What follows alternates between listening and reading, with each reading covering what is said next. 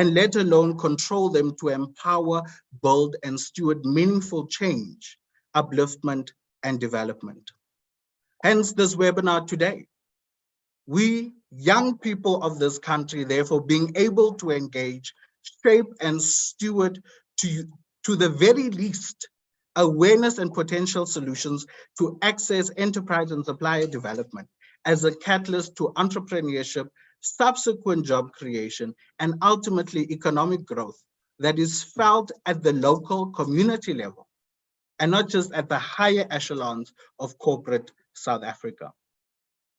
And with this, or rather, therefore, ours is here today to shape a narrative, to participate in a discussion that is beyond these cyber walls, that could and that should usher in prosperity that is broad-based and inclusive. And with that introduction, I welcome everybody and I encourage you to engage with us on the webinar proceeds, on the webinar. So we have various formations here today that will be presenting today, namely the South African Youth Economic Council, Black Management Forum, Black Business Council, and also government entities such as our host, the B-BBEE Commission, and the Department for Small Business Development. So ladies and gentlemen, please turn your attention to your screens for the program for today.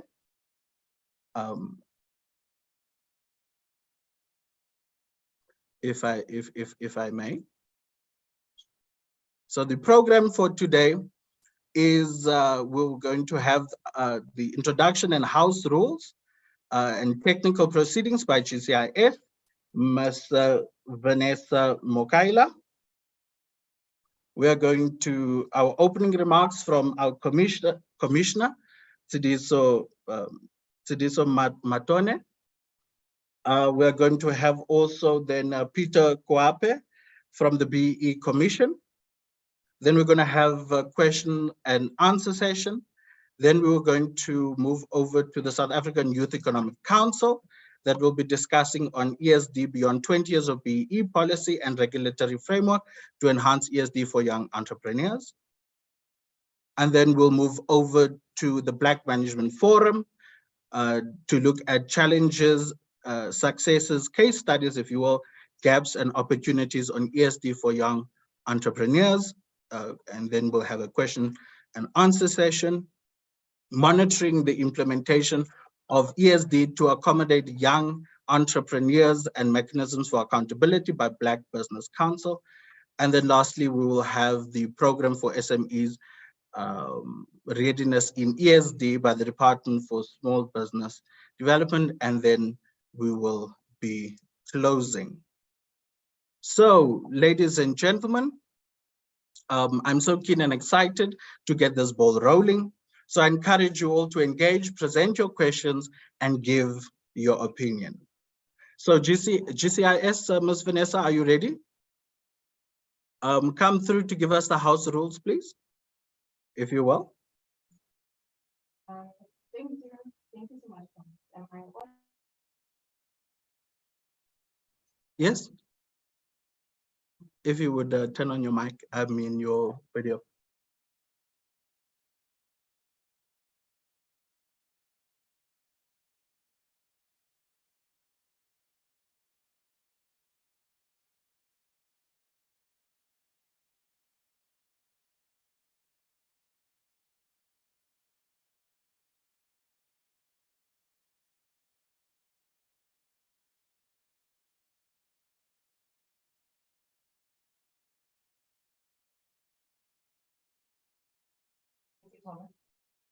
Thank you very much, Vanessa. So, ladies and gentlemen, I present to you the Commissioner for the B-BBEE Commission, Mr. Tsidiso Matona. Commissioner, if you will. Thank you. Am I audible? Thank you, facilitator, Mr. Keynes. Greetings to participants from your various locations across the country, leaders of youth formations engaged in economic empowerment matters, speakers, colleagues from our host today, the GCIS, ladies and gentlemen. Good morning. I'm delighted to join you this morning for the webinar observing this year's Youth Month under the theme, Beyond 20 Years of BEE, Youth Economic Empowerment Opportunities through Enterprise and Supplier Development. We are doing this in observance of a very important historical moment in our country. The 1976 students' uprising, which took place almost 50 years now, at 47 years, to be precise. And of course, the significance of today's event is that we are connecting that historical moment in our country's history to a tool to realize the dream of that generation, the dream of economic emancipation. I speak, fortunately, as someone who participated in the events of 1976 as a teenager. And I can say today that I'm proud to have had the opportunity to experience that life-changing process that occurred in 1976 and the years thereafter. I know that for me personally, in terms of my life and my career, those events defined in very fundamental terms who I am today. Because from those events, I personally learned that it is important as a young person, it is important for all young people to be preoccupied, to be engaged with something that is bigger than yourself, to be engaged in the pursuit of common good. Nations are built out of the energies, the passion of young people. And so it is quite inspiring to be here with you this morning, continuing to observe, because we should not forget that our country, our democracy, was very much born out of the struggles and the sacrifice, including loss of life of the young people of that generation. But of course, observing these historic events brings about the question of how far have we come? Where are we today? It is true that the democratic state, that the youth activism and youth activists of 1976 and the years thereafter, that helped to install in power a state that has adopted many pro-youth development and pro-youth empowerment laws and policies over the years, that is something that we must celebrate. Because it means that unlike the youth of 1976, who only had oppressive, discriminatory laws working against them, today's youth, you have these policies, many of them that are enacted, designed with your interests and your careers and your progress in mind. But it is true that the implementation of these laws remains much to be desired in terms of effective implementation. The reality today, as we speak, is that youth unemployment in South Africa continues to rise and is today at over 60%, 63.9% to be precise, as of the first quarter of 2023. This means millions of mainly Black youth do not participate in the economy. It means the opportunity is being missed to draw from young people's human capital, to draw from young people's talents and ingenuity to build a dynamic, inclusive and growing economy, able to support the livelihoods of all, especially the poor.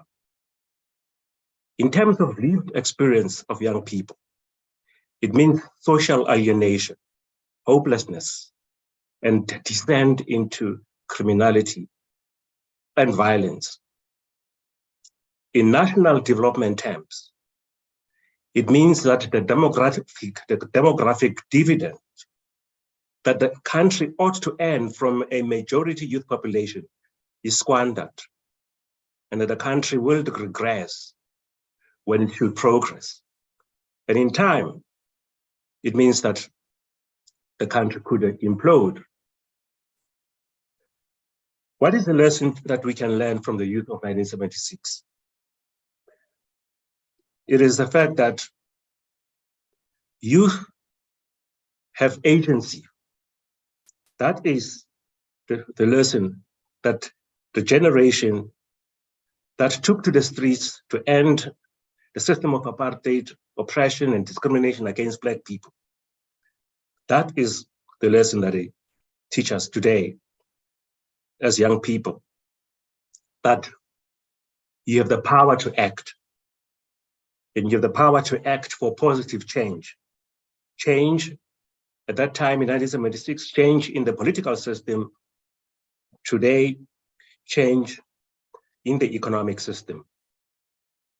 The challenge for today's youth is how to take advantage of the pro-youth policies, the laws, and various programs, and act to ensure that these instruments are effectively implemented, and that they achieve their objectives and the impact that they should have on the circumstances of young people in our country. In other words, what does agency, the power to act, look like for the current generation of youth? To be agents of change in your generation, as today's youth, means that you need leadership, appropriate leadership.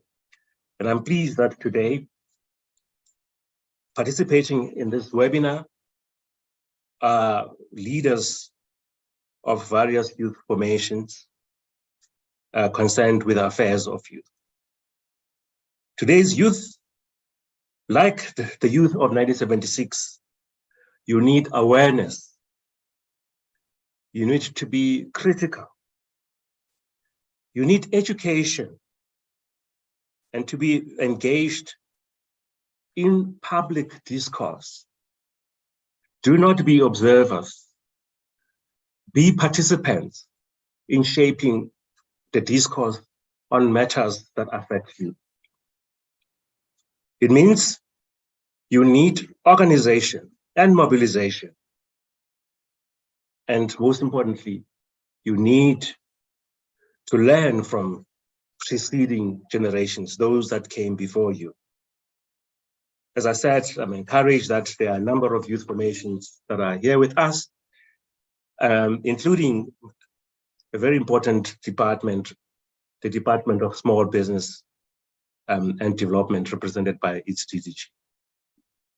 I challenge you to embrace this lesson and approach of the youth of 1976 when you tackle the challenges of today, especially as you grapple with the theme of this year's Youth Month, accelerating youth economic emancipation and empowerment for a sustainable future.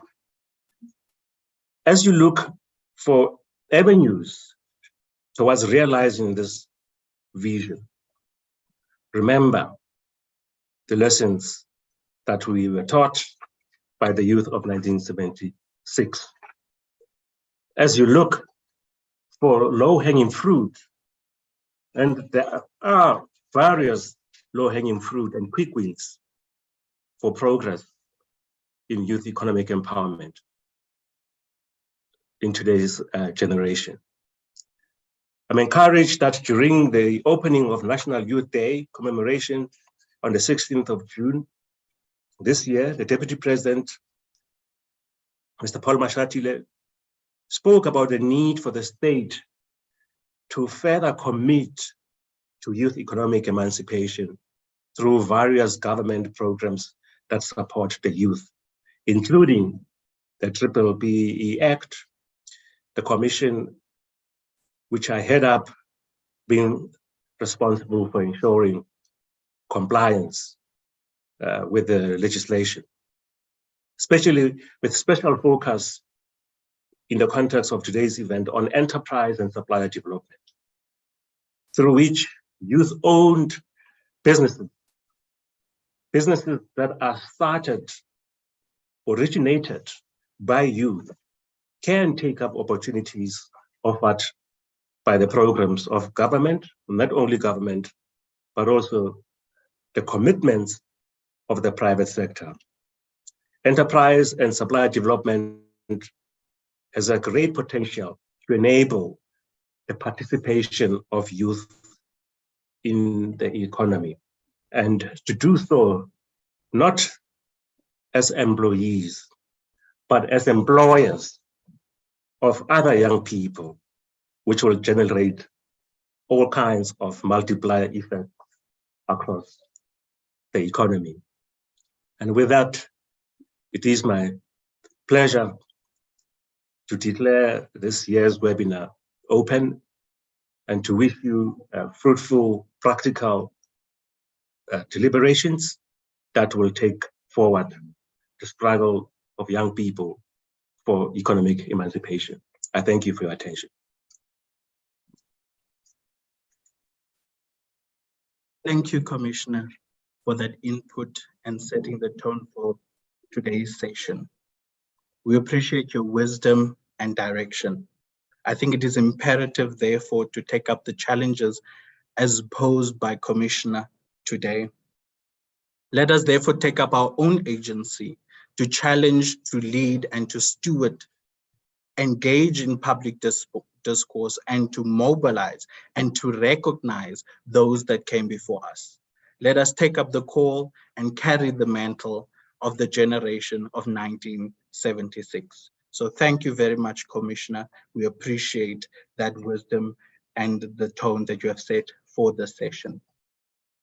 Ladies and gentlemen, I would just like to remind you, we are on social media. Please spam that social media feed or your FYP. The hashtags are Youth Month 2023, hashtag B-BBEE Youth Dialogue, hashtag 20 years of B-BBEE.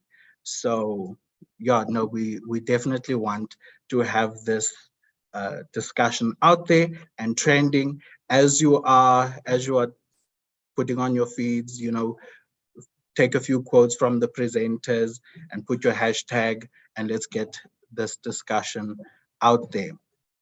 So ladies and gentlemen, I think we're going to move over to our next speaker, Mr. Peter Kwape from the BBEE Commission, to discuss with us the Commission's mandate and finding on the Enterprise and Supplier Development Report.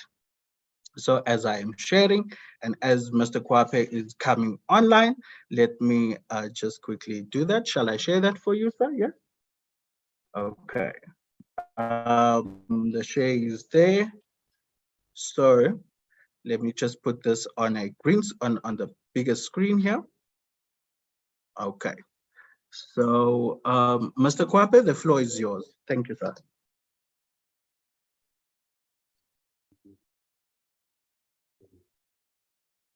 Good morning, everyone. Am I audible? Thanks for the confirmation. Good morning once again. My name is Peter Kwabe. I'm from the B Commission within the Compliance Division. I will be taking you through my presentation, which focuses on youth economic empowerment opportunities through enterprise and supply development.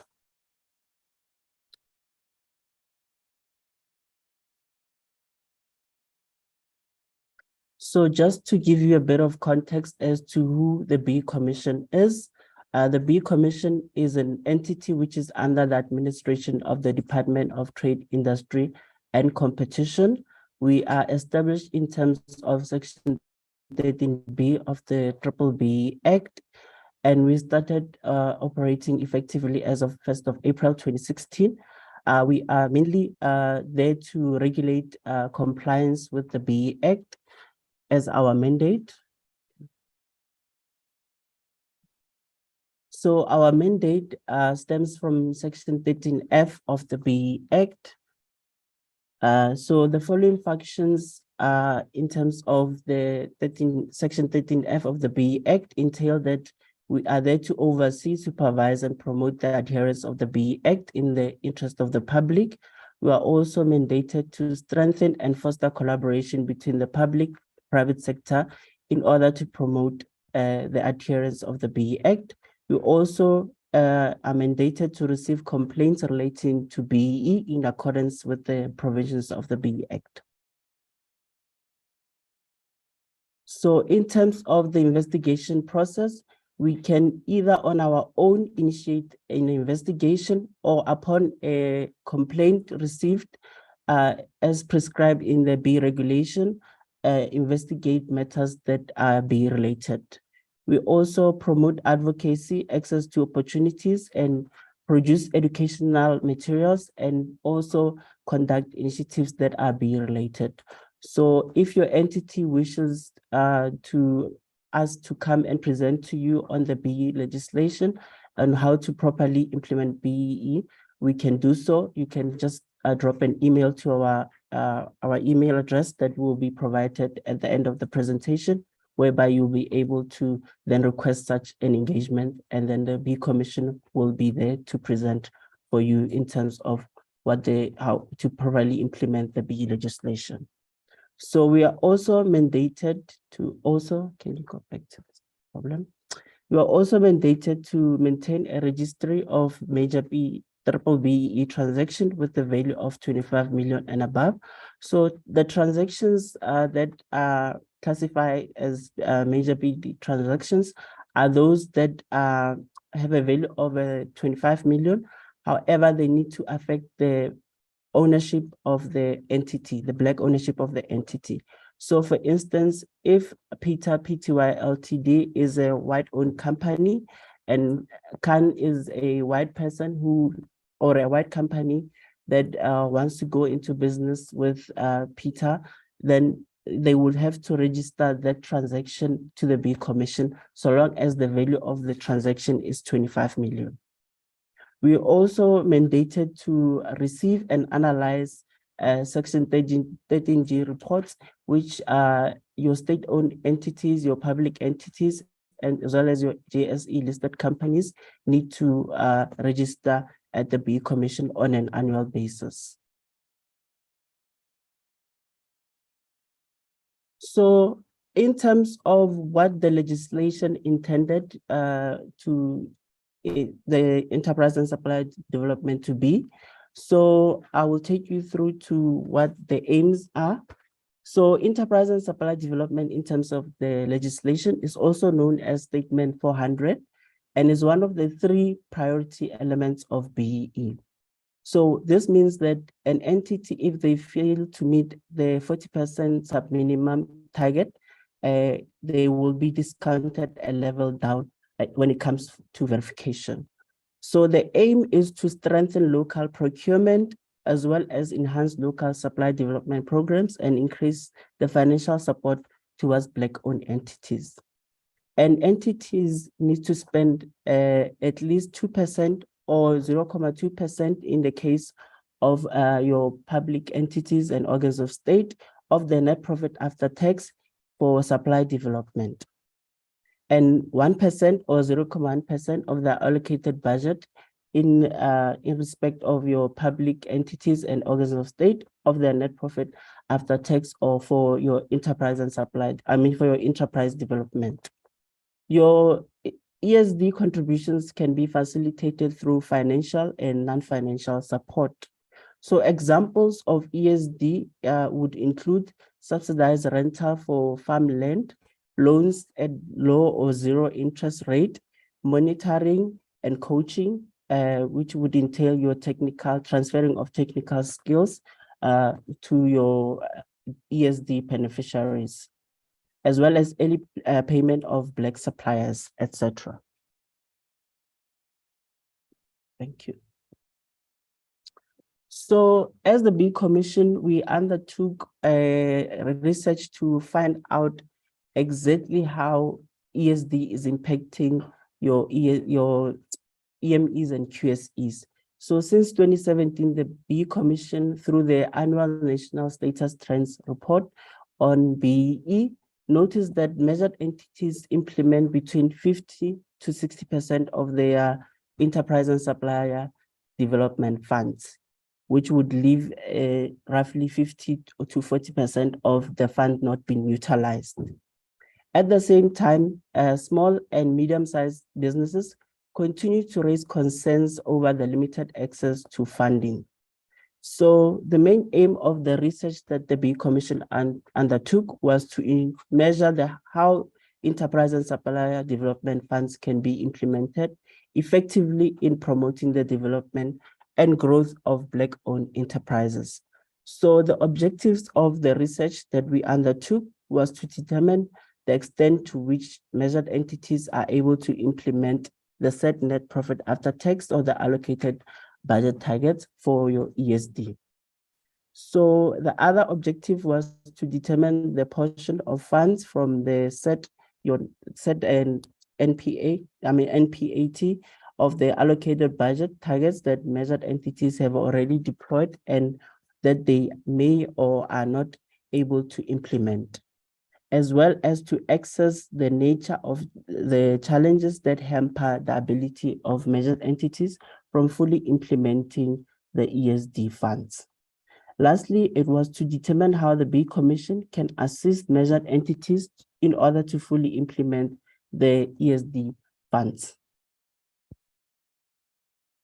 So in terms of our research, we first had to find a sample. So we utilized 68 out of the 130 JSE listed entities and 82 of the organs of state and public entities who reported in terms of Section 13G in 2021. So the measured entities surveyed being largely entities that submitted their compliance reports as prescribed in terms of Section 13G of the B Act.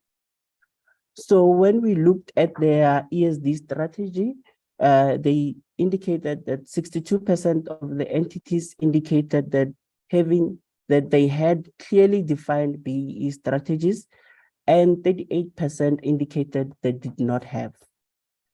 Then the types of ESD initiatives that the entities initiated were grants, which were the most preferred forms of ESD initiatives, followed by your mentoring programs and other professional services.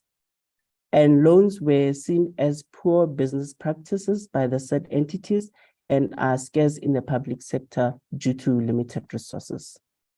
So in terms of them selecting beneficiaries, 64% of the entities select supply development beneficiary based on the relevance of the measured entities, services, or products, followed by the beneficiaries' entities' overall B ratings and performance at 57% and 55% respectively.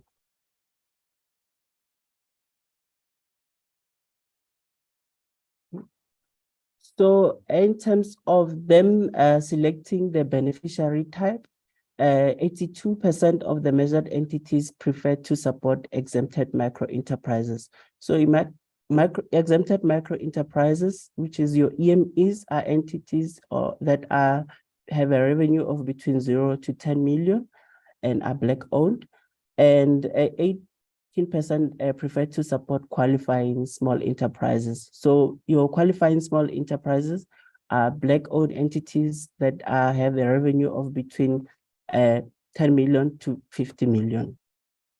And then in terms of whether or not they had ESD agreements in place, 75% of the entities indicated that they engaged in ESD relationship by a formal agreement, meaning that they had signed some form of agreement. And 25% said they did not have such an agreement with their beneficiaries. And then in terms of spending for your enterprise development, 23% of the entities reported to have no budget for enterprise development in the past financial year, and 75% had budgets ranging as follows.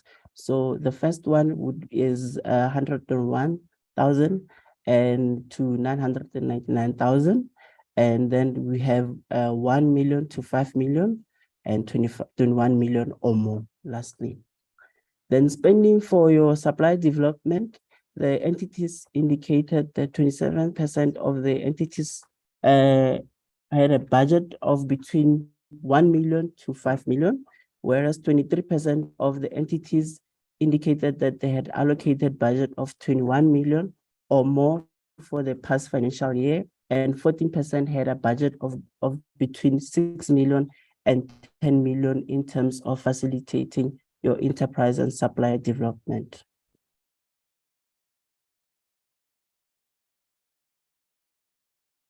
So in terms of gauging the level of performance, 92% of the 24 entities that had a supply development budget indicated to have spent the entire budget that was set out for enterprise and supply development. And for the preferred method to implement ESD, the entities indicated 73% of them preferred to directly implement their own ESD initiative, and 27% indicated to prefer implementation via a third party. And then in terms of performance overall, there was an increase in enterprise and supply development targets between 2020 and 2021, but only for those measured entities that responded to this specific question.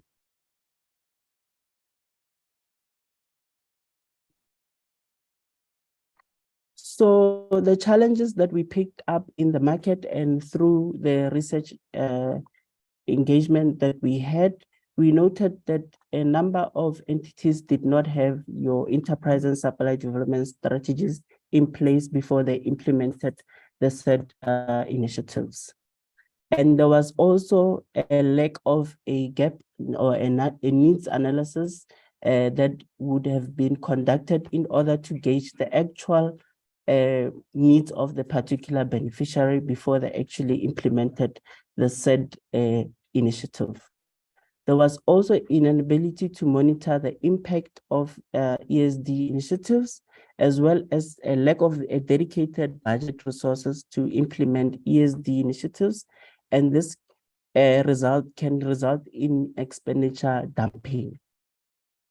ESD implementation is not linked to the broader economic policy relating to the development of small and medium-sized entities, and is only based on BEE point scoring for measured entities. So these are some of the challenges that we've picked up.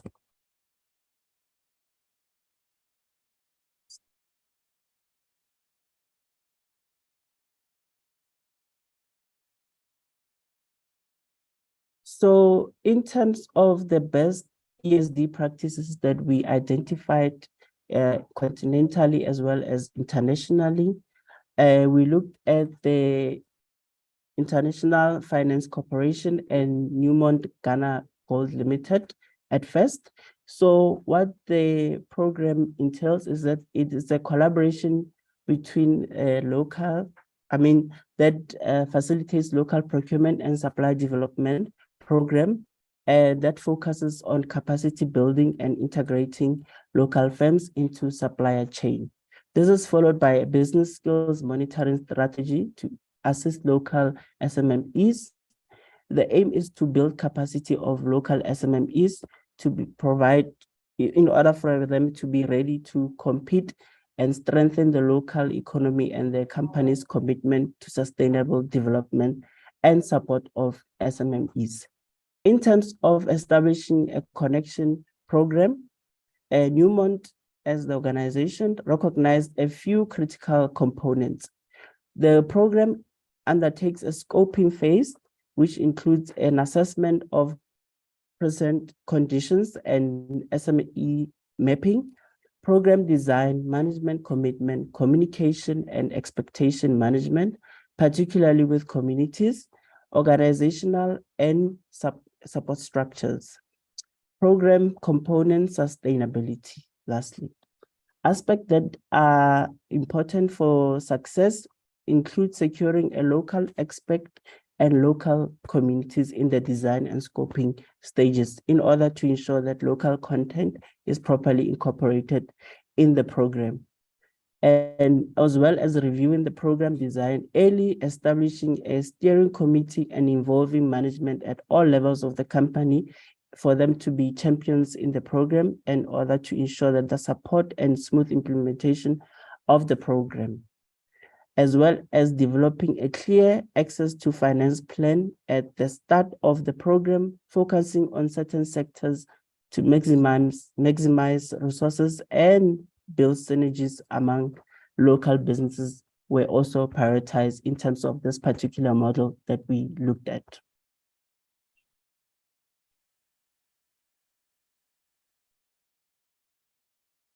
Okay, and then the second model that we looked at was supply diversity programs in the United States.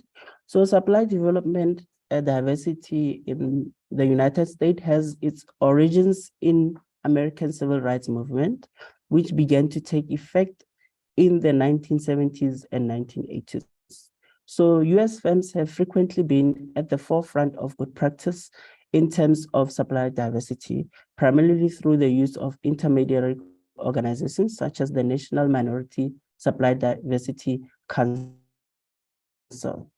So the council was established in 1972 to promote procurement and commercial opportunities for minority firms of all sizes. It offered a venue for large American firms and minority businesses enterprises, which are referred to MBES, to create ties.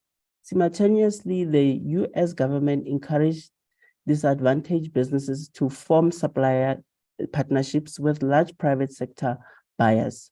Black control of companies was seen as a potential remedy for ghetto problems when in 1978, when the government pledged to promote Black ownership. And then the last model that we looked at was one implemented by ExxonMobil. The company is implementing the local supply development program in Chad in collaboration with the International Finance Corporation and the Chad Chamber of Commerce. The program aims to strengthen relationship between ExxonMobil and local suppliers by training suppliers on how to use a transparent local electronic procurement system, how to tender effectively, and how to improve their business so that they can meet ExxonMobil's high standards and stringent requirements. The program promotes a transparent and effective procurement process, provides ExxonMobil with a large pool of local suppliers from which to choose from, and reduce long-term costs and stimulate the local economy by procuring from your local suppliers. There are 5 stages to the program, which starts with the planning phase that includes obtaining a buy-in from all parties. The second phase entails informing and training your SMMEs prior to the tendering process in order to raise awareness about the company's procurement process and standards. The third step includes tendering. The fourth step entails providing your SMMEs with feedback on successful and unsuccessful tenders, as well as aiding them in properly implementing successful contracts.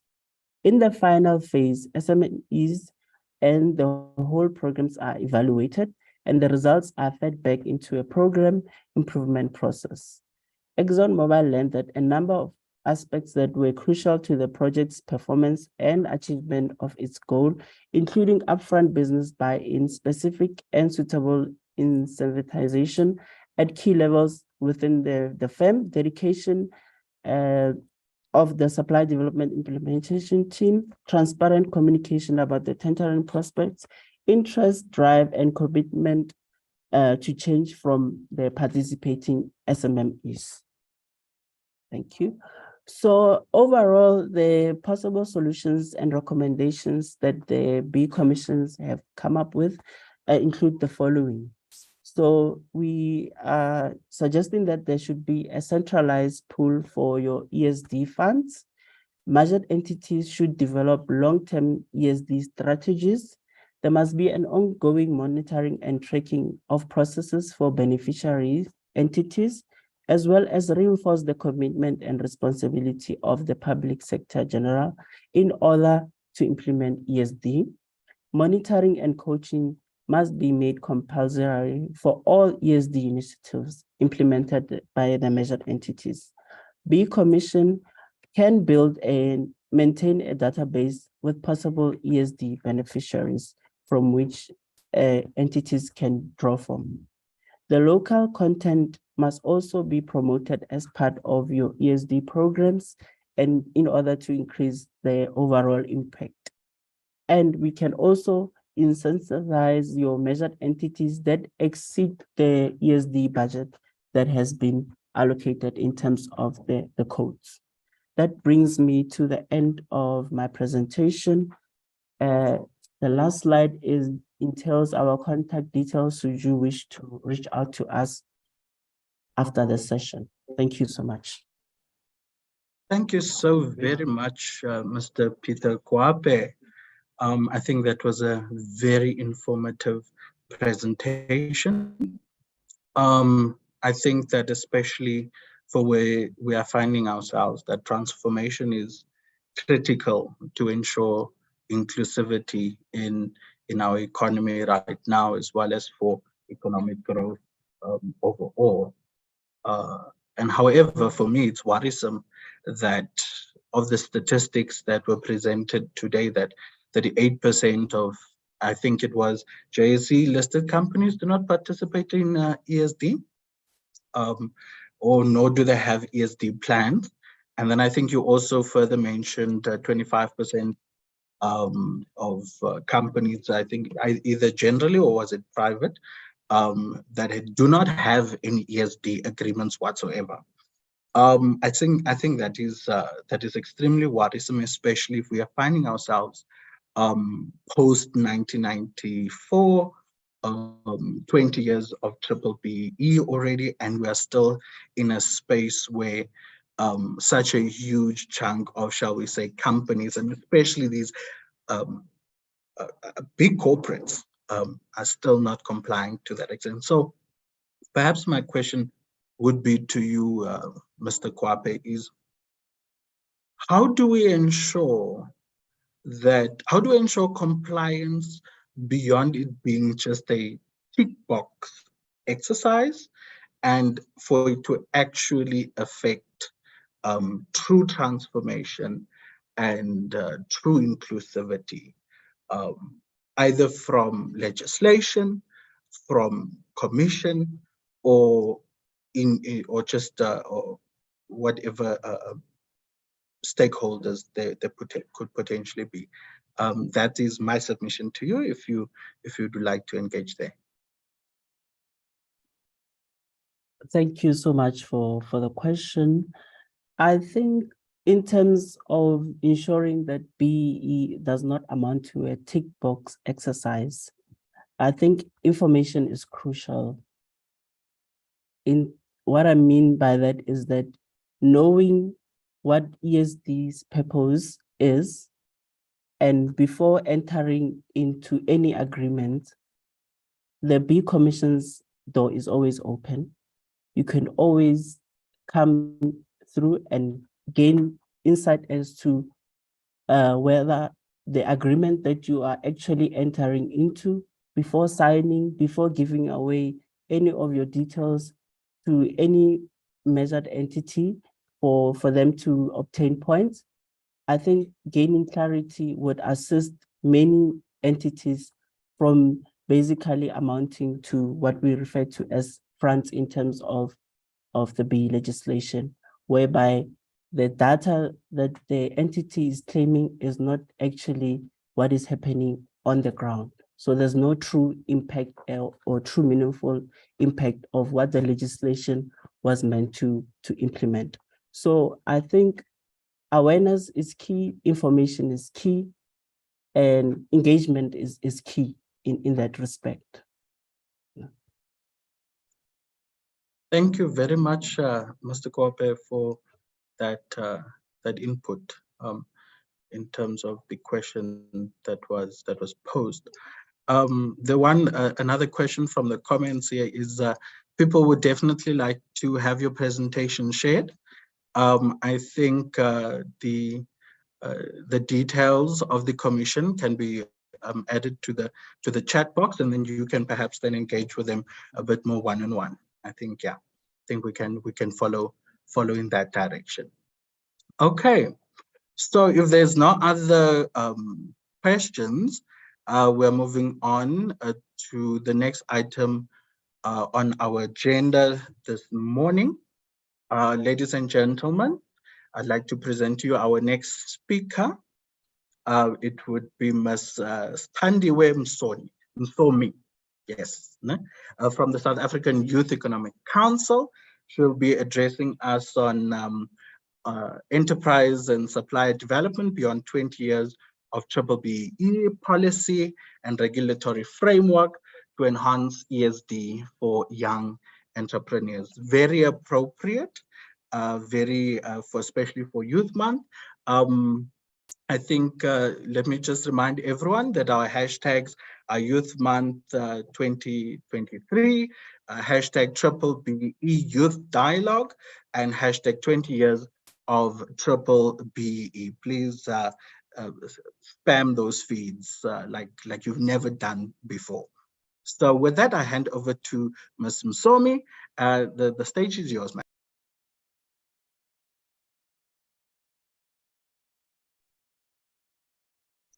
Thank you so much, Thomas, for allowing me the opportunity to present and speak on behalf of the South African Youth Economic Council. And once again, a huge thank you to the B-BBEE Commission for extending an invite to our council to participate in a conversation that is important, not only for youth development in South Africa, but to address the economic crisis that our country finds itself in.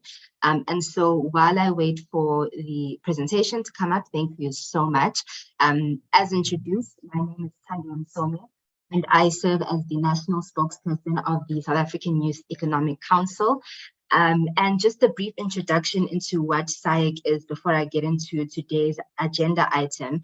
The South African Youth Economic Council is a youth formation. It is a lobby and advocacy group that is focused on fighting the war that we have of youth unemployment and the exclusion of young people from the mainstream sector or economy of South Africa. And so we have programs that we run and we participate in legislative processes to ensure that every piece of legislation, every program does intentionally make space for young people to be the beneficiaries of those programs. And so I think speaking today on enhancing ESD for young entrepreneurs is so befitting, because while we have broad-based Black economic empowerment as a policy, we also need to not forget that young people make up a significant proportion of our population in South Africa. And so within the B-BBEE Act as well, we need to ensure that there is a way for young people, and specifically, I guess in the context of today's conversation, young entrepreneurs to be specifically targeted so that they can start businesses and hopefully be the employers of the future.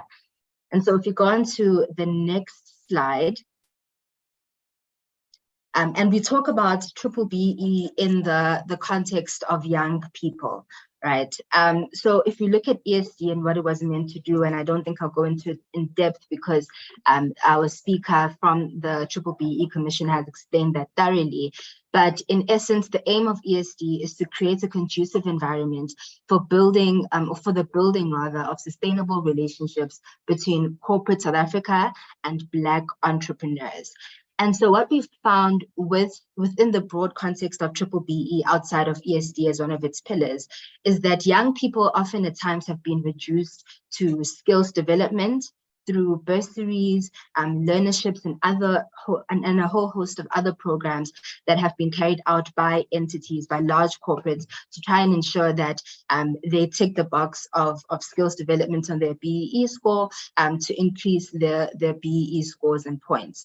And while skills development is a critical part of trying to ensure that young people are empowered and have the skills that they need to participate in the mainstream economy, we also acknowledge that much of the ESD funds that are in the market have not been intentionally channeled towards young people.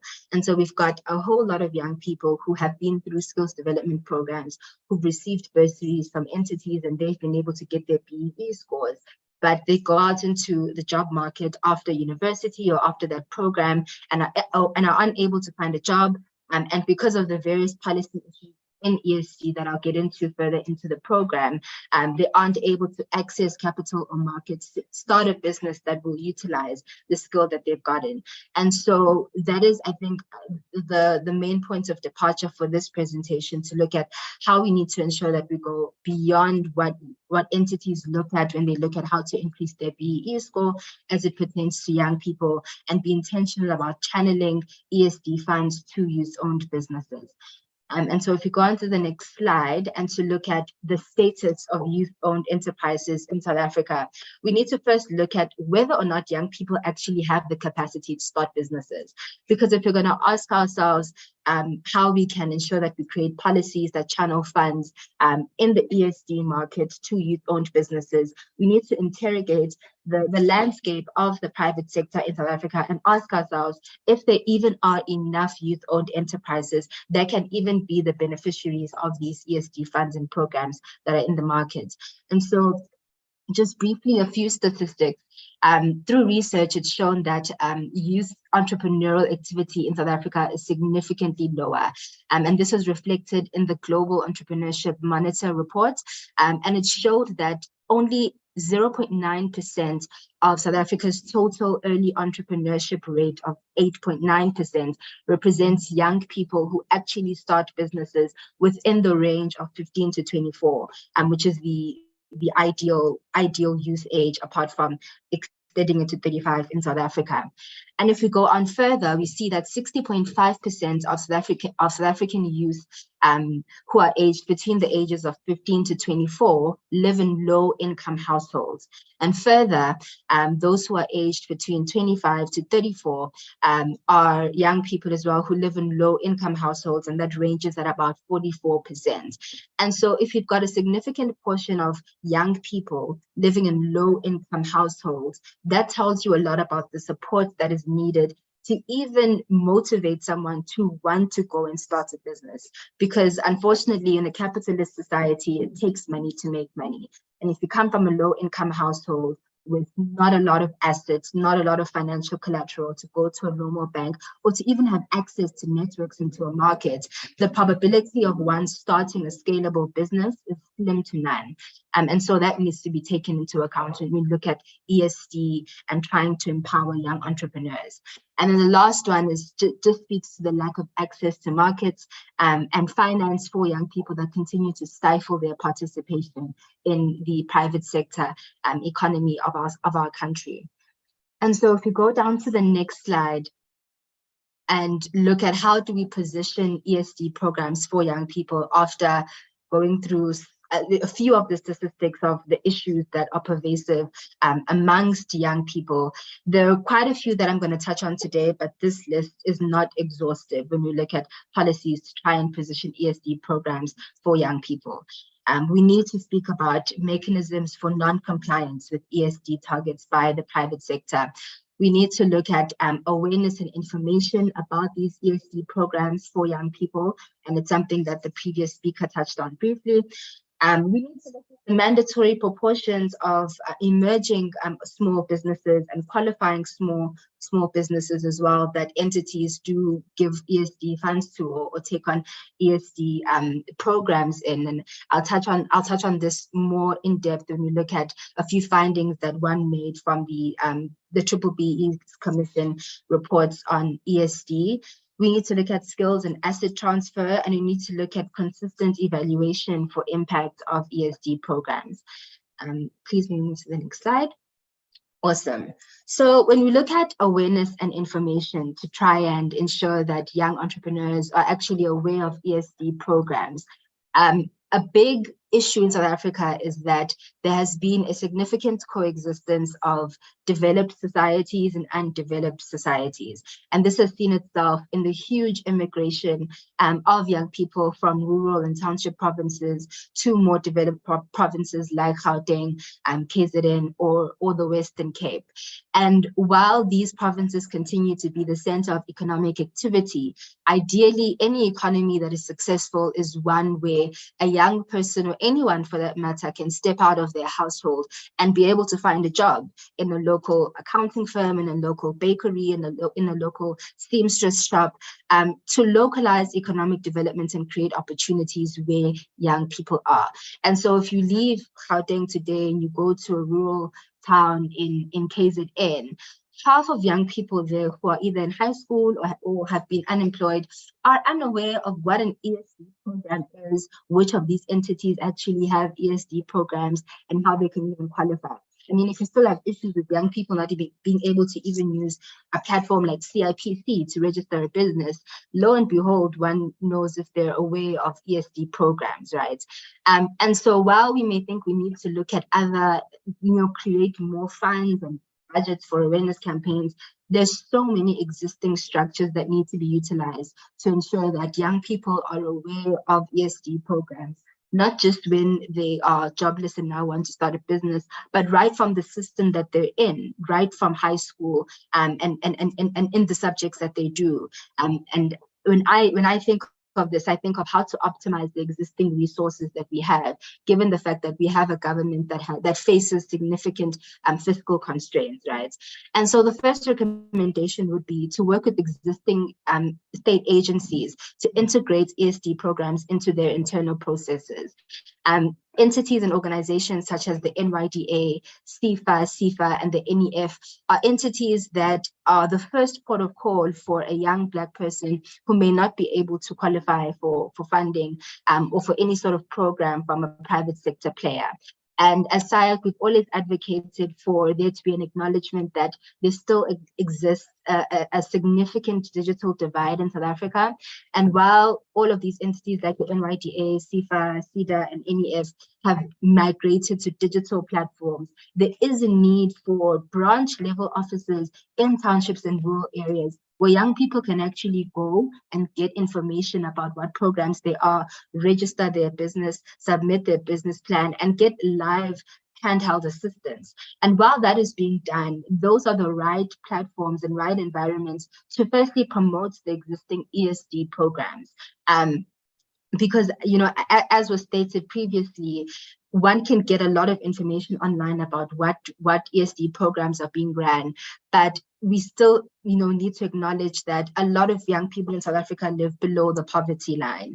And when that happens, one's prioritization of access to data and digital gadgets falls way below the line. And so looking at how we can use existing state entities that are supposed to promote entrepreneurship to also promote ESD programs that their beneficiaries can undertake is one that will firstly, create a short circuit for the existing resource constraints that we have, and use existing entities to try and reach out to young people where they are, as opposed to telling them to jump over leaps and bounds with financial resources they do not have to try and get information.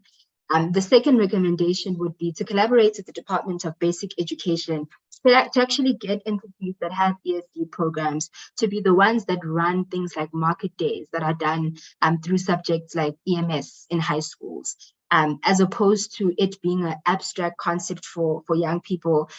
Breaking that divide and actually making young people aware of the opportunities that exist within a curriculum that they have and do, I think, from grade 8 to grade 9 on a compulsory basis, is one, again, that uses existing resources and existing structures to try and ensure that young people from the early stages of high school are aware of ESD programs and the need for entrepreneurship, so that if a young person finds themselves having matriculated but doesn't have the funding to go to university, which happens to be the same old tale for so many young people in South Africa, they may remember that there was one time where there was this company that did this program through our school, and that could have given them significant entrepreneurial skills that they can use to go out and try and start a business, or at least have a stepping stone to start with. And the third one would be to try and integrate ESD awareness into local economic development strategies. And it goes back to trying to localize economic development and creating economic opportunities for where young people are.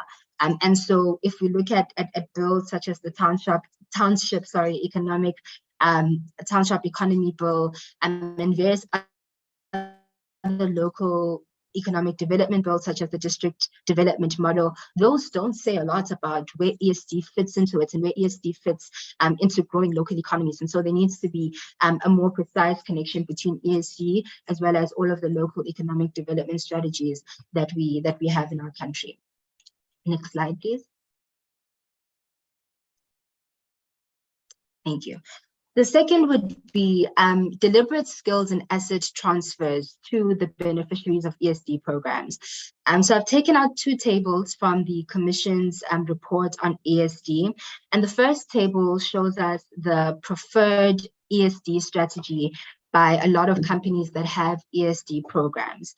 And from the results of the table, we can see that grant contributions, mentoring for beneficiaries, and early payments to suppliers happen to be the ESD strategies that rank the highest. And if we go to the next slide,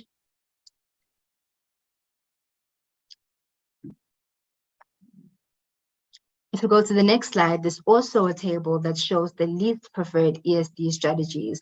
And the ones that come out on top is loans to ESD beneficiaries on favorable terms, as well as grant contribution, which may be a contradiction because if you go to the previous table that we just looked at, grant contributions also contribute a significant amount to an ESD strategy by an entity. But nonetheless, when one looks at those two tables and the figures that it shows us, and if you can go to the next slide, please. Next slide. Yeah, from the preceding tables, it's apparent that a lot of companies that have ESD programs, although give out grants and early payments to suppliers and mentorship, sort of miss what a business needs, not only to manage cash flow, but to actually also grow, right? And nothing makes a bigger difference to the business of a young person,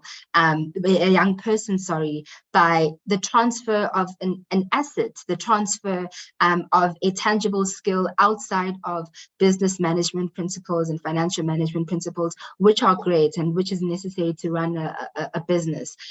But when we talk about skills and asset transfer, we want to see these ESD programs actually teach young people who are in that industry how to do the work that generates income, not the management and the financial management of the company, which, yes, is important. But in order for a young person to leave that ESD program with the capacity to be able to do what they do on a bigger scale, they need to have the skill that they've gained and a significant asset that increases the value of that company's balance sheet and assists them in being able to operate their businesses faster and more efficiently. And if you look at the story of countries like China and Singapore and many of the Asian tigers, their development has come at the hands of having a lot of Western countries and managers and technicians from Western countries go to their countries to actually teach their people the skills that's involved in making electronics and many of the products that the Asian continent exports to our continent and other continents across the world. And so that is significantly important. And so when you look at suggested policy interventions, and I know that companies like Transnet and other big public entities, that have ESD programs are at the moment disposing a lot of their assets to try and bring in some liquidity into their companies.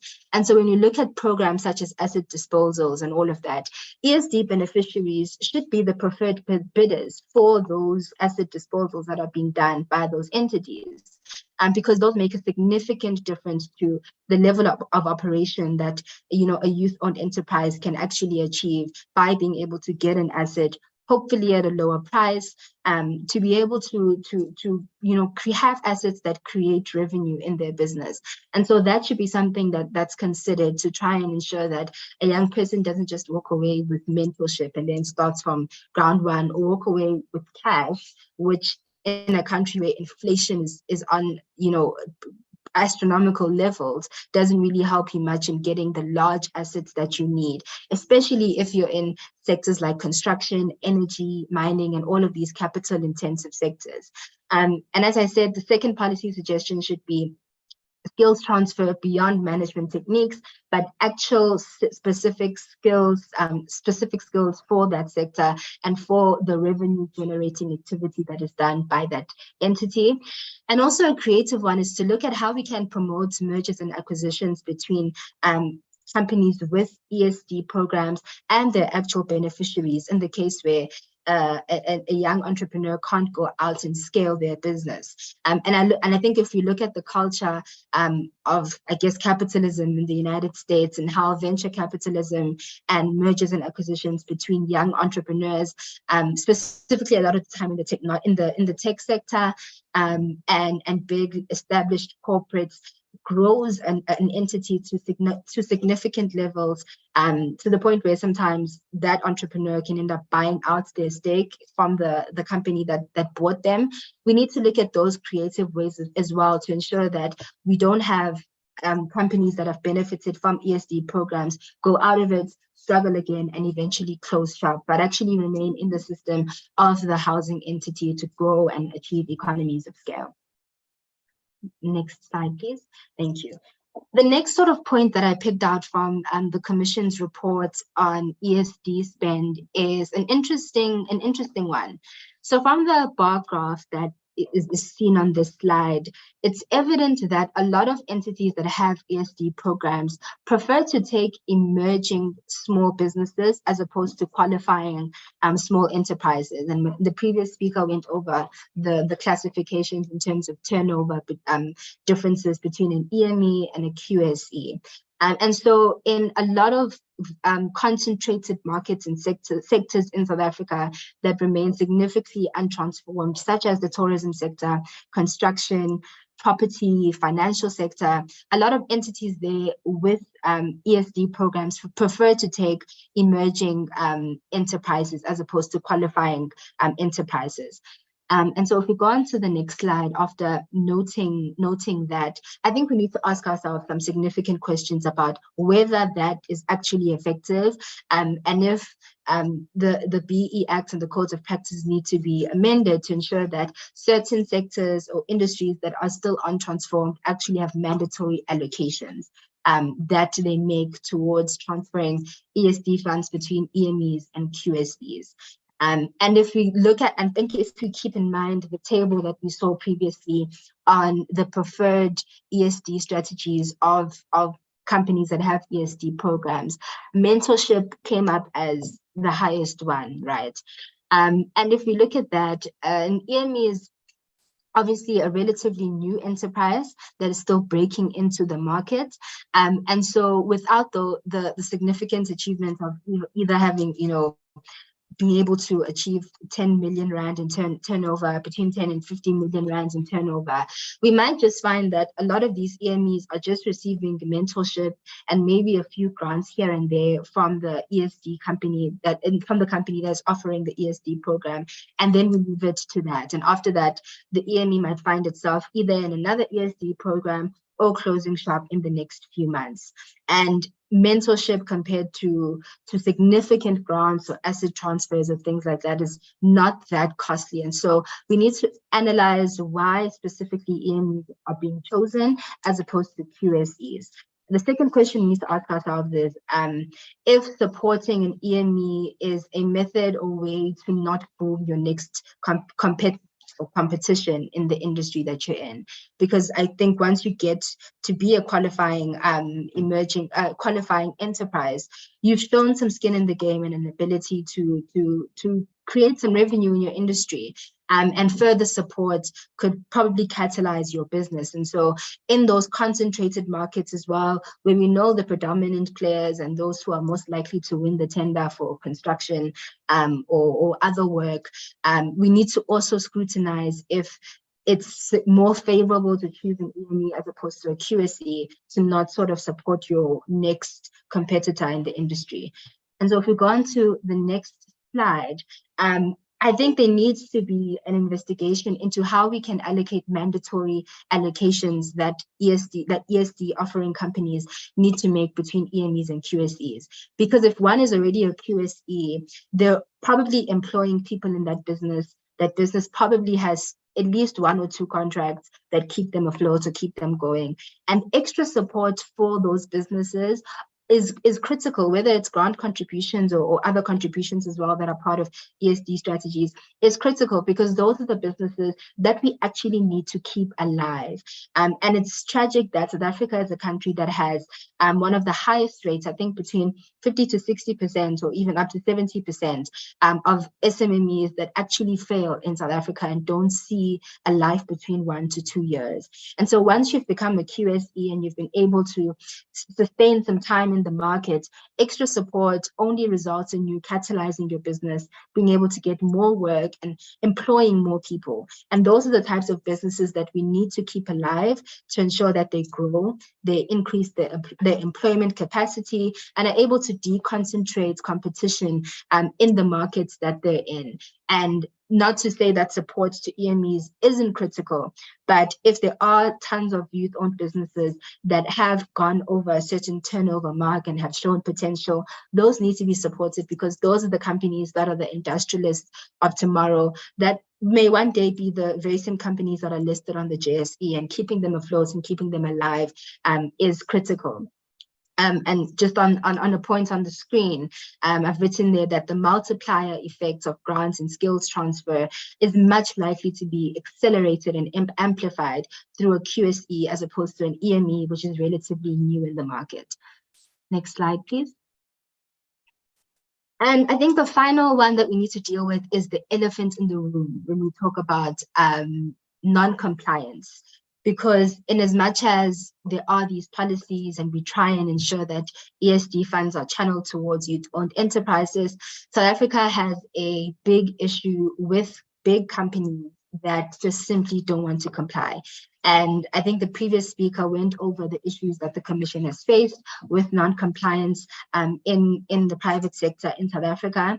And we need to ask ourselves if we need to go beyond just the penalty of not being able to do business with government if you don't have a specific BEE level, and actually introduce more tangible penalties that businesses can face for not implementing either ESD programs or other parts of ownership management, control, skills development, and the other parts of BEE, for them not wanting to participate. And so we need to think out of the box and be more creative about that, because you'll find that there's businesses that are still operating non-compliant to BEE and are still getting business from their own network and own communities and people that they know through networks that have been long grown from decades. And so suggested policy interventions that we need to look at to deal with non-compliance are working through bodies such as the Competition Commission and other regulatory bodies. And at that point, assess the ESD spend, particularly on youth-owned businesses and entities, before approving large mergers and acquisitions and business deals, which often have to go through these big commissions and regulatory bodies. And at that point, detect whether or not a company has been spending ESD funds on youth-owned businesses. And if not, let that be a point of executing a penalty on that company. In rural communities as well, please, may you just go back to the previous slide.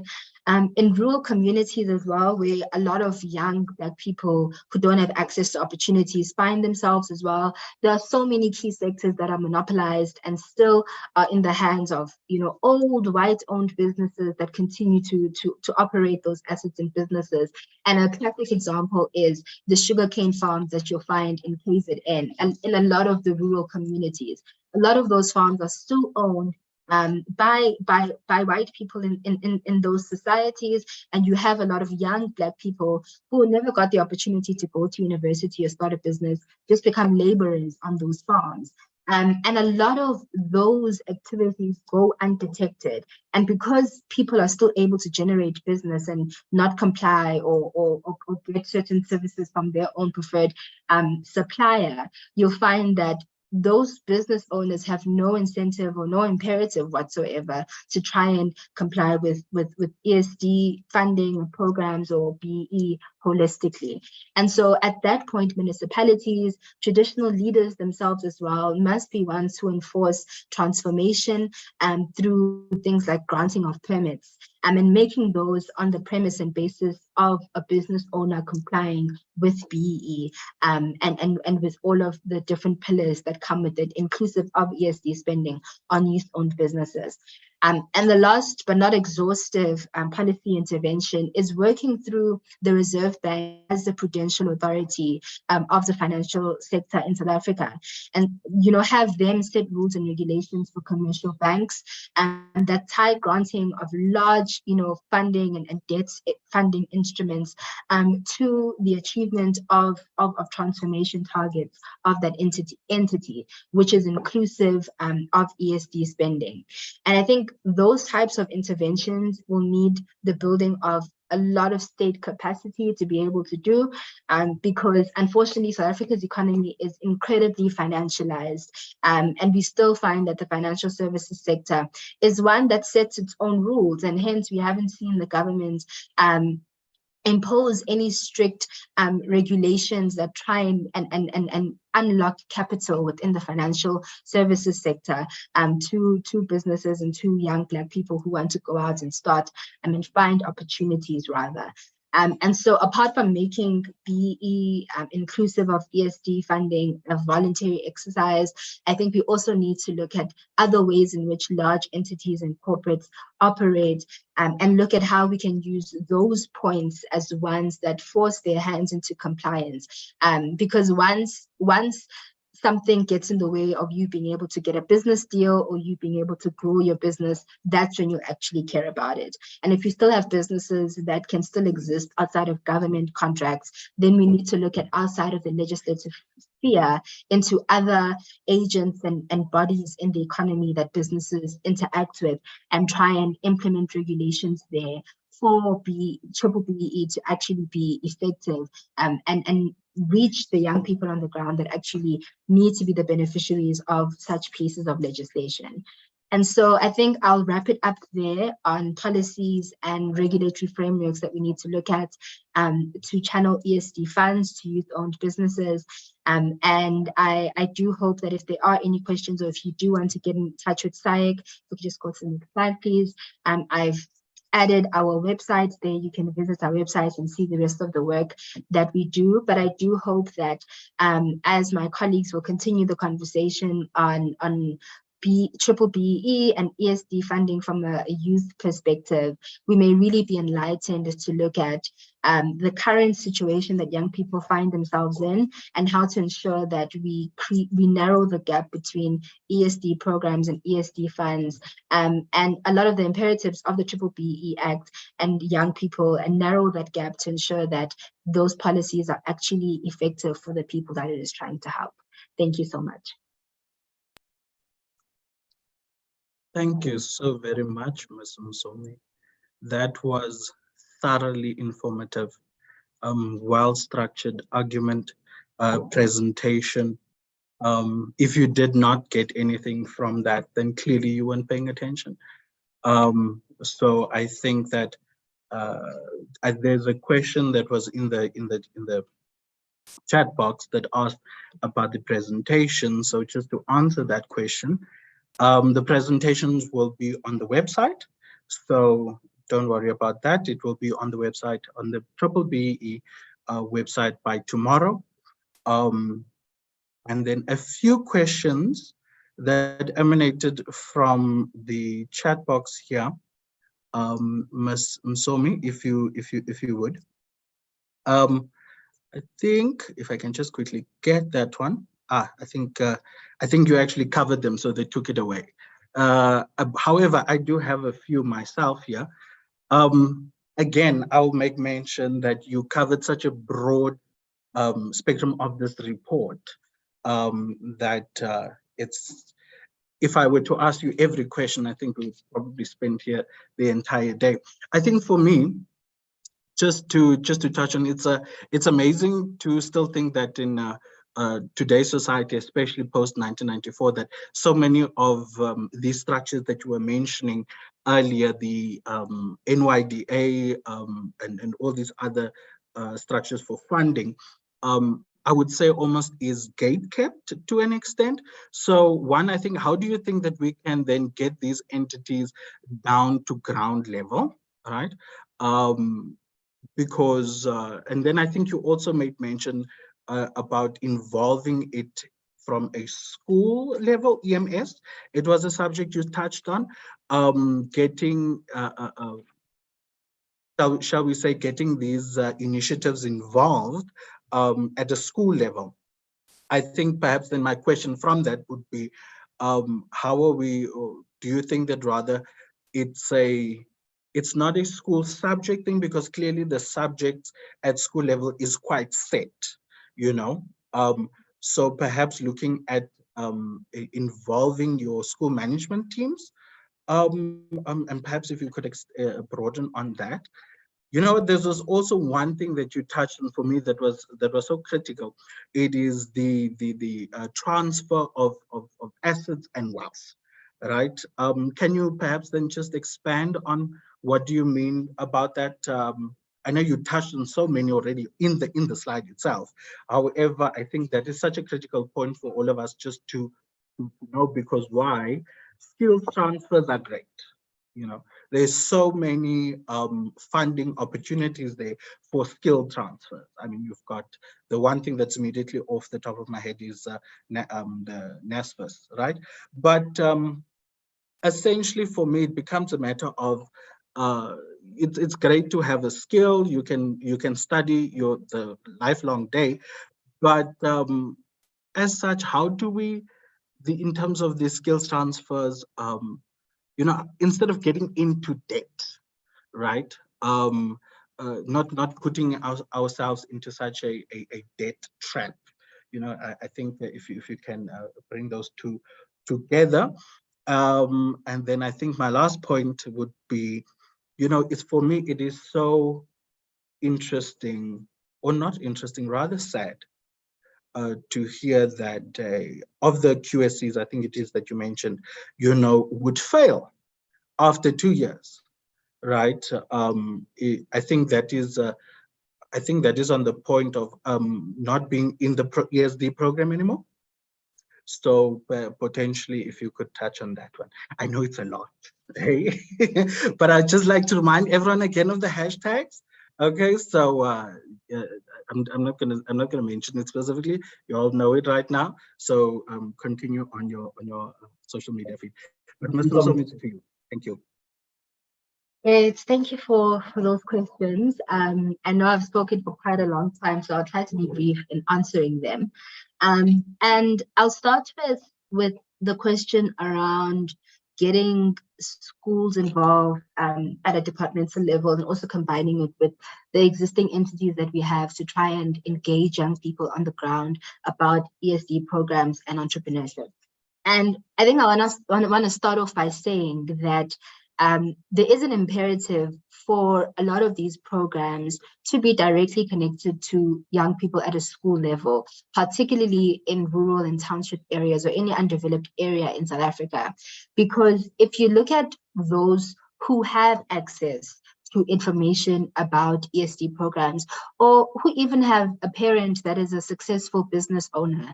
And you'll find those young people in affluent areas and in affluent schools. Those young people have an advantage because they already have access to markets by proxy of knowing someone in it, by having a parent who has a business in that industry, by having a grandfather who has an inheritance that will come down to them.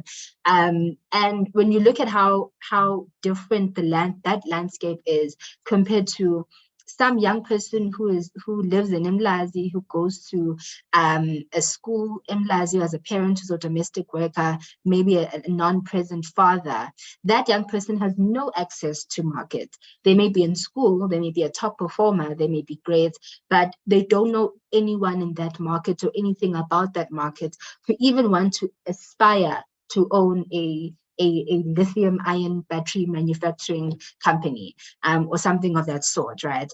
And so where those interventions and where those forces aren't present, the state needs to play a role in ensuring that those young people in those areas are not as disadvantaged as those who happen to be born into wealth and have automatic access to a lot of economic activity in South Africa. And that's why I say that the state agencies that exist today, like the NYDA, the Department of Basic Education and other relative departments, are the ones that are on a day-to-day basis interacting with young people in disadvantaged communities. They're the ones interacting with young people on social grants and other welfare mechanisms. And so if they can be those people who interact with young people on those mandates, why not use those existing resources to ensure that stuff like ESD programs and awareness about these ESD programs are integrated into what they do? And it doesn't have to be something that those entities do on a daily basis. But as long as we look at what we have already, because as I did allude earlier to the fact that government always complains about having a constrained fiscal environment, that argument may stand, but why not look at how you can optimize using existing resources?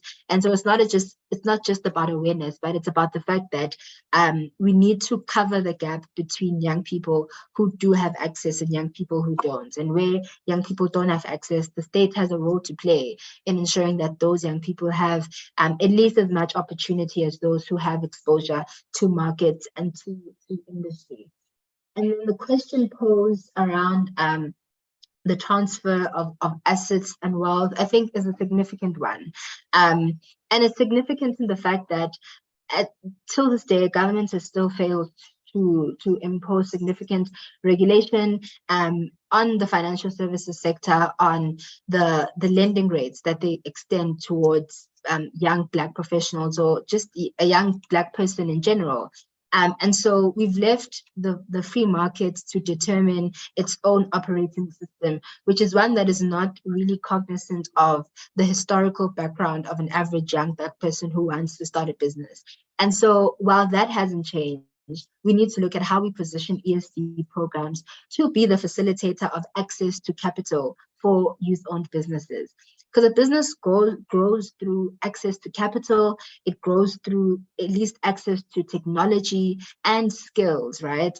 And if the only thing you're going to leave an ESD program with is just mentorship, that mentorship won't bring in business. That mentorship is not going to lower your costs to buy a machine that you need or set up an office, right? And I think even in that table I presented, things like absorbing indirect overhead costs of youth-owned businesses is something that ESD programs sort of shy away from because it's an extra cost on their ESD budget. And those are the material things that give a young person sort of, you know, some leverage to play and to take more risks in their business and to grow their business. And that's why I think we need to think creatively and out of the box and ask ourselves how we can use how current asset disposals by many public entities that do have ESD programs can be positioned in such a way that youth-owned businesses that go through their ESD programs can be the preferred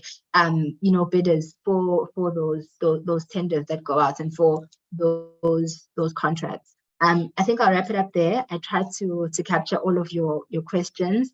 And I do see a question here about, there's a question that was posed by Maloma on, is our youth interested or passionate about entrepreneurship?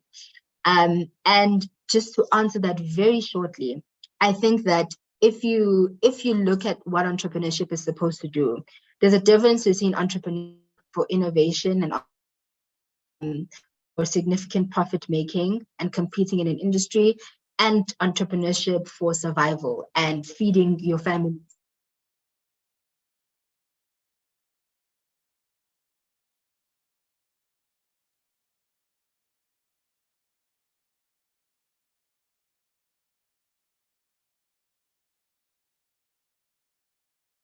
Affluent backgrounds, who either have families that have businesses already that they just need to take over.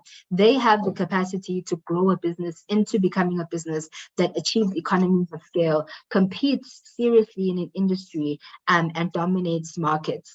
And so I think that young people find themselves in a place where they want to start businesses. They may not be passionate about it, but if you've been unemployed for 5 years, you might as well try to start a business and make something work. And often at times, those are the businesses that end up failing after a year or two because of lack of support, lack of infrastructure where they are, and lack of access to markets. And so I think that we need to address the support mechanisms that exist so that we ensure that young people are passionate, not just about entrepreneurship, but entrepreneurship to build serious entities that become major competitors in markets tomorrow.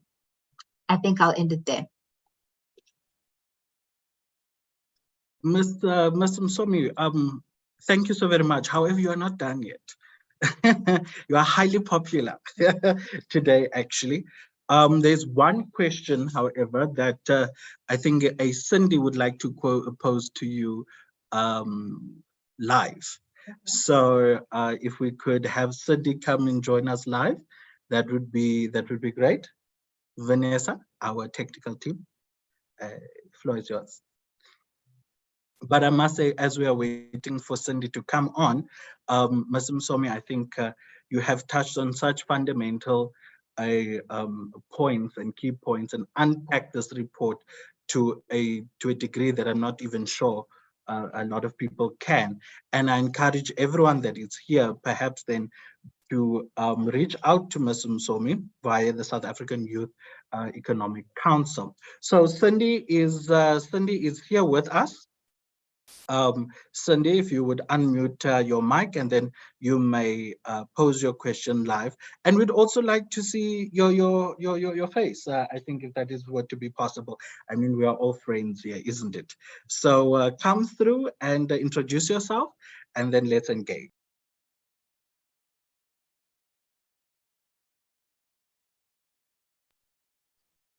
As we're asking Ms. Cindy to, I think she's also finding some technical difficulties with regard to unmuting of the mic. These things of technology lately is, it doesn't assist us. Hey, even in a 4IR revolution, and as millennials ourselves, it becomes extremely, post-COVID, we've all been engaging with Zoom. But sometimes what happens is Zoom updates and then it doesn't. Okay, so let me just see if I can assist, because clearly, radio. However, are we getting it? No? Okay, so Ms. Cindy, would you perhaps then rather type your question? Unfortunately, we asked you to unmute that side, and I can't unmute you over there. So if that would be okay with you, that would be great if you can assist us in that. Very unfortunate that we can't see your face. I was so looking forward to actually having this face-to-face engagement with you. And I'm sure Ms. Msomi was as well, right? But it is what it is. So as we'll Ms. Cindy, we'll ask you to just type it there for us, and then we'll ask Ms. Ms. Somit to get back when we've got then perhaps in the next Q&A session. Let's try maybe and sort that out on our side. So with that and without any sort of further ado, I think I'm going to ask our next speaker, Mr. Ayovuyo Madolo from the Black Management Forum, to address us. I think his topic is the challenges, success with case studies, gaps and opportunities on ESD for young entrepreneurs. Mr. Madolo, the platform is yours. I'm so looking forward to this because, you know, some of us, we are also in the same spaces, isn't it? So yes, indeed. The floor is yours. Okay, no, thank you so much, Program Director. Thank you so much, Thomas Kane. Actually, colleagues, by the way, Thomas Kane is also a member of the BMF, comes very far of the BMF. He was part of the student chapter at some point, so I'm quite happy to see him here with us today. Colleagues, let me welcome you to the program today. Thank you for joining us. Let me welcome our principal, Mr. Madonna, the B Commissioner. Let me also welcome the our rep, Mr. Ndumo from the Department of Small Business Development. Colleagues, let me also welcome our host, GCIS. We are quite pleased to be running this webinar from the headquarters of communications in the country. Let me also welcome my colleagues from SAIC, Ms. Msomi and Lovoyo as well from the BBC. These are colleagues that we quite work, together with. Colleagues, my name is Ayavuya Madolo. I have the privilege to serve as the National Deputy Chair of the Young Professionals in the Black Management Forum. And I serve there with my colleagues, and my chairperson is Papa Mngandi. He's a national chairperson of the Black Management Forum, Young Professionals. And colleagues, I'm not here on my own accord, Dituniwe, under the auspice of our president, Mrs. Bongile Vilagazi, as our principal at the BMF. Colleagues, I will be speaking here on the challenges, successes, gaps, and opportunities on ESD for young entrepreneurs. Any legendary event, colleagues, will always be surrounded by a lot of controversy and a lot of rumors. And when it comes to B-BBEE, there's rumors that it was first inceptualized in Stellenbosch on a wine farm. Some rumors say it was, inceptualized in a bank in Sandton. Some colleagues will say it was, inceptualized, a Lutulia house in downtown Johannesburg.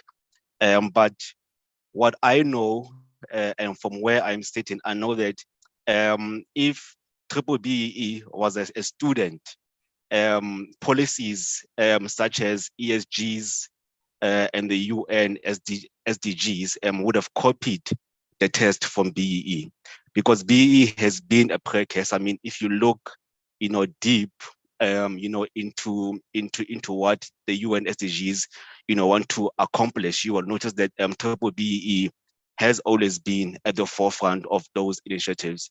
And if you look at, ESGs, especially when you look at the social and governance elements, BEE has always been the forerunner in terms of those issues. The only issue that's new there, I would say, is it's only the environment. But I think South Africa has done good with BEE. We've always been ahead of the curve when it comes to empowerment. Colleagues, I can go to the next slide, please.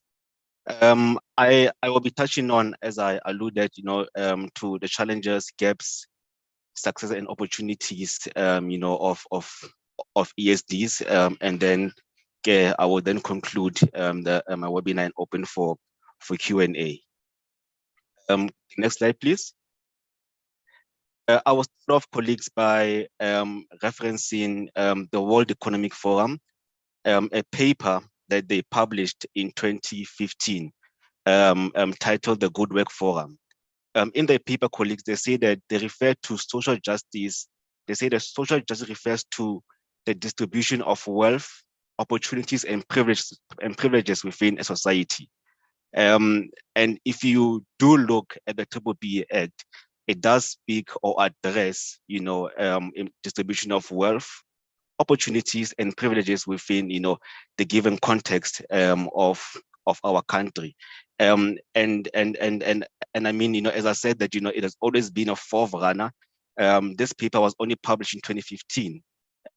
We had B-BBEE since 2003, and this indicates that, South Africa has always been ahead of the curve when it comes to addressing issues of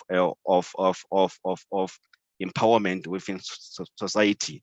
And this definition just shows you that with just empowerment, you address two of the most important issues in South Africa, which is inequality and poverty. Because we do have a triple challenge sector, which is unemployment, inequality, and poverty. And with just a little bit of social justice, you do address those particular elements.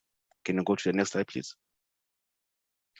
To delve into inequalities, into inequality, and to get a much more broader understanding of this concept, it says that the top 10% of earners receive 52% of total global pay, while the lowest paid half of workers receives only 8.5%.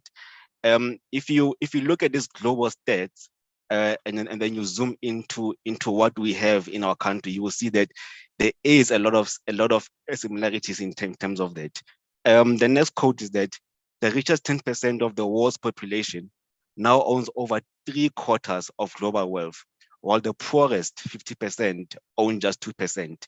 I mean, if you do go and look, closer into our context in South Africa, you know that the 10%, which is the minority, does own a lot of, economical assets, as the previous speaker spoke to, and they do, own most of the income in the country, and only the majority, owns just a minority of those benefits, which is a big problem. Another interesting stat is that recent Oxfam analysis suggests that inequality is killing one person every 4 seconds. Now, colleagues, that is a very, very, very serious statement, because in our country, we do have stats that say, no, people get killed, every second, or women, and so forth. And we always attribute that, to a high percentage of crime, unemployment, and so forth. But in terms of global standards, they say that people are dying or people are being killed because of inequality. Because inequality breeds unemployment, inequality breeds criminality, and those aspects, are closely linked. And I truly believe, as we really interrogate, B-BBEE, and these transformative, policies, we need to understand that inequality is the biggest demon. Inequality has always been the biggest demon, and any other problems that we might be facing in South Africa are only bad a result of, their particular inequality, and I mean, I always enjoy listening to, economists present, I mean, South Africa is one of the most unequal, countries in the world, even though, our constitution is one of the most progressive ones, in the country, but then in terms of inequality, we actually have, we're actually number one in the entire globe. And when it comes to, the Human Development Index, South Africa ranks number 109 out of 191 countries. And basically the Human Development Index, scales a country, in 3 aspects: long and healthy life, access to education, and decent standard of living.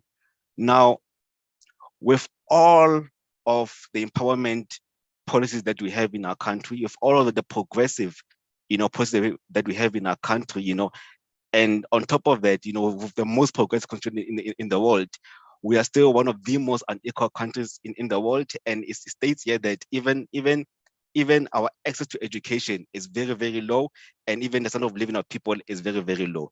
So those issues are issues, colleagues, of great concern. Can you go to the next slide, please?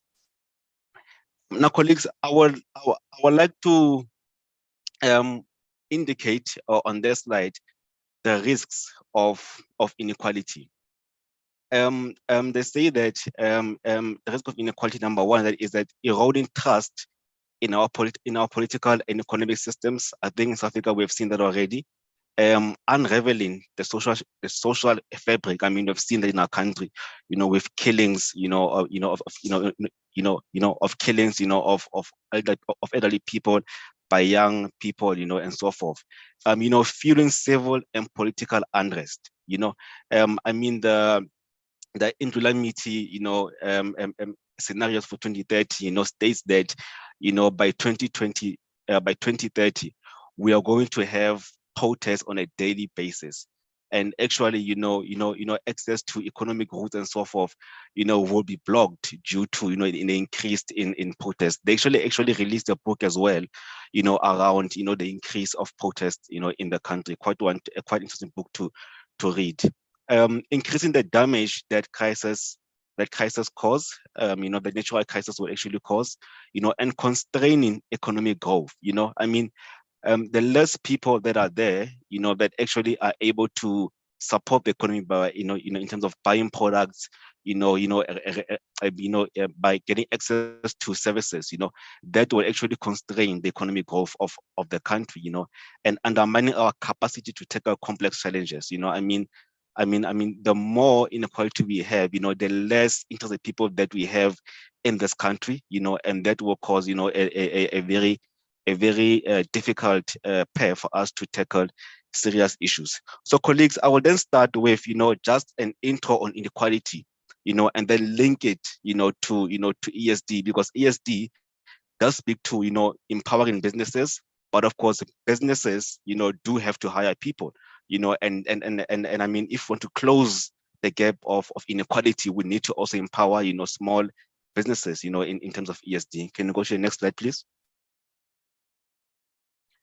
So what has been our response as a country to this? I will just go through this slide quick. We have introduced in 1998 the Employment Equity Bill, which currently now there is amendments to it, which will then allow the minister to to enforce certain thresholds on particular industries and geographical locations. And the Department of Monitoring and Evaluation in 2015 released a study, around the impact of the amendments of the bill.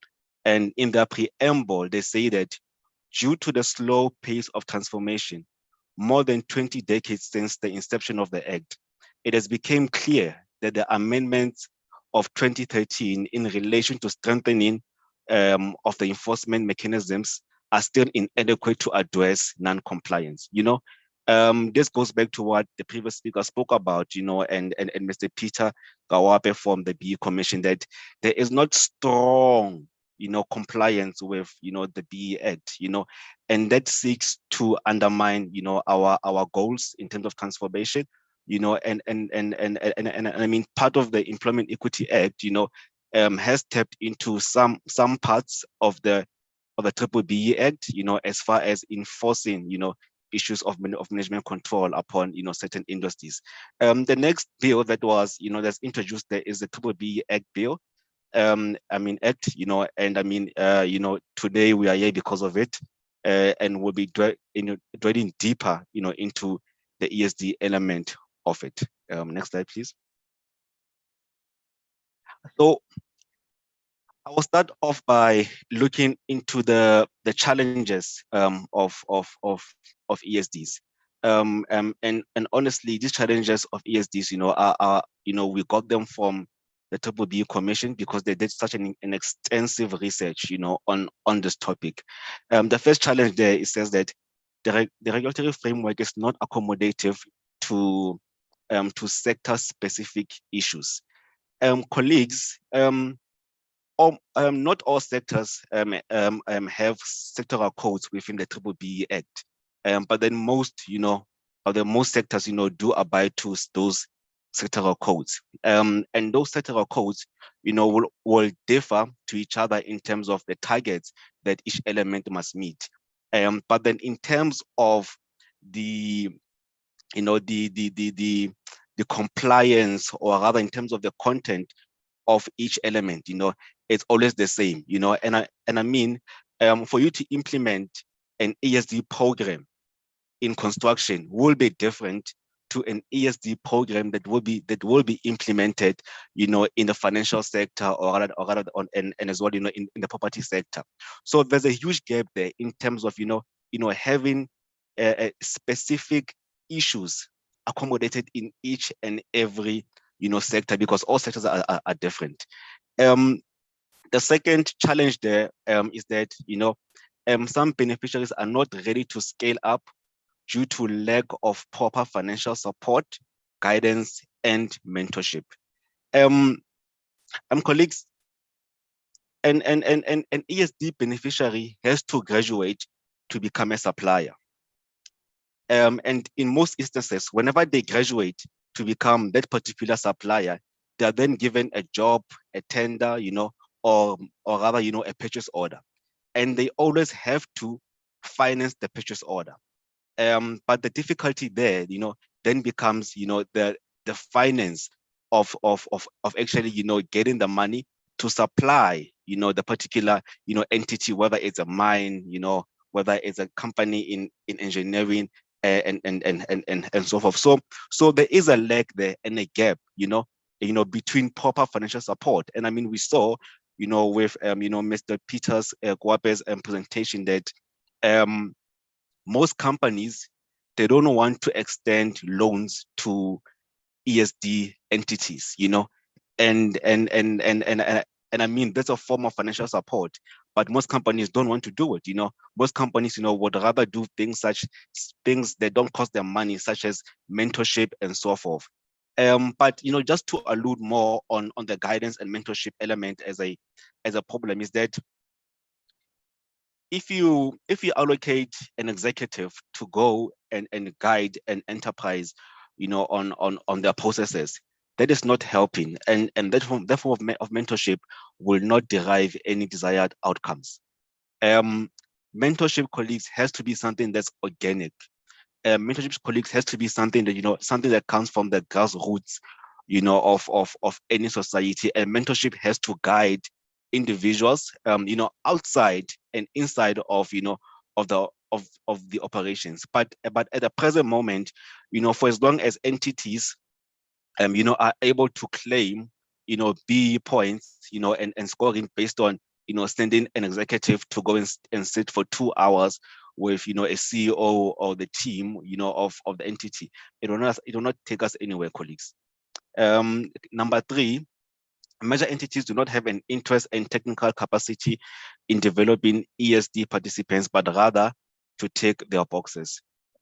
Colleagues, there is no interest, from what I've seen in the market, when it comes to implementing ESDs. Rather, entities, they see this as a form of ticking their box so that they can go and get tenders from government, and there is no technical capacity, as alluded to by the previous speakers. I've seen this, firsthand, whenever you're working with, the different, entities, the technical support from the ESD practitioners within the companies is not adequate, and I mean, because of that, companies cannot really, reach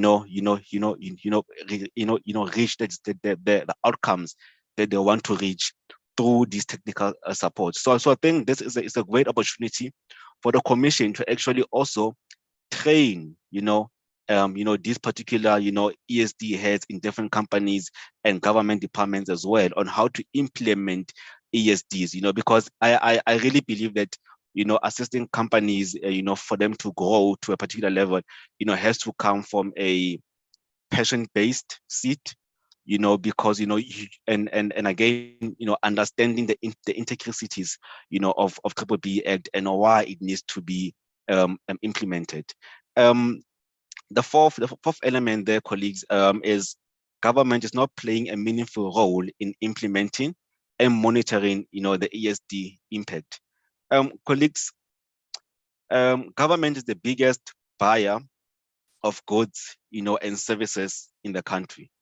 I truly believe, you know, that if government was to implement proper ESD programs internally, you know, as the previous speaker, you know, alluded to, I truly believe that, you know, that will really, you know, shift the needle, right, on ESD implementation. I mean, if you go and look, you know, shortly into, you know, the Diamonds and Precious Metals Regulator, which is an SOE of government, they are sitting there at a level 2 in terms of their BE score, and then on ESD, you know, they're sitting at 25 out of a possible 40 points, you know. And I mean, this is an entity that, you know, that does not need to implement anything when it comes to ownership. But then in terms of the ESDs, they're already sitting at 25 points out of a possible of 40 or even 45 when you add, you know, your bonus points on the scorecard, you know, as well as Mintech also sitting at level 2. And on ESD, they only have 25 points out of, and again, you know, a possible 40 points. You know, I truly believe that if government would really take ESDs, you know, important, you know, that will shift the needle, you know, both on inequality, you know, both on the country's, you know, economic activity, you know, and as well, you know, would really, you know, empower and support the commission on its work as far as B-BBEE is concerned. And then the last challenge there that we identified is that it is challenging to find an ED beneficiary to develop and ensure that in about a year or 2 years' time, they become a supplier. Colleagues, as we said, becoming a supplier requires money. You know, without access to finance, you cannot become a supplier. And maybe entities would want to look, you know, as part of their ESD, you know, how do they actually finance at least minimum of the first 5 purchase orders for the particular supply? Because I mean, the first one, you know, you are learning, you know, second one you're still learning, third one at least, you know, you're getting there, and then this fourth, you know, the fifth, I mean the fourth and the fifth one, you know, you will then get your, you then get the ball rolling, and as well your company will have some form of financial track record so that you can go to any financial institution and actually, you know, extend the loan to finance other orders. But if at the get-go they want you to, you know, to provide your own order and money as well for the order, it becomes very, very difficult. Next slide, please.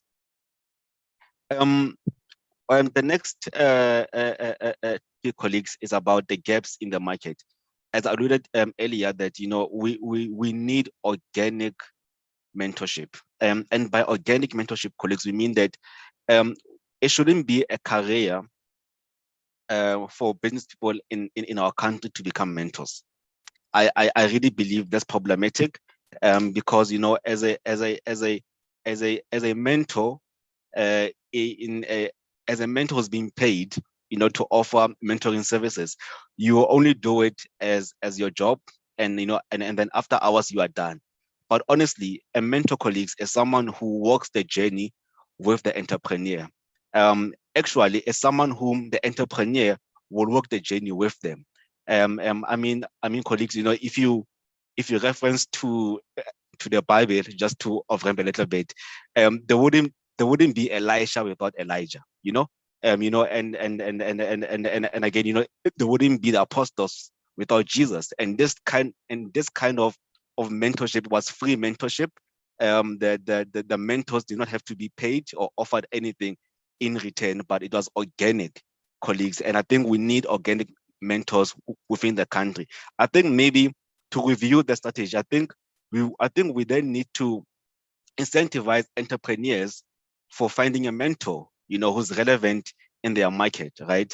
Because, you know, so many times as an entrepreneur, you are given a mentor, but you have no financial resources yourself. So maybe in future can look at incentivizing entrepreneurs for finding a good mentor.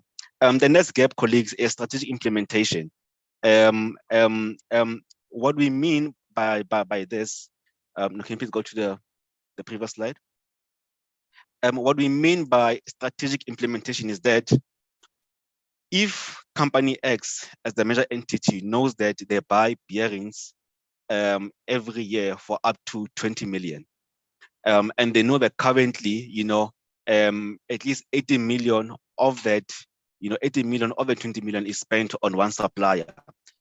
And then company X should try to see how do they then split, the 20 million, in terms of empowering 5 companies, and take those 5 companies and put them in an ESD program, right? And then be intentional that after 3 years, they would want to give each of those companies at least 5 million worth of supplier, supplies, right? To actually empower the company and actually, split, the pie. Not what we see today, whereby, company X just takes on companies, and then after taking 10 companies, and then after 3 years, they take more companies, after 3 years, they take more companies, after 3 years, they take more companies. And then at the end of the day, we have a lot of companies who are going to bid for the same tender, and then only 2 or 3 will get the results. But if companies are really, are really passionate and intentional, about supporting, these SMEs, right? They will then give them contracts, at least five-year contracts, to supply bearings at a particular cost, so that these companies are able to scale up, from machinery and so forth.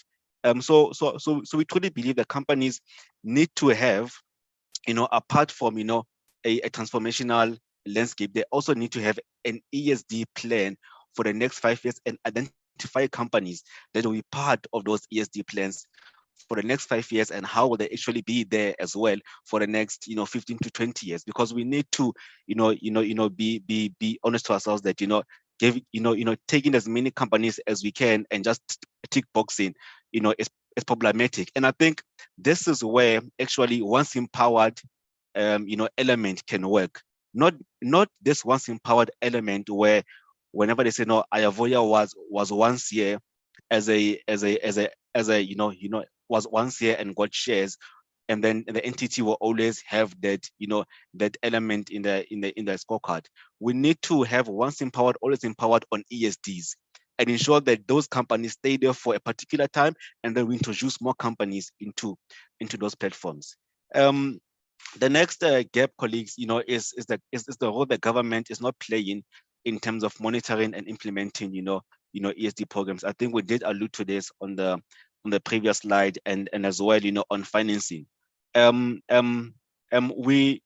need to have proper financing for ESD programs. The previous speaker did speak about the issue, in terms of mergers and acquisitions, how we can come together and establish a fund that will actually finance ESD beneficiaries whenever they need to continue with their programs. The next slide, please. Colleagues, we'll speak about the successes of ESDs.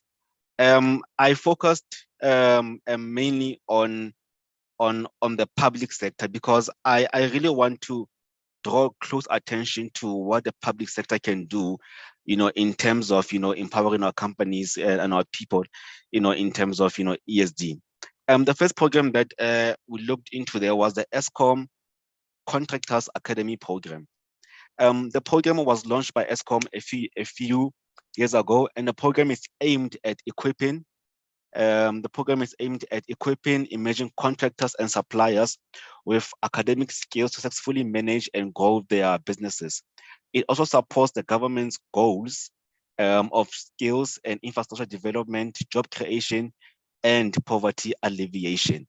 To date, they have trained about 1.5 graduates, and they've given those graduates contracts worth 3 billion rands. So, colleagues, I know about this program from ESCOM, And what's nice about this program is that once the entrepreneurs, have undergone, the program, ESCOM will then put them on their supplier database. So for those colleagues who have been, around, you will know that it's very difficult to get a supplier vendor number from ESCOM. Very, very difficult. But once you've gotten the vendor number, it becomes easy for you to get, contracts from ESCOM. And what this, Academy did, was to actually, train entrepreneurs and give them the vendor number, and then as well intentionally, give them contracts, for them to actually supply and work within ESCOM. And I mean, this program has worked so great. It's a national program, and it has, reached, the right outcomes. I don't know about, in terms of now, if ESCOM, they're still continuing the program because of the financial, difficulties there. But I remember at some point, it used to be one of the most sort of programs for any entrepreneur. The next program, that I want to, zoom deep into is the Department of Police Roads and Transport Contractors Development Program, the CDP. Colleagues, I am a Free Stater. I was born in the Free State in Bloemfontein, and this program was also, born, in the Free State. And this program, colleagues, in the Free State, it did wonders. I know colleagues that, I know people that we used to, get on the same taxi with every morning, go to town, some go to work and some go to do their businesses, and after they joined this program in 6 months, those colleagues were passing us in their German machines while we were still in our taxis, and I mean, just to read through the program, it says the Contractor Development Program won the prestigious National Center for Public Service Innovation Award for the best service delivery category during 2016 and 2017 CPSI Awards. The program was placed first out of 1,050 entries and is currently competing at a Southern African Development Community level for most innovative service delivery institution in the country. The program had 173 contractors and was accommodative of all the vulnerable groups such as women, youth, people living with disabilities. So colleagues, in the construction sector, for you to get to a level 2, level 3, level 4 is quite difficult. But then through this program, we saw colleagues who were trained, on issues of, supply, maintenance, on how to manage money, and afterwards they were given contracts, and I mean, the colleagues in a space of a year, they were at level 4 in terms of their, their CBD grading, and those colleagues today, compete, as well, in the private sector arena now, because they've got a level 4, and some colleagues, have graduated, to go and get, proper, SIBD gradings, like level 6. And what I like about this program, colleagues, that it began in the Free State, but today it's in the Western Cape, it's in the Northern Cape, and it's in Northwest. And I mean, this just signals, what the impact, of government can be on the ground. I really believe that we need to support the private sector. We must push the private sector, but government alone, colleagues, can shift the needle, on inequality, can shift the needle, on transformation, and then the private sector can follow suit, once they see government, is doing, an amazing job. Next slide, please. So colleagues, the next slide is about opportunities. The first opportunity, colleagues, is that, we need to encourage more sector-based initiatives. And an example of that, colleagues, it is the Automotive Industry Transformation Fund. This fund was conceptualized, by 7 OEMs, which is Ford, Toyota, BMW, Mercedes-Benz, Mitsubishi, and then I forgot the other 2. Please forgive me. But then this fund together, when all the industry partners came together and formed an ESD fund for the industry, the fund totaled to 1 billion rands, you know, and the fund initiative, you know, or rather its mandate is to empower women, youth, you know, and people with, you know, disabilities. And I mean, the fund's mandate cuts across from owning, you know, your own dealership to owning, you know, your own, you know, repair center, you know, fixing of tires, you know, even as far as, you know, manufacturing products and supplying to those specific, you know, OEMs, you know. So basically, this is a good example of what an industry-based initiative can do. So if the property sector can come together and have one ESD, you know, fund, they can shift the needle. You know, the banks as well, you know, and so many other industries, that will definitely shift the needle. The next element, colleagues, you know, is about, you know, impact funds. You know, impact funds, colleagues, are something that, you know, that's really making the waves, you know, around the, you know, around the globe. You know, these are funds that, you know, are not in a rush to produce, you know, interest and actually, you know, produce, you know, the desired, you know, dividends and so forth. But impact funds are funds that are put in place to support small entities, you know, and even to support even companies that are even still in their ideation phase, you know, and impact funds, you know, when you go to Silicon Valley, when you go to India, you know, you begin to see the impacts that they had. You know, I mean, Silicon Valley today is one of the biggest, you know, tech, you know, hubs that you can ever get. If you go into India today, you know, if you want to beneficiate anything in the diamond sector, you go to India, and it was because of impact funds that were dispersed, you know, to those, you know, hubs and so forth. And the last element, colleagues, you know, will be, you know, each and every government departments and SOEs must develop ESD initiatives and partner with the Commission. I'll give an example, colleagues. The DBSA, the Developmental Bank of Southern Africa.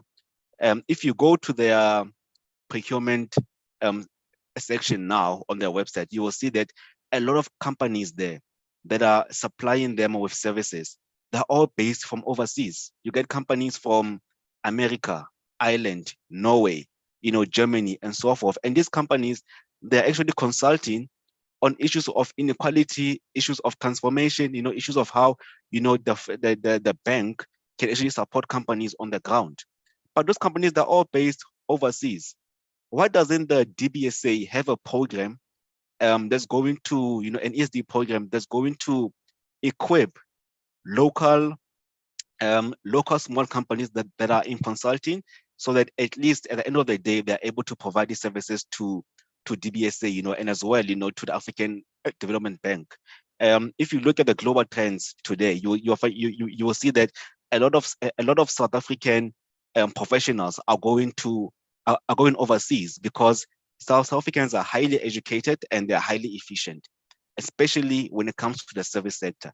But all of these guys are all going to America, they're all going to Germany and Norway, whereas, you know, they could start their own companies and consult, you know, for the African Development Bank, for DBSA, and this thing all starts from an ESD perspective. Director, next slide is it's a thank you slide from our side.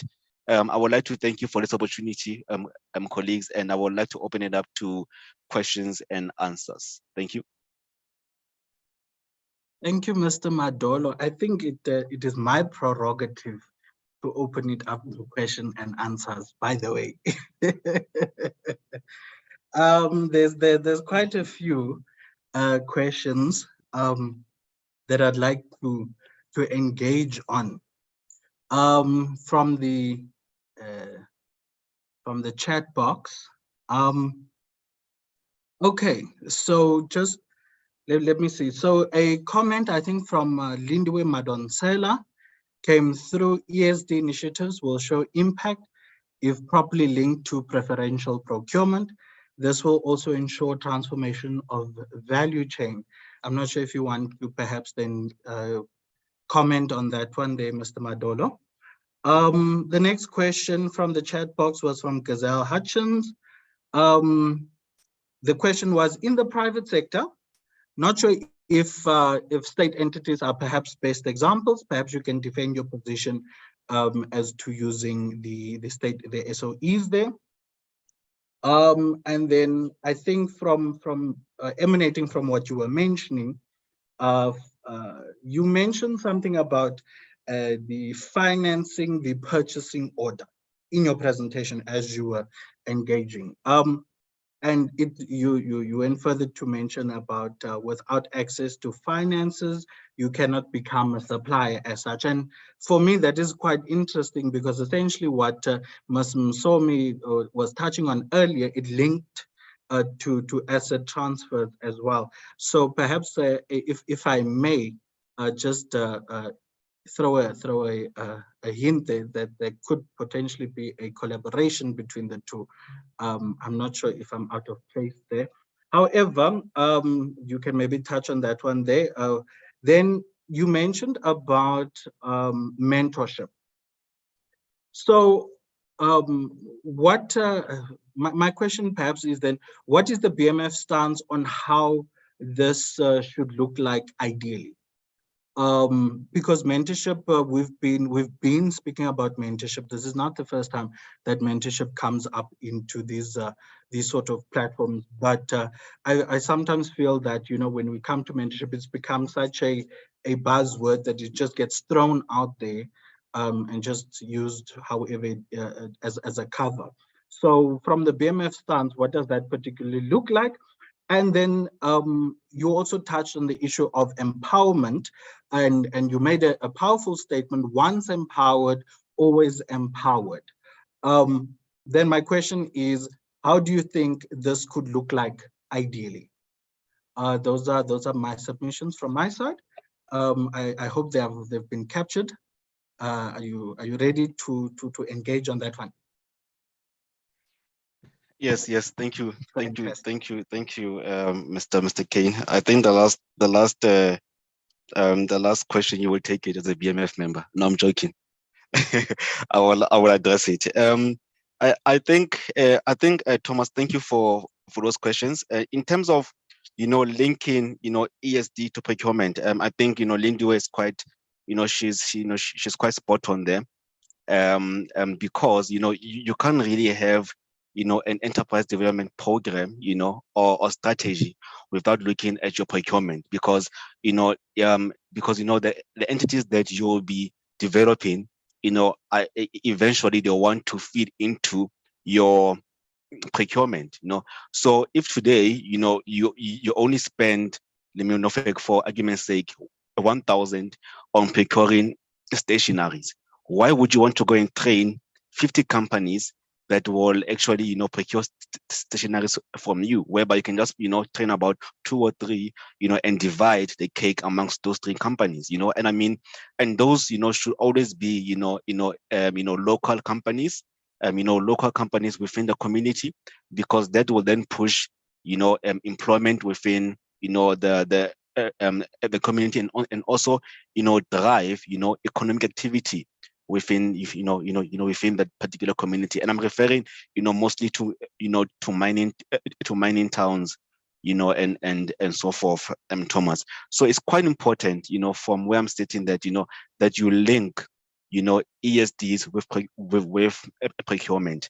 And I think I will then jump off to, you know, the once empowered, always empowered element, because what I was meaning by that is that it doesn't make sense, you know, for you to train a company, you know, on how to supply you with bearings, and then after a year or 2, you no longer use the company, because the act actually says to you that, you know, you need to empower another company. But then when you go to empowerment, you find that, you know, if Ayavoya was, you know, a BE partner in company X, and Ayavoya leaves, you know, company X, and sells these shares back to company X can still, you know, be able to claim, you know, those B scores as if Ayavoya is there. But if, for example, once empowered, always empowered is only linked to ESD, for as long as the ESD company continues to receive, those benefits, it will always seem as if, it's a new ESD entity, so that at least, we're able to empower one company so that a company can grow, Thomas, because I mean, stats show us that, companies, within the first 5 years, they close down, but then, I mean, if company X says, you know what, I'm going to continue giving you contracts for the next 10 years. And then in the next 10 years, I expect you to have graduated, into other products within my value chain, and also, be able to supply other mines and other companies with the same products or even other products, right? So basically, the 10 years or 5 years of what's empowered, always empowered, gives that entity room to grow and space to breathe. Because colleagues, entrepreneurship is not easy. Entrepreneurs, they need to be able to breathe. I mean, the BMF had a wonderful session yesterday in Tswane, that spoke about, mental, not mental illness, but rather, how to cope within this, this economic, crisis, mentally. So, so entrepreneurs, they need to be able to relax, knowing that, for the next 5 years, I'm covered, Thomas, so at least, that they're not always, in a race to always be, to always survive. So Thomas, I hope I covered the last question. And for you, if not, then you will ask, and then you just tell me to elaborate. So I'm asked to defend why I'm saying government and SOEs must contribute the most to ESDs. Colleagues, it's quite simple. These are governmental goals the government wants the country to achieve. And I mean, in the slide that we shared in terms of, for, on the ESCOM's, ESD program, it says that the program was aimed at supporting government's developmental goals, right? So government, as a buyer, as the biggest buyer and biggest, biggest buyer, of both goods and services, right, in the country, should be able to push, what's this, ESDs, within, the country and community. So for as long as government is not pushing these goals, government will not be able to also enforce the very same goals on the private sector. Because I mean, how do you force your brother to do something that you don't do? So how can a government entity or department or SOE force, for example, Exaro to implement a proper ESD program if the entity is if the entity, or rather if the government entity on its own cannot implement a proper ESD program? They wouldn't be able to see, which man, this program by Exaro really doesn't make sense, because now internally the program doesn't make sense. So Thomas, I think it goes back to what the Bible says. Before you criticize, the other person in front of you, first take out the scraps, out of your eyes. I'm sorry, colleagues, to be referencing the Bible so much. It just makes sense. And then in terms of financial aspects and transfers, and linking that to asset transfers. Colleagues, our government has been in a very long journey to privatize the state, and this journey started, even before 1994, and continues, post 1994. I mean, the tendering system on its own is a form of privatization, and many assets within the state, are not being used optimally by the state, and therefore, there is, corners of society that says, no, maybe privatize these things and give it to, to private companies to run. But then the problem there becomes, which companies are able to access, these particular assets, because of course, the government has to make a profit from selling of those assets. So the previous speaker did speak about assets, that, these assets from government, they need to be given, to smaller companies, as form of, their ESD contributions. And I think this will drastically shift the needle in terms of empowerment. I mean, telecom has towers, that it can, give to smaller companies. Escom is another one, that wants to be privatized. So basically, how do you then ensure that, as you privatize, these entities, you also do it in a manner that you actually include, smaller companies within the country. Water boards, or rather, water boards, and other dams across the country. Some are private, some are not. But then, how do we, when you move towards, privatizing, these water, boards, and privatizing also, the dams, how do we include smaller companies from the communities to become beneficiaries of those, water dams and so forth within the community? So I really think, colleagues, that, from an economic point of view, assets are quite important. You can't do anything without having a productive, asset, at your disposal. From the point of view of BMF and mentorship, sorry, yeah. So from the point of view of BMF and mentorship, and what does it look like? We believe that mentors should be mentors who are able to, number one, transfer their skills that they have learned, right, throughout the years to the entrepreneurs.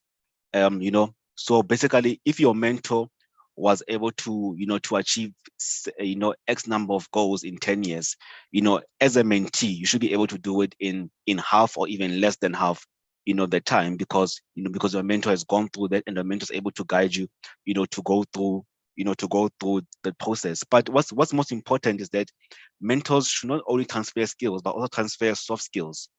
And soft skills, colleagues, are issues like integrity. I believe that we really need to push up our radar on integrity, which speaks to the social fiber that that inequality continues to destroy even today.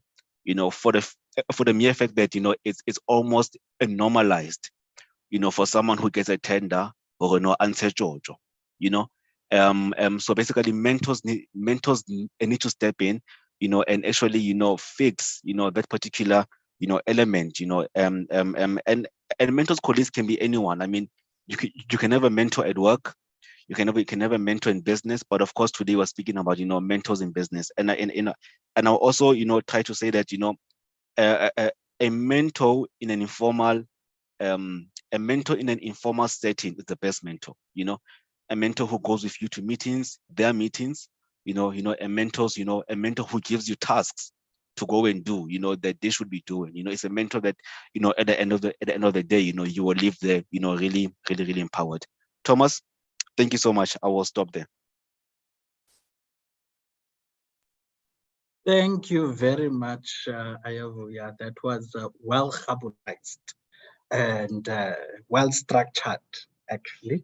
I think there's a question, however.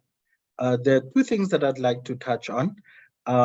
There's a question from Sibusiso Nkosi, and I think he is live. Vanessa, would you bring him through? Right. Sibusiso, the floor is yours, sir. Hi, how are you guys doing? Hi, Sbu. Thank you, brother. Cool, okay. Good. I'm glad I'm audible. One thing that we need to speak about is the over commercialization of ESD. I think that is very important, because at the current state as it is, when you have an ESD practitioner and when they receive these funds, ESD funding, in order to implement a specific program, and they are retaining 85% of the funds and only using 15% for some training initiatives or workshops or whatever the case is, the structure is already wrong, right? I feel like ESD practitioners have been enriching themselves for a very long time, and I think this needs to end right now. And we need to speak about that. I believe they can never retain more than 15% of the funds that they receive. That is number one.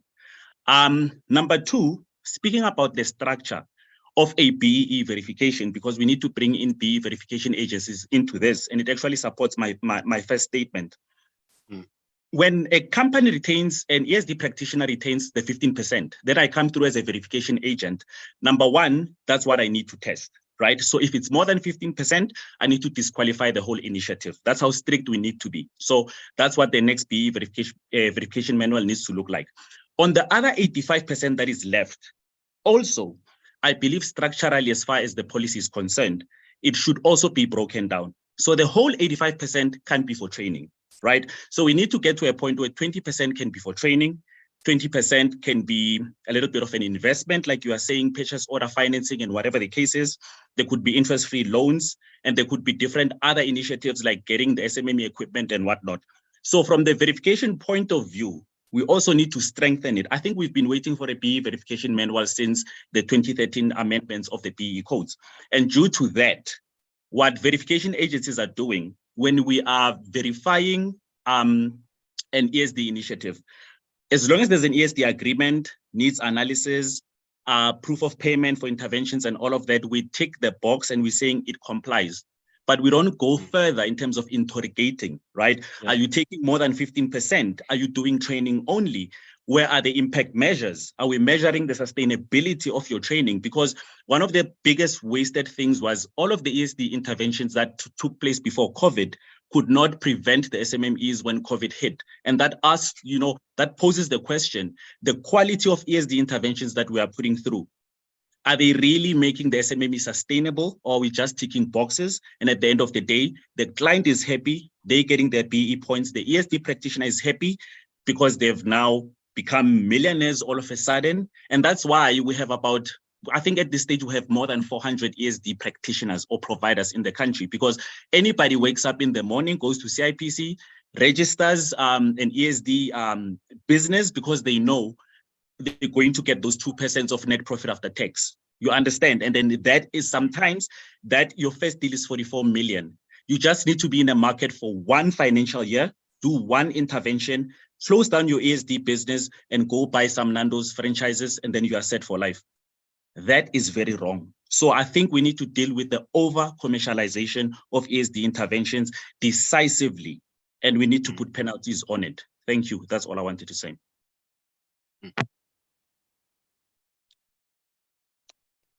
Thank you, Mr. Nkosi.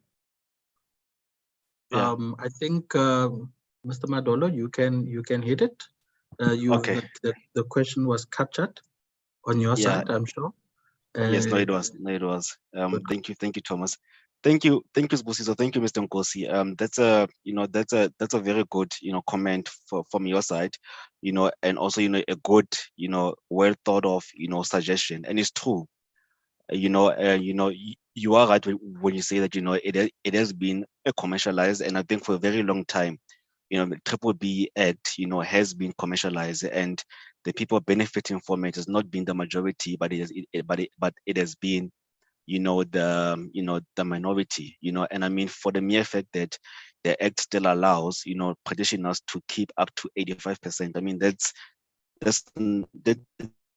doesn't make, it makes business sense for the practitioners, but it really doesn't make, empowerment sense, for the ESD beneficiaries, and I truly, agree with you. I know, that at some stage, that needs to stop, and that's why in our slides we said that government needs to be the forerunner in this, because government will not make a profit from this, but government will ensure that, it empowers, its people on the ground, and actually impacts, me and you, and Vanessa and Peter, because I think another element that I think the BBC will speak about is that eventually, who are these beneficiaries who are benefiting from, from these ESD funds? Because I mean, the Act says the company has to be empowered, and I mean, an empowered company is a company which has 51% Black ownership, and I mean, we have seen in the past, how fronting was done whereby, you know, a garden worker is part of an entity which is not even aware of, you know, and the boss goes and makes money using, you know, the gardens worker, black credentials. So I think you are right, Mr. Ngos, to say that, you know, we really need to go and evaluate, you know, this criteria, because who are the beneficiaries of BEE, you know, and are we really, you know, shifting the needle? You know, I really hope that the colleagues from the commission have captured your submission, Mr. Nkosi, you know, and I really think it's a really good one. Thank you, Program Director. Thank you very much, Mr. Madolo. I think and I hope that your question was answered there, Mr. Nkosi. I think on the chat box side, we have a question or a statement that was answered by our very own from the B-BBEE Commission, Mr. Peter Kwape. So the question reads as follows: the employee value-based strategy can assist many companies to deal with ownership elements. For example, company A empower its own employees to participate in the company value chain using employee ownership trust as part of the ESD program. So the question or the statement was answered by Mr. Peter Kwape. More and more companies are undertaking employee share ownership schemes precisely based on the principle that employees are value offering to the business, and on this basis should acquire a stake in the business as self-interest of the company, not as a favor or charity to employees. The Commission does not have a problem with this model as long as it is in line with objectives and requirements of the B-BBEE legislation. Also, it is important to distinguish between the ownership element and the ESD element in order to avoid double dipping, which is not allowed in terms of the B-BBEE Act. And essentially that becomes also a answer that informs the Ms. Cindy Tilane. Mr. Madolo, I thank you very much for your presentation and your engagement. And I think we're heading over to our next speaker. Ladies and gentlemen, I would like to remind you again, your social media is extremely important, especially in this day and age. So flooding with the hashtags and getting the conversation trending and out there is important for awareness, and we've been speaking about awareness. It's important for engagement as well as essentially to transform what it is that we are trying to do here today. So our next speaker I'd like to introduce to you and bring to the platform Mr. Luvuyo Manye. He's from the Black Business Council, and he will be discussing and unpacking monitoring the implementation of ESD to accommodate youth entrepreneurs and mechanisms for accountability. Mr. Manye, the floor is yours. If you would come on, yes. So we're looking forward to your conversation, and yes, the mic is yours. Thank you very much. No, thank you very much, Thomas. And I think I really did appreciate the presentations from my colleagues before. I think for the Black Business Council, we'd also like to thank the B Commission for this invitation.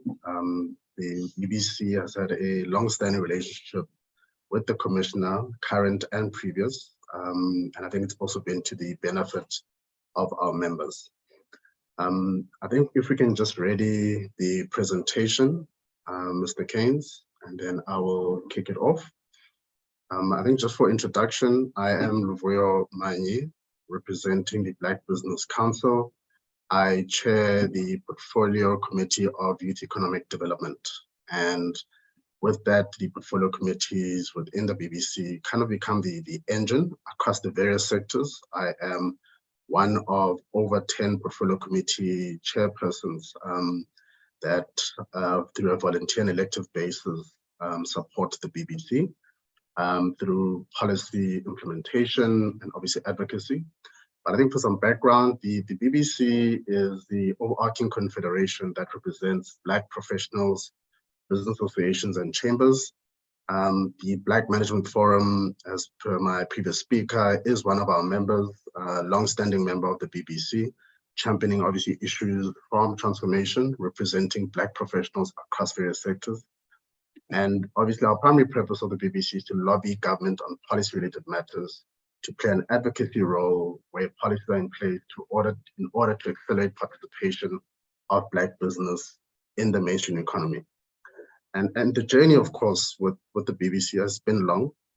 Through our various members, I always indicate and advise people who meet me that, you know, I'm a child of the BMF, I'm an adult of the BBC, right? And the reason I say this is because through the journey of affirmative action, BEE, and subsequently broad-based BEE, I've benefited from attending great schools because obviously the work and opportunities presented to my parents, as example, are because of the work of organizations like the BMF and the BBC at large, being a confederation of many, many members, including business associations like NAFCOC and the BBC within the built environment, just to name a few.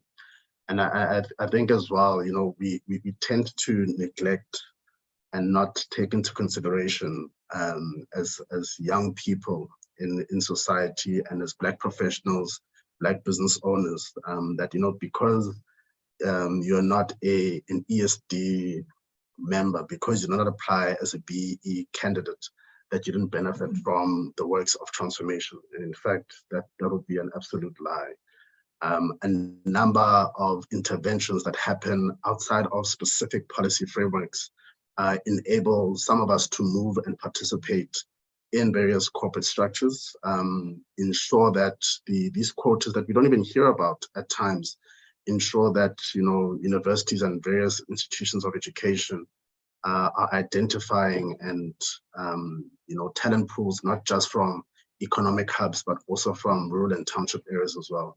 And ensuring as well that even the teaching framework from a language and communication perspective enables that we've got access to that. So a number of these small things that are sometimes not noted become the great work of I think advocacy bodies within the BBC. Previous slide, please. Advocacy bodies within the BBC, and obviously then ensure that, you know, some of us can find ourselves in privileged positions, being able to access information, be able to access funding, be able to access education, but this is still for the benefit of the few. And I consider myself privileged and therefore serving organizations like that to ensure that there's true equality so far as education is concerned in terms of matters of transformation. The excerpt here just relates to our MOI relating to our purpose and objectives. And I'll just read it, specifically the strategic intent, and then we can then move on.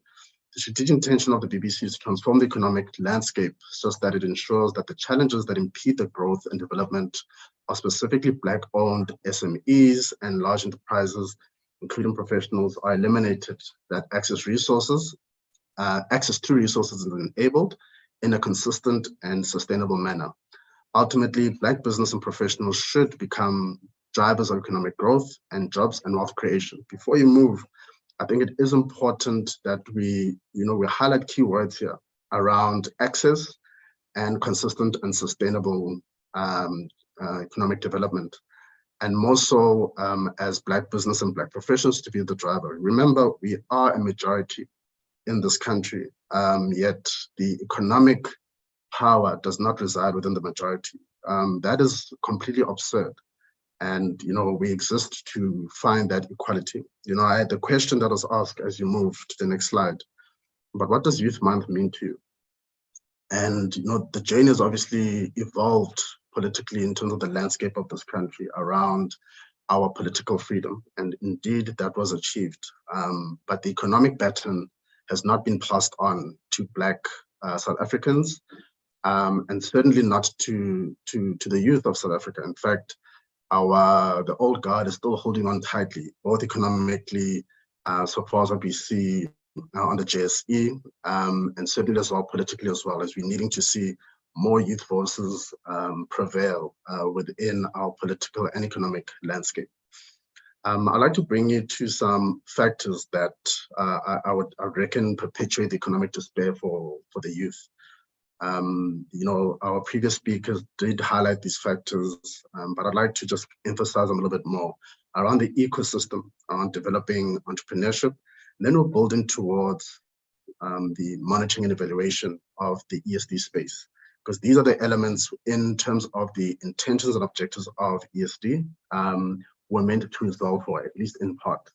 So we look at capital or risk capital. I say risk capital as this speaks to the cost and an opportunity, I suppose, in getting capital, including grant funding, loans, various investments, both in private and public sector.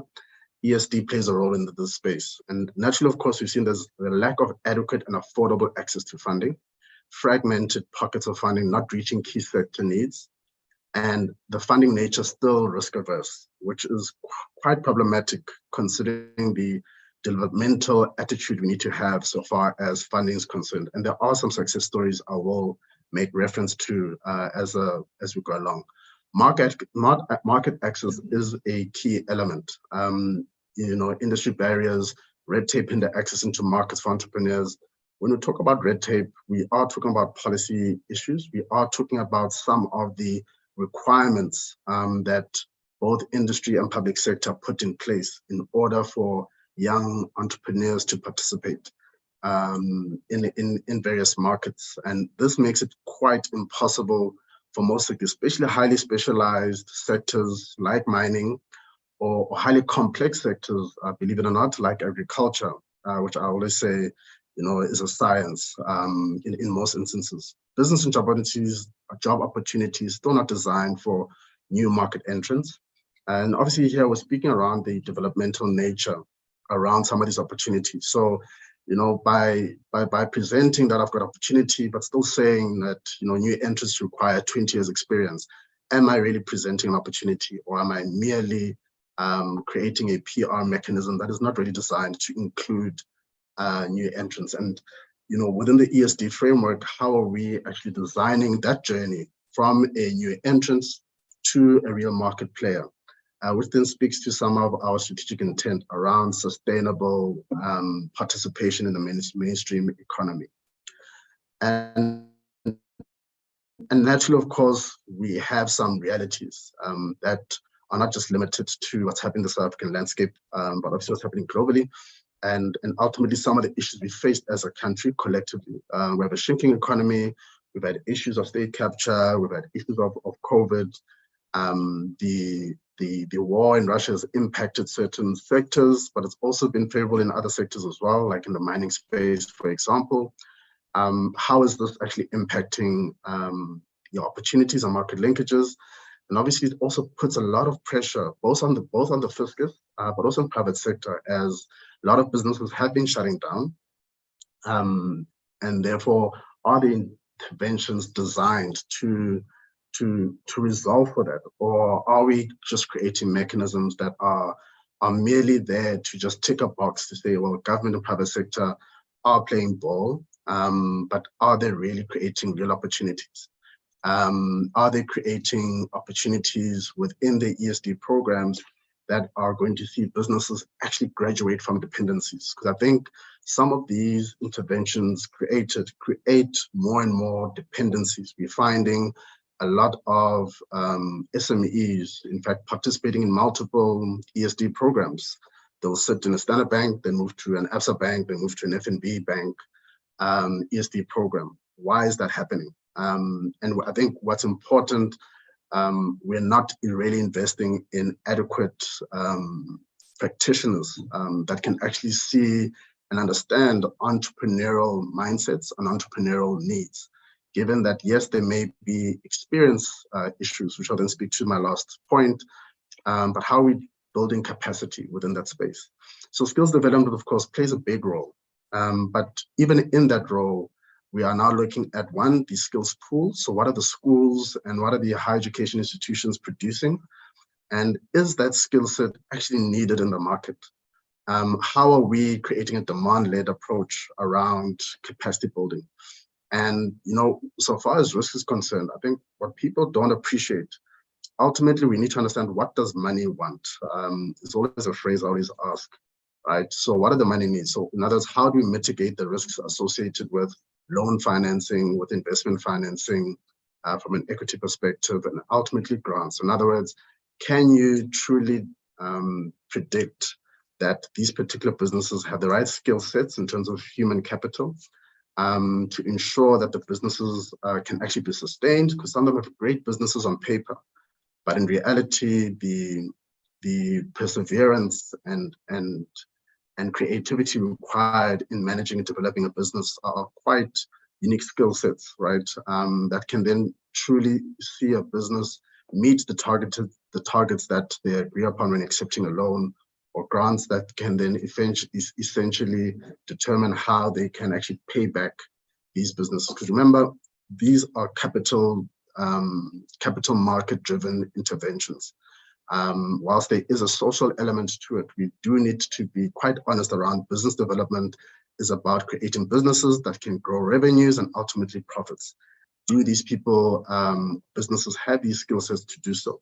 And I think it's important that we also understand, you know, the 5 questions I always like to ask. Who are we trying to benefit, right? Who is responsible to manage? And who is responsible to regulate? And that's one question from a who perspective. The what is, so what, right? We have policies in place. Why are they not being effective, right? So what's really the purpose of sessions like today? What's really the purpose of these programs? And obviously the where, I think, is quite an interesting one that people don't tend to ask, is that we have an over-concentration of either skill sets or opportunities in various places. So look at, your major economic hubs of Gauteng, Western Cape, and KZN. What's happening in Mpumalanga? What's happening in Limpopo? What's happening in the Northwest, right? And even in those spaces, you'll find that they are driven by certain sectors, be it tourism in KZN as an example, or agriculture and mining in the Northwest. Are we directing skills in those particular areas? Because sometimes we find ourselves, trying to create sectors in unsustainable environments. So the matching then needs to be quite critical around it. And I think that's really important around the skills capacity. It's not just so much creating these skills, but ensuring that these skills are directed within the right environments from a geography perspective. And also these businesses and sectors, we understand that, let this be a demand-led approach. So in other words, understanding where are the high growth areas within the country. Therefore, one can understand that, if I'm studying in Cape Town, if I'm studying in Limpopo, I now need to make plans that as an accountant, maybe I need to head back to the Western Cape, as that is a big asset management hub, for example, and apply my skill sets there, but also realizing as well that some of these skill sets can be transferred across various sectors, just as a case in point. And of course, the why. Why are we doing this? What type of sustainable future are we trying to build to? And lastly, of course, the question I hope to answer is how. And this is where we'll speak to some of the interventions we are proposing, and some interventions we need to maybe apply ourselves, not just as the council, but certainly the stakeholders within the ecosystem of transformation that we hope to pursue. Next slide, please. So the Youth Policy 2020-2030 is one policy I know from the Black Business Council, along with our members, that we have one advocated for, but ensured as well that there was value in it. So this is some of the so what questions. So what, we've got a policy. But I think it's a great place to start, where we understand the responsibility of government to ensuring an enabling environment from a policy framework. One, it's also important to highlight that not some of these problems that entrepreneurs face and young people face have been considered. Now, the question is, how do we mechanize these policies? And it's important, of course, you've got an enabling policy that we can hold government accountable to. How we, within the private sector and various lobby groups, ensuring that these translate into job creating opportunities. So I just want to highlight some of the specific elements that we worked towards building into, and then we'll go into how we get them active. So in the section 6, actually, of the youth policy, it speaks to economic transformation, entrepreneurship, and job creation. From the BBC, this is our baby from a section of the policy that we worked quite close with various social partners. But I just want to highlight three of a very extensive chapter within the youth policy document, right? So the first one was quite a big responsibility, in fact, that was on the shoulders of the National Youth Development Agency and within the presidency, DPME and Department of Youth, Women, well now, at the time it hadn't been necessarily established within this element, but now the Department of Youth, Women and Persons with Disabilities to implement the Presidential Youth Employment Initiative, create economic reconstruction and recovery plan. This was just speaking to, of course, understanding the pool of young unemployed youth across the various spaces within the economy. One, not just in suburban areas, but obviously in township and rural economy.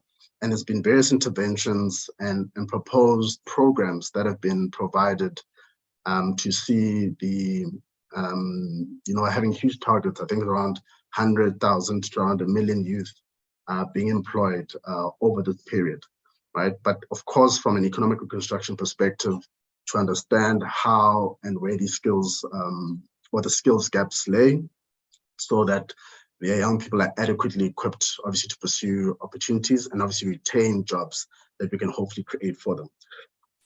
Implement youth set-asides.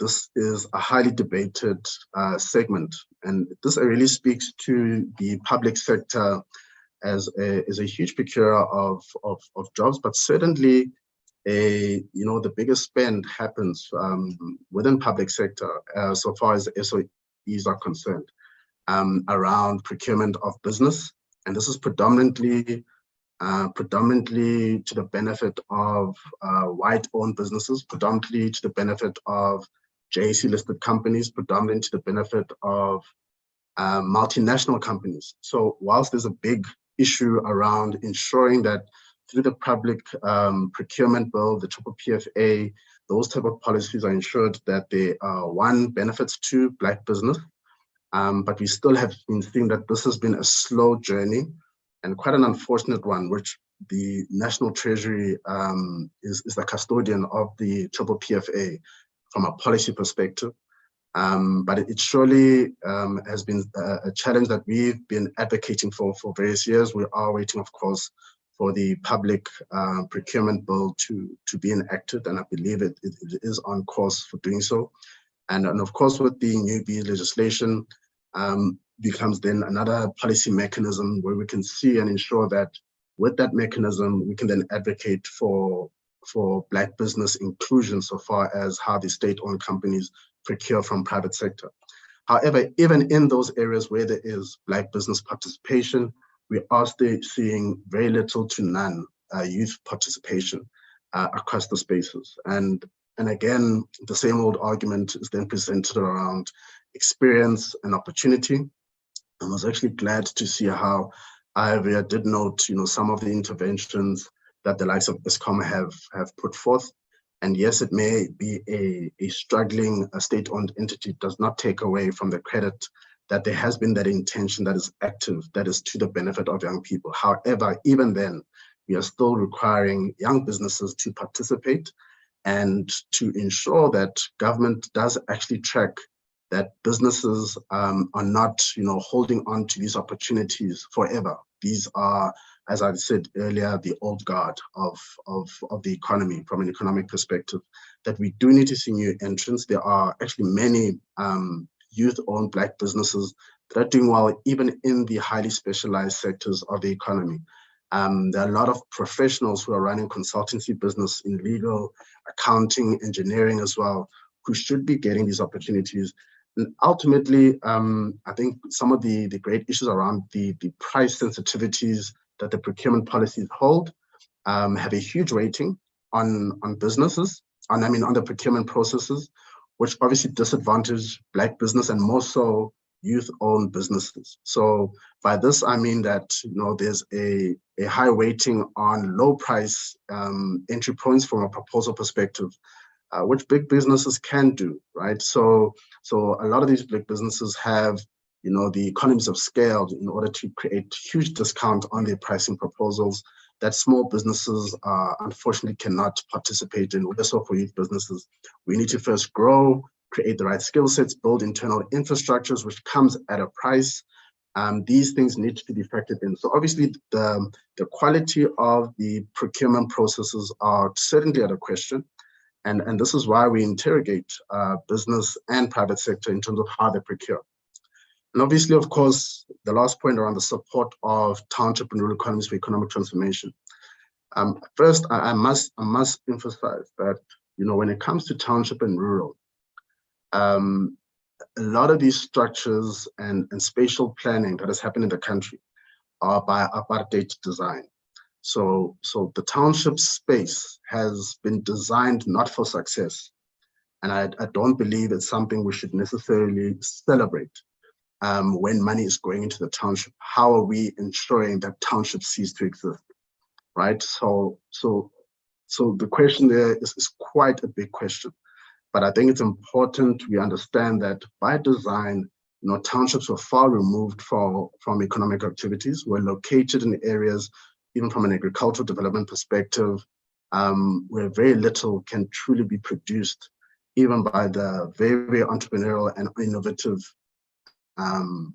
Black entrepreneurs that exist in these townships anywhere across the country, right? So I think it's important that when we talk about support, we should rather be talking about the transition of township economies into becoming economic hubs, or otherwise repurposing other land. And that's why the land debate is so important, that we need to ensure that we are driving Black talent and Black businesses into land where economic activity can actually be of true value. And I'll speak to this around, the agricultural sector, for example. Some of the great growth opportunities actually lie in high value commodities. So we're talking about commodities that actually have export value. So, South Africa is a net import in agriculture, which is quite sad given that this continent can produce so much on its own and actually feed the rest of the world. It was actually mentioned in a previous conference I attended that actually Africa, as much as we're seen as beggars to this country, to the globe, we're actually the biggest donors. We're the biggest donors of jobs, we're the biggest donors of food, we're the biggest donors of mineral resources to the rest of the world, and not benefiting from it. So it's therefore important to understand, even from an agricultural context, how we have huge value to contribute across areas like apples, berries, macadamia, pecan nuts. We're seeing as well a growing interest in soy, and there's a huge demand, for example, by the Chinese, who are a huge consumer of soy, to seeing more established Black businesses or more established soy farms being created here. So this now speaks to how we can relocate and repurpose land, one for high growth economic activity, but certainly from a Black economic empowerment perspective, how are we getting and journeying and leveraging ESD mechanisms to ensure that Black people participate in these high value commodities and sectors. Next slide, please. I sometimes forget where I'm going because of the slide that I structured. So I'm glad I kind of caveated into the slide already. So I think what's important around, speaking to the why, if you recall the 5 questions that I believe we need to answer, is how are we going to solve our problem? Our problem right now is that we have a high unemployment. We're seeing low participation of Black businesses and Black-owned businesses in this country.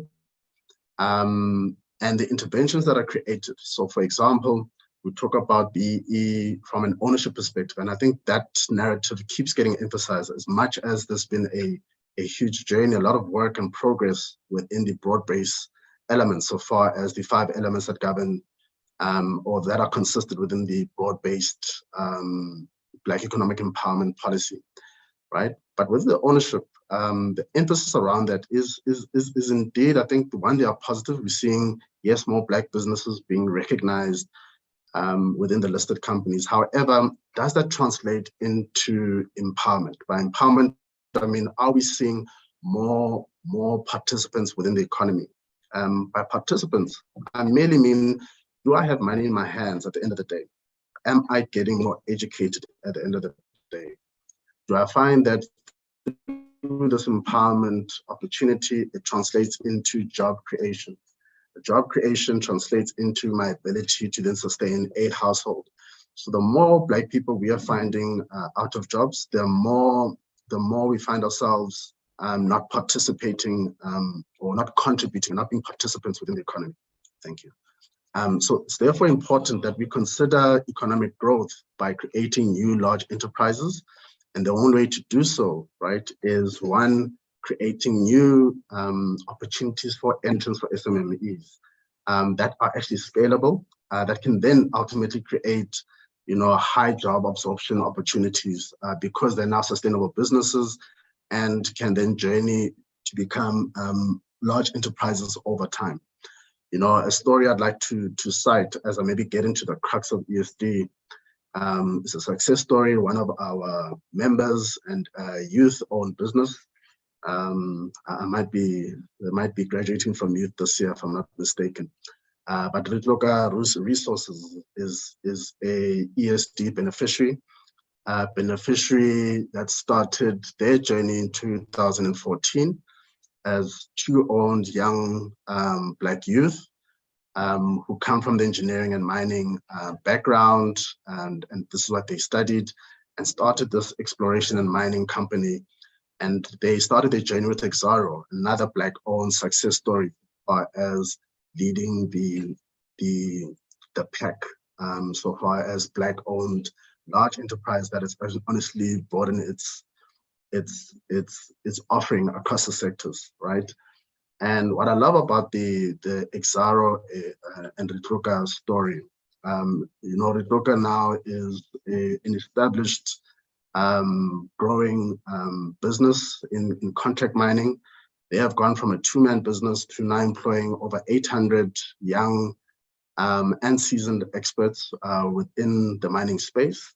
And they're actually still employing. If you go to their site on LinkedIn and so forth, you'll find that they are employing Black youth. And I think then it's important that we then cite that, there are some great stories. However, what's then really important, and I think the context was really important around, next slide, please. The context was really important around, you can skip this one, the journey and the landscape, because in creating these interventions, we then understand where the issues then lie and how we can ensure that the young people in this country and young entrepreneurs truly benefit. I think what's really important is that there isn't a regulated approach around ESD. And it is important we establish some form of an ESD regulator. I think within the BEE Commission's role, it tends to fall within the post-effect issues. So we're having to deal with addressing problems that we should have then prevented. Right, so it's important, one, we then understand, okay, who are the various regulators within the landscape? So we've got the BEE Commission, which is very, very key. And then we've got the Competition Commission, which is then important around framing the uncompetitive behavior, one of monopolistic environments and industries.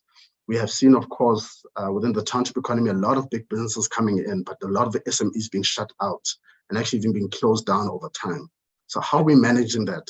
And it's really important that within the various industries as well, we're able to ensure that regulators actually create penalties, as cited before by our speakers, but penalties that actually prevent businesses from continuing further business, not just in government, but within their sectors as well.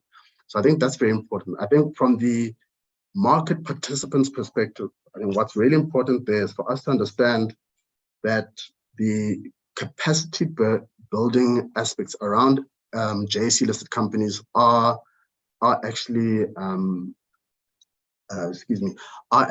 effectively. That ESD managers are professionalized. I think the skill sets there tends to be skewed. We're finding as well that those that do ESD well, there's reporting structures into various governance structures within companies that are presented at board level. some companies don't have this, and it's actually usually done as a subset of a CSI activity. So we're finding that ESD has slanted approach. The quality of the ESD programs is therefore also a question. So you'll find companies boasting that they've spent, R1 billion within ESD, but if we actually uncover how they've spent it, right? So you may find that yes, there are youth being empowered, so to speak, but it may be youth white males, right? So the BEE points is afforded, but we're not investigating the quality of the empowerment programs. The empowerment plans as well do need to be put forth before any benefit. There was the Department of Agriculture and Environment that issued out an article around a new policy that they would refuse to see new in the agriculture sector around the water use license, that they would not enable one to acquire water use license unless BEE policies were implemented from an ownership level, and they had minimum requirements that they had set out. So these are the type of penalties that one sees. It does not necessarily need to translate in fees or fines, but by creating policy interventions that actually hamper business growth of big business, and rather let's see how do we translate these opportunities into delivering opportunities for new entrants, and certainly creating quantifiable value so far as job creation is concerned. Another element that was mentioned, I think, in one of the questions around the share schemes. I think also what hasn't been interrogated are the quality of these share schemes. Are they translating value, one at ownership level, but also noting that some of these are not ownership from an equity perspective, and being able to make decisions, economic decisions for the business. These are preferential share schemes. How does this translate into the business? The liability, if the company does not perform, how do they continue to benefit from these BEE share schemes, where the value of those shares are not protected in some instances? How are we ensuring that there is true value creation for those employees and otherwise those externally participating in these ownership share schemes that are being created? So a monitoring intervention becomes very, very critical for us to ensure that the JSE listed companies that are creating these interventions, one, are performing well, two, are protecting the interests of Black participants, and ensuring that in benefiting from having great BEE credentials, that benefit translates back to businesses. Also within the ESD environment, we're finding that a lot of companies forgo that responsibilities and transfer it into asset management funds or ESD fund managers. And then they get a tick because these ESD fund managers have met a prerequisite requirement to be an ED fund manager. But nobody really tests if those businesses that are benefiting from these funds, one, are Black owned, two, become scalable and sustainable businesses within the sector. And I think that it's really important that we not just assess that company X has spent R1 billion in ESD by giving to a fund, but let's test the integrity of these funds and whom they're spending it on, because that becomes critical. Within the DFI landscape, I think I've seen, for example, over time, the likes of the IDC have introduced things like pre-visibility support. I think these are the type of developmental elements that support the broader ESD environment. And remember, this is a journey, not just about ticking a box and ensuring that Mubuyo has his business sitting in the corner of a various corporate entity. We're trying to ensure that the businesses that graduate from these things actually become suppliers. When we talk about competition, and I think this was cited by Ms. Msomi in her presentation, the competition is not just limited to the monopolies that exist. The competition actually also exists in the procurement supply chain, where a lot of these opportunities are limited to white-owned businesses. I'll cite an example in the insurance space. When you look at panel beaters, people tend not to connect these different sectors. So once you've got the automotive transformation fund, which funds businesses like a panel beater, but not realizing the requirements required to become I believe it's SAMRO, one of the organizations that regulates the insurance space, to ensure that I can get business from a Sanlam and insurance and auto in general and so forth. This becomes an automated business. So that creates sustainability. But you then realize that to become a participant, you probably need at least 7 million to around 50 million to ensure you meet the infrastructure requirements to be a participant. How are we supporting Black interests? Because the skill set is there. It's now around being an owner and manager of these businesses that makes it quite impossible. So I think through the intervention of the Automotive Transformation Fund, how are the insurance companies working with the Transformation Fund to enhance their ED fund to then ensure that they're not just funding a cafe owner. I don't believe that should be their responsibility within the space, but to ensure that they are funding businesses that become part of the supply chain becomes very, very critical. I think also what becomes critical around ESD is ensuring that sectors are driving their sectors more effectively. Why? It becomes then an economic imperative on their side. You then, from a mentorship and information sharing perspective, are then far more equipped to ensure that you're finding success stories like XR has done with Retloka, finding success stories within a sector where you can now, to this day, find Retloka now is servicing mines, both majors and minor junior players. And I do hope they become a listed mining company one day. And I think that's really important around having structured interventions as opposed to tick boxing exercises. The banks, of course, need to play a critical role. And this is where National Treasury needs to hold them to account. We saw during COVID how they created the bank guarantee schemes, but these benefited not SMEs and entrepreneurs. That seem to have benefited more established businesses and provide essentially a risk-free environment for banks to support supposedly those impacted by COVID. So National Treasury, of course, needs to hold banks accountable around ensuring there is developmental financing products available, and how do we alleviate the pressures that the banks need to carry. I have seen some success stories where the banks have ensured that there is a developmental journey with these entrepreneurs. But I think what you tend to find with the banks, that they do have far more skill sets to understand the sectors and where there's growth. And I think this is how they have a little bit more successes over time. And we're finding that even sometimes, in fact, that the banks are funding better than some of the DFIs in the landscape. Ultimately, we need to ensure that we can name and shame those who are doing well, those who are not doing well at all, and hold them to account, and ensure that within government, including the SOEs that translate the ESCOMs, that they do benefit young people within the ESD programs. And if they're not, we need to hold them to account, not just as a headline in the papers, but it should impact their bottom line, right? It should impact their allocation to business. It should impact their budgets that are allocated.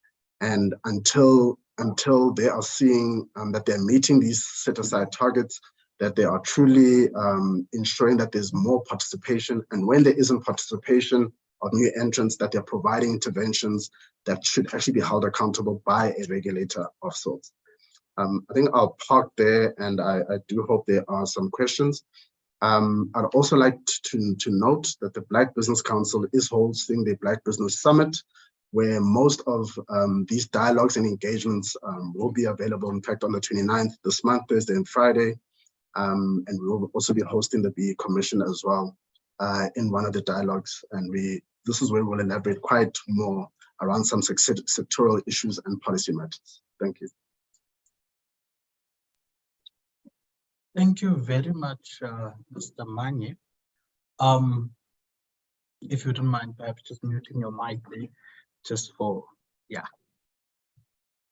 Okay, fantastic.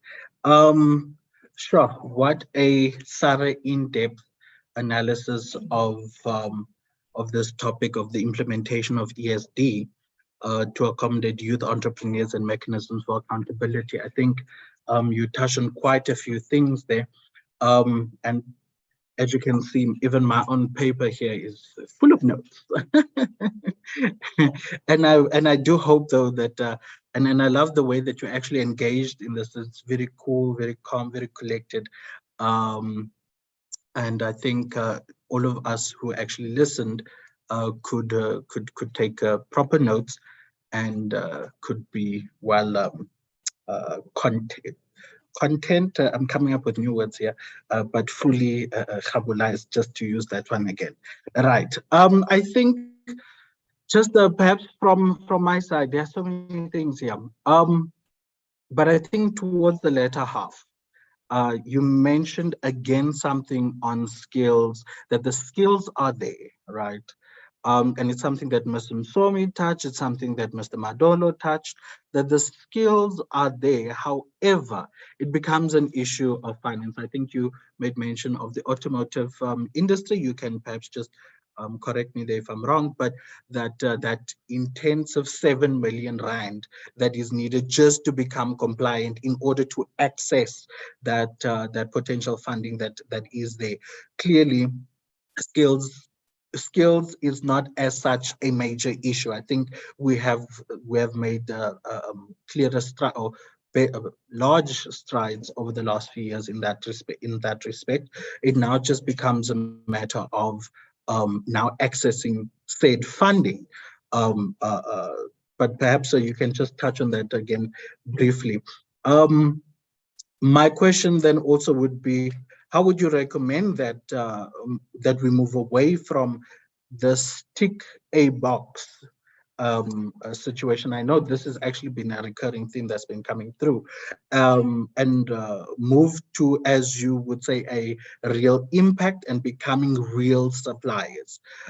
Instead, I think it was one of the questions that that was touched earlier on about, you have these QSEs that exist for 2 years, and then they're away. On the issue of township ceasing the existing of townships, that is a very bold statement, and I think and I agree with you that in the townships are a legacy of apartheid. In fact, it is by design. And I always say that we must never forget that Hendrik Verwoerd, in his opening statement, I think on the 31st of March, 1961, when he declared South Africa a republic from the British Empire, he said that this is a system that will last for 1,000 years. Right, that we are creating a system that is going to last for 1,000 years. And we have to appreciate the fact that we are only, almost 30 years into dismantling a thought process, a paradigm, a societal structure, that was and is meant to oppress our people. So again, I think my question there would be is, ideally, how would you like to see then therefore these townships come into the more economic spaces, or shall we say formal economic spaces? And then yes, I think that I've covered that, and if you could engage with me on those ones. Thank you very much.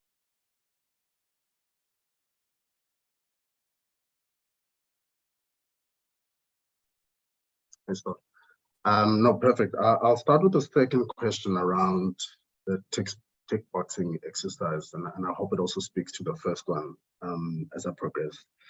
So I think what we have been as advocacy groups, and not intentionally, but by consequence, we've been great observers, right? So we see what's going wrong, we report on what's going wrong, and don't actually prevent solutions that are practical. And when we do, those that don't want these solutions to be effective, we've seen that with the pushback of the new B legislation.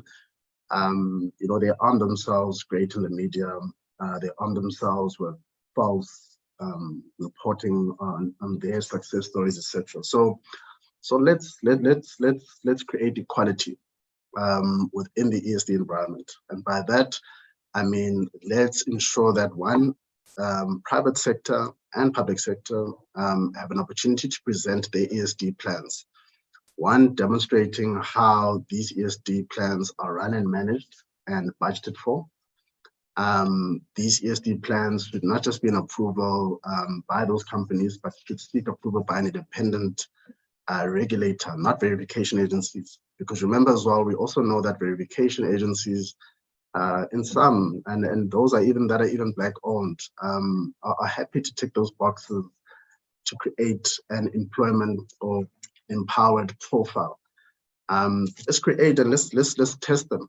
Let's test the verification agency's integrity and their reports, and those that are disempowering the processes, let's remove them from systems and ensure that one, there's an independent evaluation of verification agencies. Two, these ESD plans need to speak to the journey, not just of, I have empowered Roberto's business to occupy my offices, but the exact detailed plan of how I'm going to grow business from, being a sole entrepreneur to a 10-man target. So let's create targets that the ESD must agree to be able to demonstrate growth. Remember, transformation requires a radical shift in form. So I cannot leave the same. So demonstrate that you are transforming me. What type of information are you going to provide me with? Master classes that enable me to be a better entrepreneur. Can I translate that? Can we show evidence of that? Remember, when you employ, you have KPIs to demonstrate that, you as an employee, are indeed a good performer or not. So how is the ESD manager and program, being met to a particular KPI? So we need to be able to define these KPIs. And you'll see a radical shift even in the approach by having the responsibility on the ESD managers and program owners to drive transformation, to ensure that in whom they are bringing on board provides opportunities into the supply chain.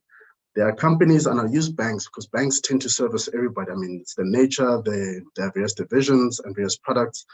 So, but you'll see in the corporate advisory space, businesses that seek funding then have the syndicated financing where a bank can say, you know what, I'm Standard Bank, Via needs 50 million, but I'll only be able to have, the risk appetite for 20. Let me call NetBank, let me call Investec, let me even call IDC to assist me with the financing. So equally the same approach, right? They have, the banks to every single sector. So they may see me and maybe not understand me as an agricultural business, but they certainly do service, the existing players in the value chain. So I should be able to call as a Standard Bank and just use them as an example, say, hey, Tiger Brands, how can you support these businesses? How do I graduate them into your program? So also the ED managers need to also establish some form of a forum that can actually be able to report back on how they can alleviate pressure within themselves, how they can also shift funding and financing, both financial and non-financial, within these various programs to then ensure that a Roberto's business truly is successful. When you want to do something, you do it. And I think what we're also seeing is that there's a lack of will because there's a lack of consequence. Businesses then need to then be tested against those plans and tested against the performance of those plans, right? So sure, there'll be failures, and I think that comes in the nature of doing business. But how do we ensure that there's a high success rate of these ED programs, and how do we ensure that people don't find themselves repeating? We see this within the TVET training space where a lot of the guys get trained and jump from stipend to stipend. It's about survival. How are we seeing these guys being populated into environments and creating sustainable spaces? Equally as well, public sector does need to be held accountable around the procurement objectives. How are they collaborating with these ED programs? So a transit must be going to the engineering faculties within the private sector and saying, okay, great, we are trying to groom businesses, professionals, and entrepreneurs to get them to our procurement or supply chain. Let's work together. So I think the automotive sector is a lovely success story. We've actually seen various programs where they're showing integration. I think VW's got quite a big one within PE. I think similar to Mercedes-Benz and so forth. So there are some great stories within the automotive space. We see the AIDC in Pretoria and Roslyn that impacts the likes of Bosch and BMW. And whether it's German-based, Japanese, or Chinese, there is active work there. I'm sure a lot more work can be done. But other sectors within the financial space is still growing. We're needing to see more funds being actually owned and controlled by Black businesses. And I think that also aids in ensuring that more Black businesses are funded, because then we're then finding more asset managers or non-banking financial institutions also having decisions around, understanding some of the environments that some of these SMEs come from. Speaking now to the township plan, I think within the agricultural space, what I would love to see, if I were to use the apple space as an example, now it takes around 7 years for you to begin harvesting apples. So that's a huge investment, not just of time, but certainly in terms of the quality that there needs to be created over those 7 years, which is highly capital intensive. So there needs to be some form of creative mechanism to ensure that one can create other revenue streams as you keep on investing each year. There's huge expertise required in soil management. There's high value in the A-grade apples to be exported in the country. The C-grade apples are required in cider production, for example, for alcohol. So the demand is therefore there locally and economically. However, you've got 7 years. So imagine if the existing large-owned, white-owned companies that own these apple production farms, they have investment plans within high growth environments in terms of the agricultural land. Imagine that was allocated as part of their enterprise development or supply development space, right, to new Black owners. However, over that 7-year period, that is still not transferred. So one, there's an invested interest by the Black owner to learn from the white business, to understand the market both locally and internationally, to also benefit from not just being an owner, but to being a farmer, because the farmer-owner relationship is quite critical. So you've got a 7-year journey, mitigating the risk as a new farmer, because you've got this big brother carrying you through it. And ownership only being transferred once you've met all of these requirements as a Black owner too. Having the Department of Agriculture finance in partnership with government, with private sector as well, so that the risk is then shared, but then the risk burden also then lies on government and the Black entrepreneur. This is how you can create real farming Black cooperatives. Obviously, I'm saying it's a high level. We're actually working on various models that can then be engaged on in both public and private sector. But I think it's important that we think creatively when it comes to interventions. And this is how you can also address even land reform without the context around worrying around economic value interests. And I think that's very, very important to understand that there is a very, very important creative journey that one can take. You just need willing participants and players to be involved.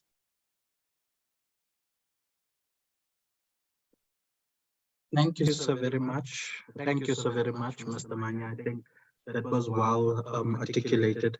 I especially liked your last comment there. In fact, rather, it would be a suggestion, the 7 years, the big brother. I think that is quite a practical example that can perhaps be implemented, and that I would almost say that is one of the most relevant points that is emanating from our discussion here today. So I don't think that there's any other questions for Mr. Manya as such. So I'd like to thank Mr. Manya for your time as well, and for being here with us today. Thank you, Mr. Manya. Thank you so much for this opportunity. And I was also look forward to hosting a number of young entrepreneurs at our Black Business Summit on Thursday and Friday. Please check our website, blackbusinesscouncil.africa, for all the relevant information and contact information. Thank you so much. We love the plug there. And as I'm plugging myself as well, remember everyone that it is hashtag Youth Month 2023, hashtag B-BBEE Youth Dialogue, and hashtag 20 years of B-BBEE. I would like to, in that sense then, for us to move swiftly, actually to ask Mr. Jeffrey Ndumo to come through from the Department of Small Business Development. You'll be discussing with us the programs for small for SMME's readiness on ESDs, essentially. He's the acting DG, Director General for the department. We really look forward to actually engaging with him today. And I think there is a question, Nico Moloto, don't worry. We are coming through and we will engage you. Miss Msomi is hard busy typing out there your response. Don't worry, but she will respond to you in the next Q&A, but it will be live as well. So with that being said, can we assist Mr. Jeffrey Ndumo, if you would come through? Yes, please assist our sir, the video. So, ladies and gentlemen, as we are just waiting there for the assistance, you can come through. You can put on your video there, sir, and you can also bring your audio. Yes, we have Mr. Can you just assist there, please? The audio. Yes, ma'am.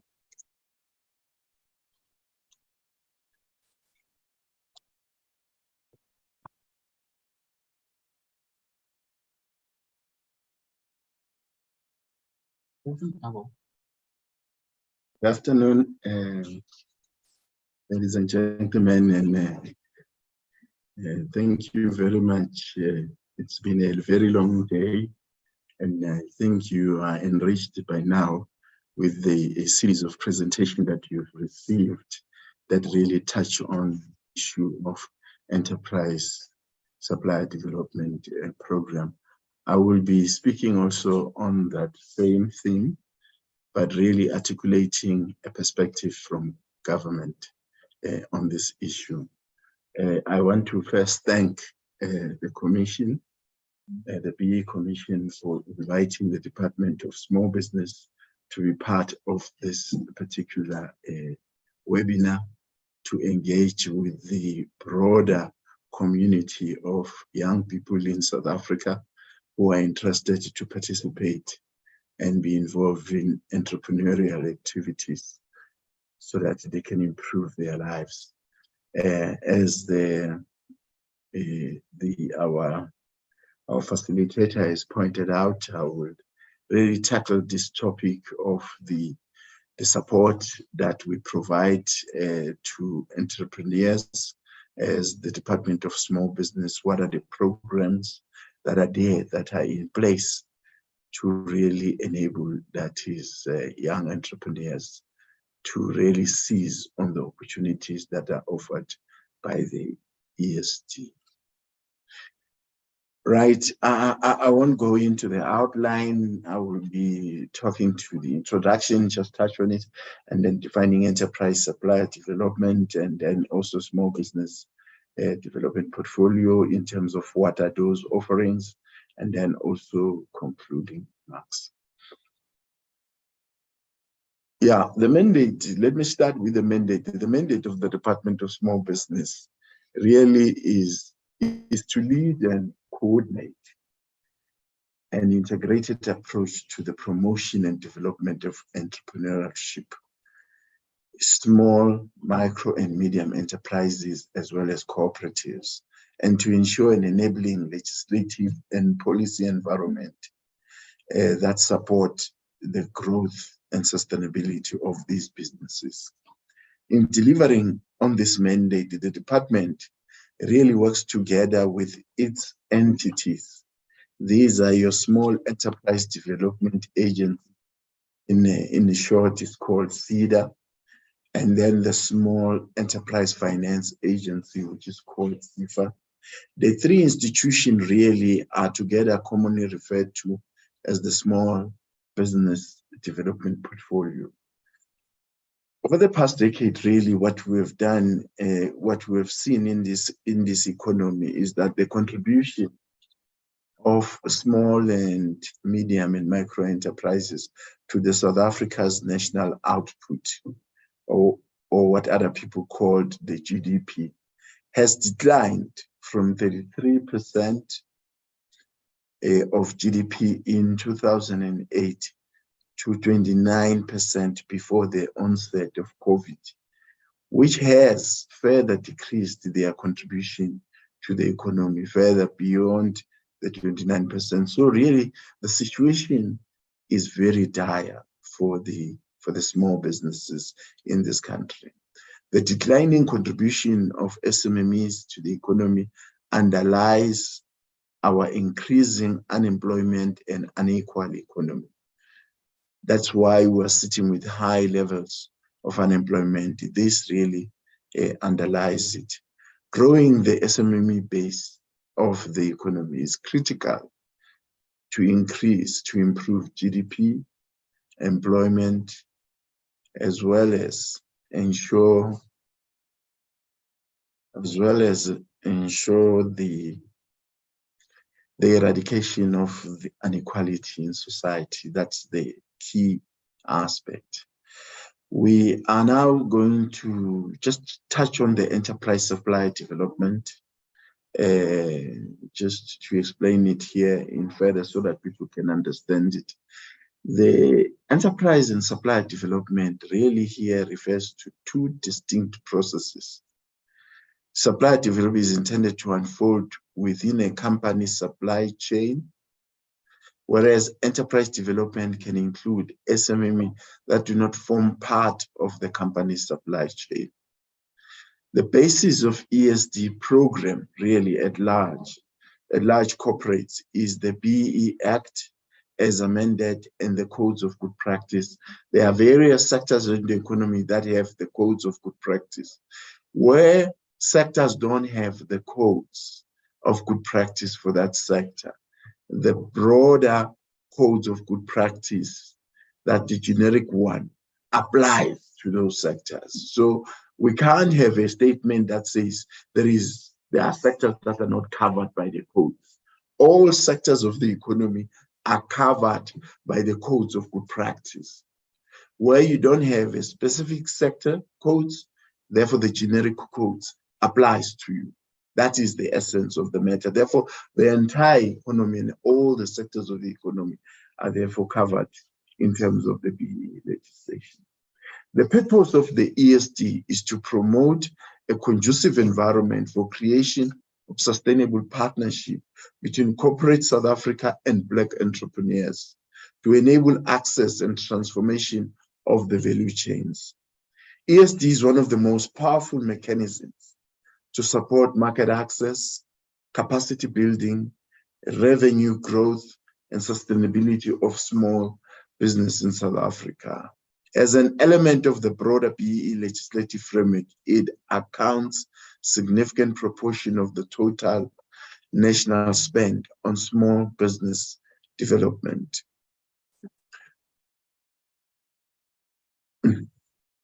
So one of the most important steps to joining an ESD program is to find a company that fits its business needs, whether it is a market access, development support, or funding. It's also important to find out about the corporate mission for their program to ensure there is alignment of both purpose and values.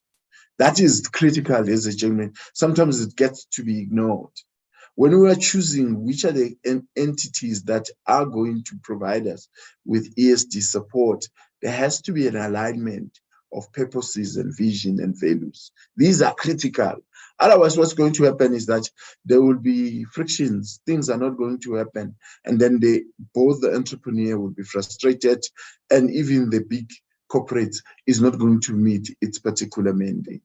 The big corporates with ESD in South Africa, such as Tiger Brands, Petro SA, South African Barrier, and others, really, Sasol, Woolworths, Coca-Cola, Pick n Pay, ShopRite. These are the corporates that are implementing the ESD. We are looking at the situation where all enterprises must implement ESD. The statistics that has been aired here, that you have a percentage a huge chunk in the vicinity of 30 to 30-something% who are not implementing ESD. It's unacceptable, ladies and gentlemen, because what it does, it constrains value that should be available in the park. And that needs to change, and we are going to change that. It's not an issue to be negotiated. We are going to change that, and we are going to engage with those companies that are not implementing this.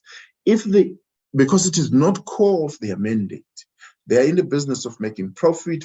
If it is not core of their mandate, then we are thinking as the department that some of these resources needs to be leveraged out of these businesses and be put into a fund, which is the ESD fund, so that it can assist in growing small businesses and all Black-owned businesses and businesses that brings about transformation into the economy. So in a nutshell, this is going to be a change picture. We are seeking 100% compliance in this area. The general prerequisite to join corporate ESD program include the following: qualifying B rating, sound business plan and financials, and performance of the business. Now I'll touch a bit about our department and what we are doing in this arena, so that becomes very clear. On the 7th of June, 2023, the department, in collaboration with the Ecosystem Development for Small Enterprise, launched the ESD Community of Practice.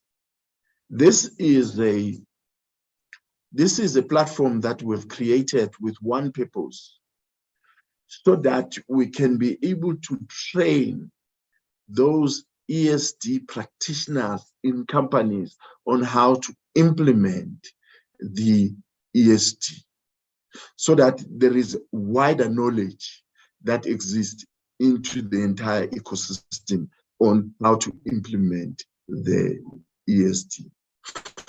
So that's really the main. This is a collaboration between public, private, in the interest of facilitating common ESD goals and impact. The main aim of the Enterprise and Supply Development Community of Practice is to establish a COP for ESD practitioners and policy enablers to improve how ESD is done, improve ESD practice and outcomes, and address lack of information and best practice in the ESD practitioner sector.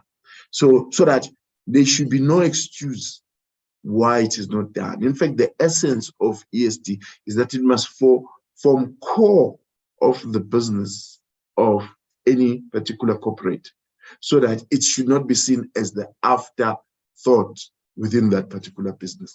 It must be at the core strategy of that particular business. Let's proceed to our next page.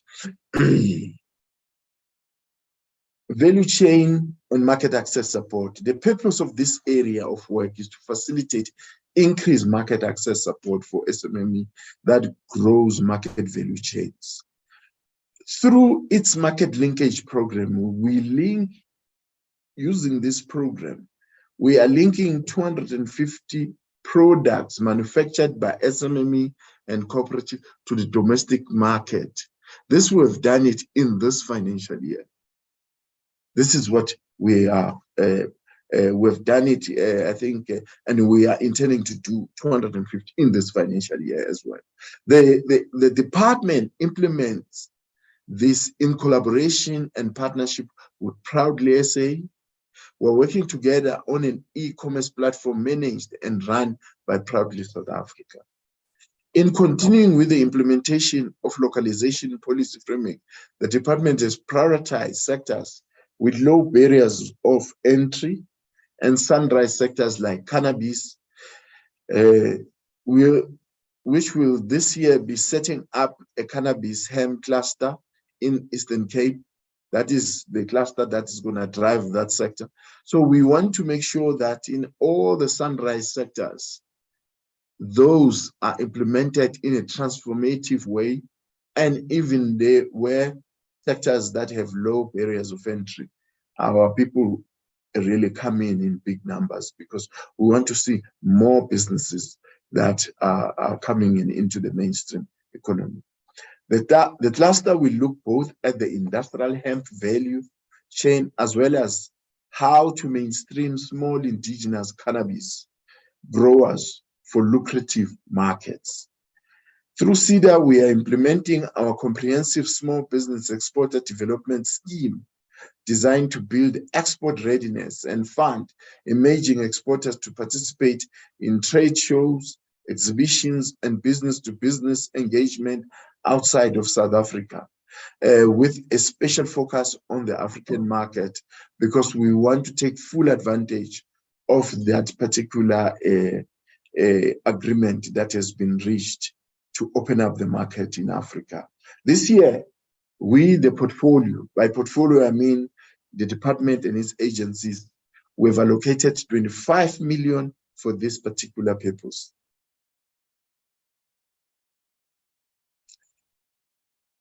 And then we aligned to the SBEST, is the SEDA Export Development Program, which aims to develop and generate export-ready enterprises that are globally competitive and able to grow markets both locally and internationally. The program is designed to help small enterprises in South Africa to acquire and apply practical skills in developing their export capabilities.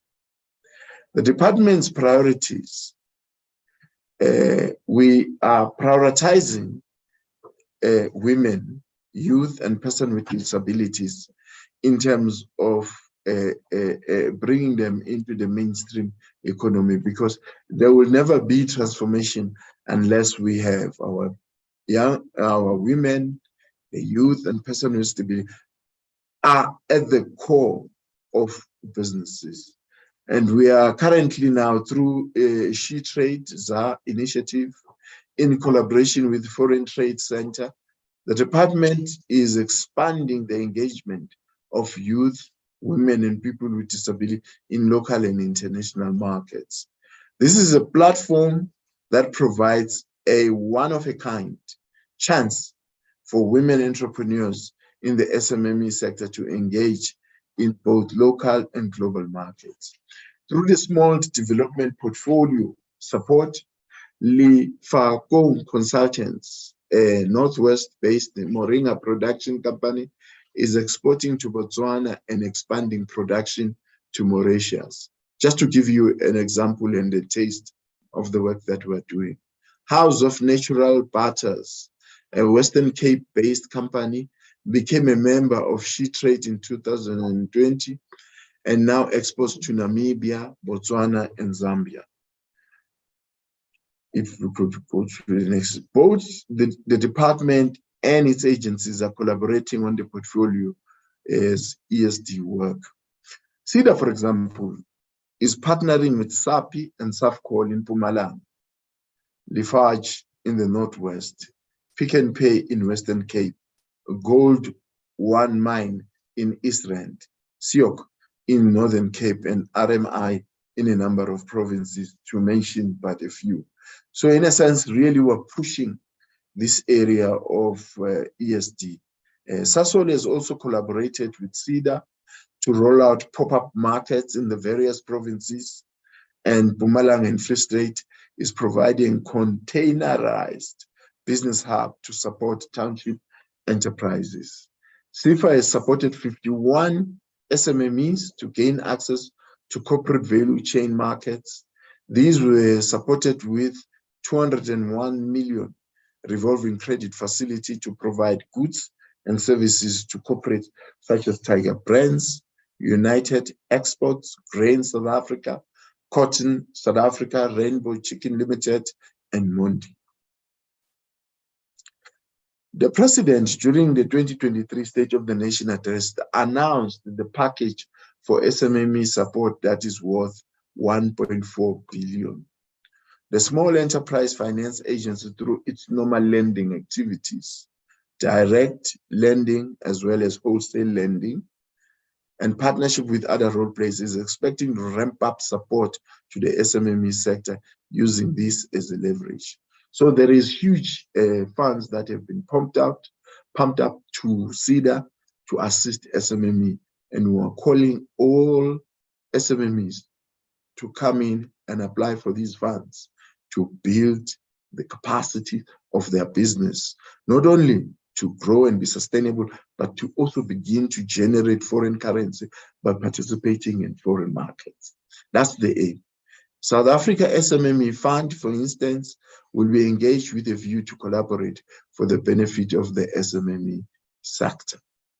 The Minister of Small Business Development has unpacked during the 2023 SONA in terms of what it entails and how this funding support is going to be rolled, mainly in the new financial year, i.e., portion of this money will go to the township and rural enterprise areas through a program that we called TREP, which is aimed at supporting micro and small and medium enterprise in township and rural areas.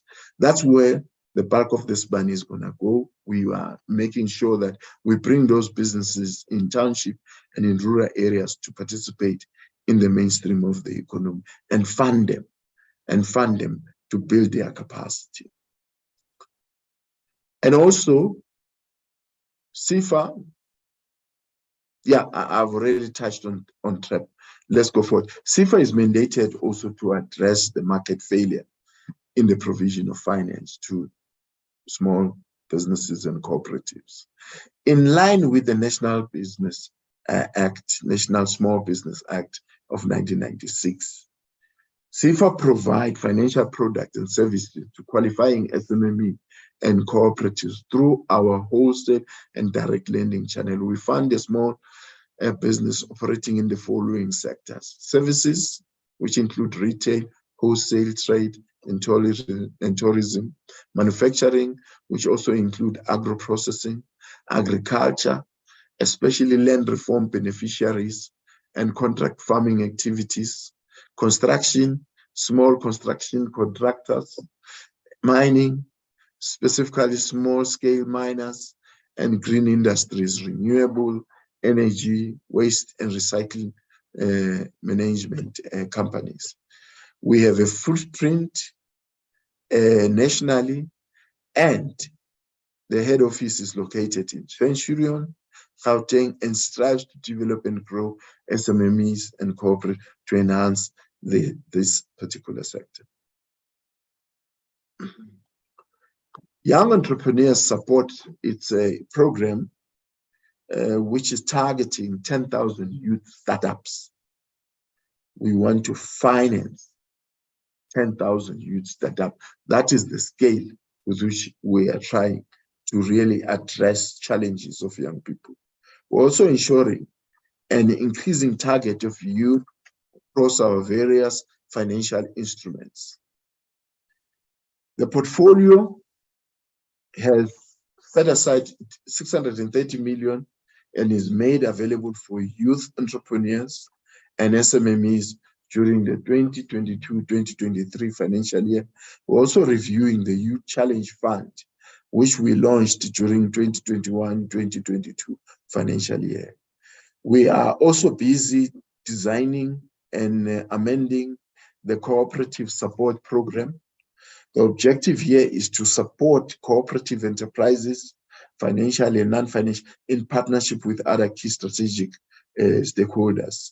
We're currently reviewing the cooperative support program to align better with demand pathways, improve impact, and increase the program pipeline.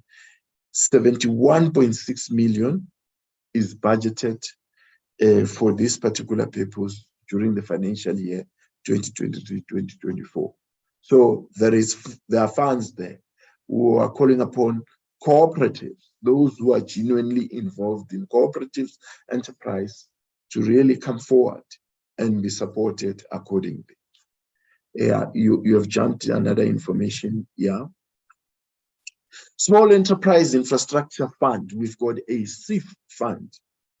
This fund, really, we fund light industrial hubs, SMME container clusters, informal trader markets, and other small business infrastructure. And we have allocated 89 million a budget to support SMMEs with infrastructure so that they don't operate in backyards of their houses, but they have good sites where they could manufacture, where they could trade and have a professional face. It's very much important. The department spent 20 million during 2022-2020 financially on informal and micro enterprise development program. This program is targeted on informal businesses. It's 100% grant, which we offered to informal and micro enterprises from the minimum grant amount of 500 to up to a maximum of 40,000 rand. We give it, it's a grant. We want informal business to come in and access this grant. It's for them to grow their businesses, to strengthen their capacity at informal level. The aim here is to strengthen them to such an extent that at some point they can then grow and become mainstream businesses and formalize where they need to formalize. Where they want to remain informal, we support them to remain informal because they might be having a niche and they want to retain that niche in the informal area. And we are not insisting that they should be formal. There is no such thing.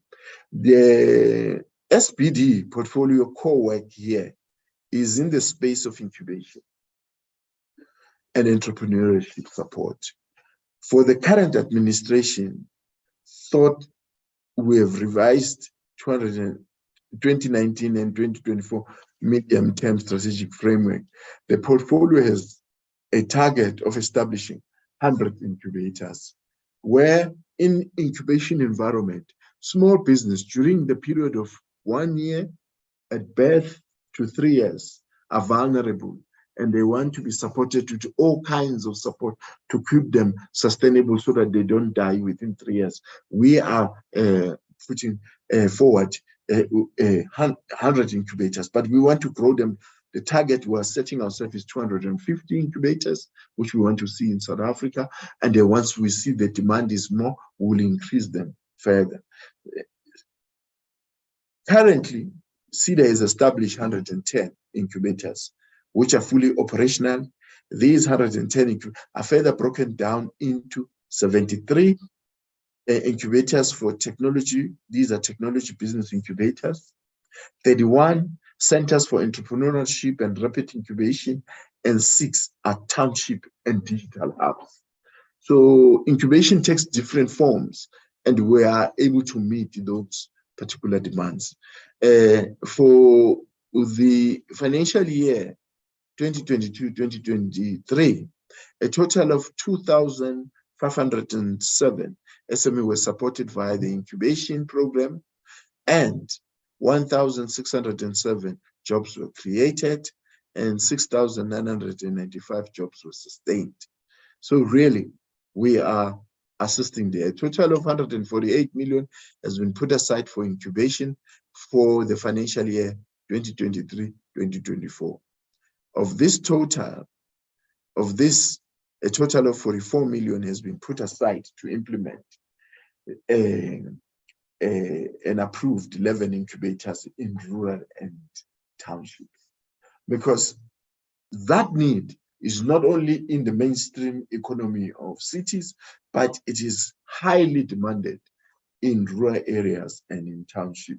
Hence, we are focusing in those particular areas.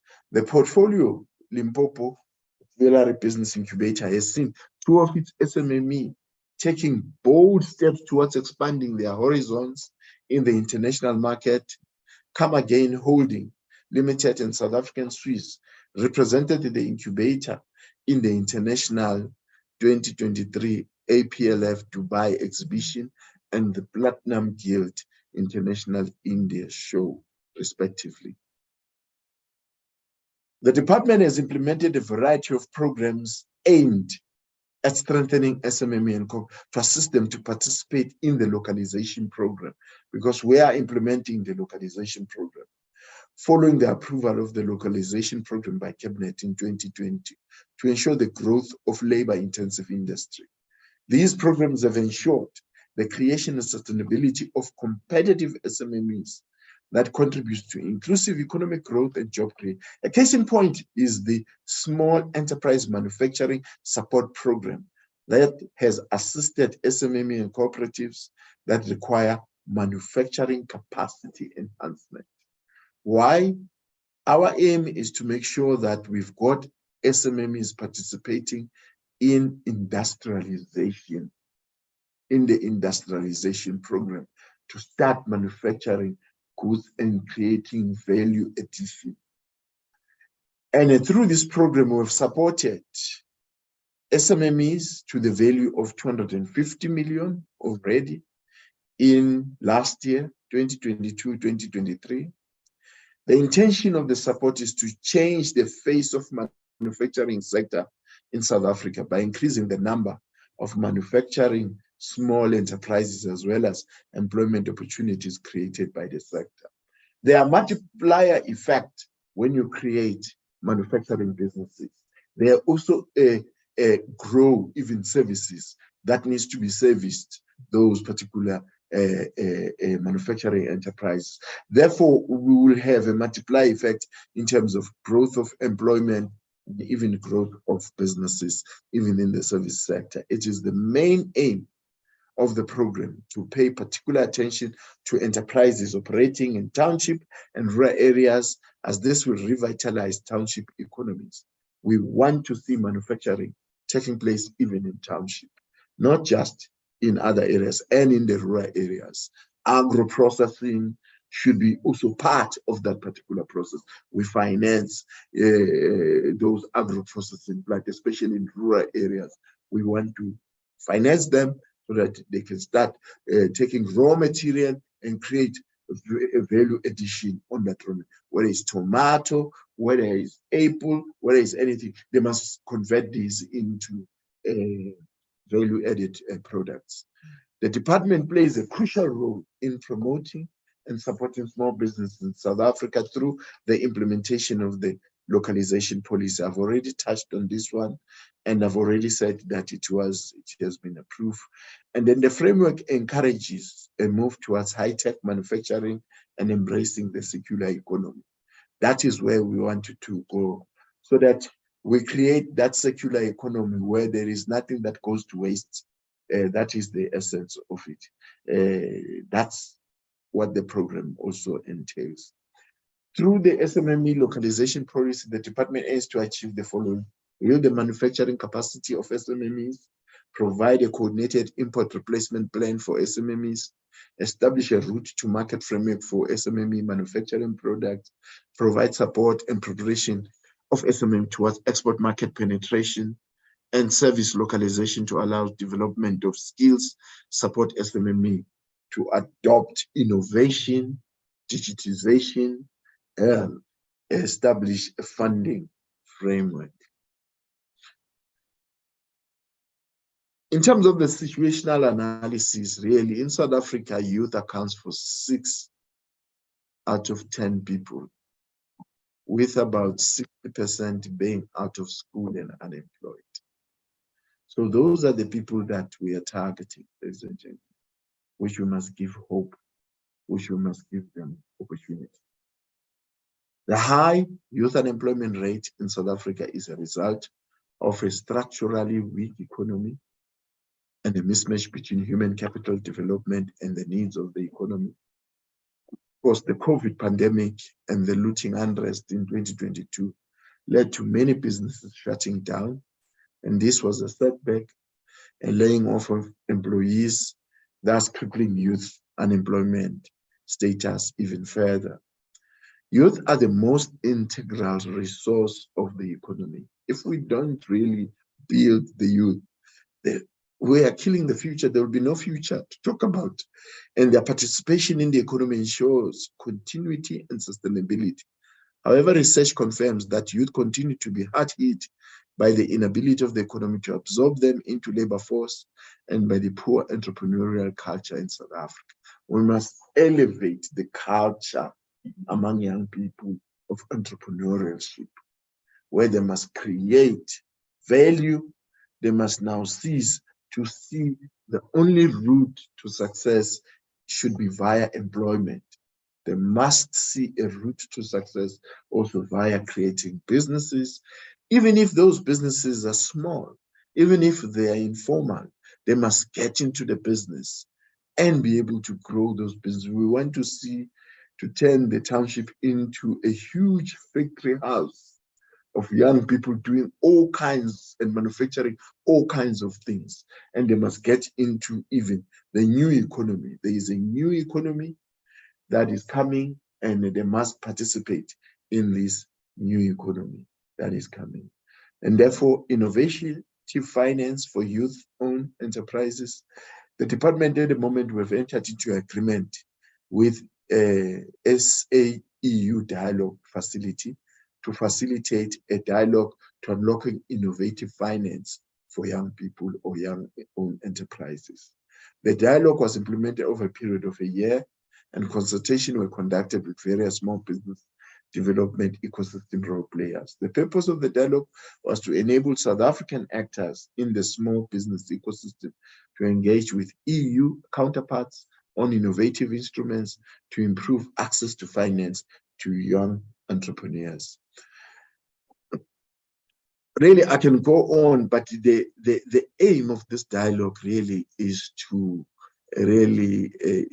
profile, and we intend to youth-owned enterprises to be profiled, and the finding presented unique characteristics.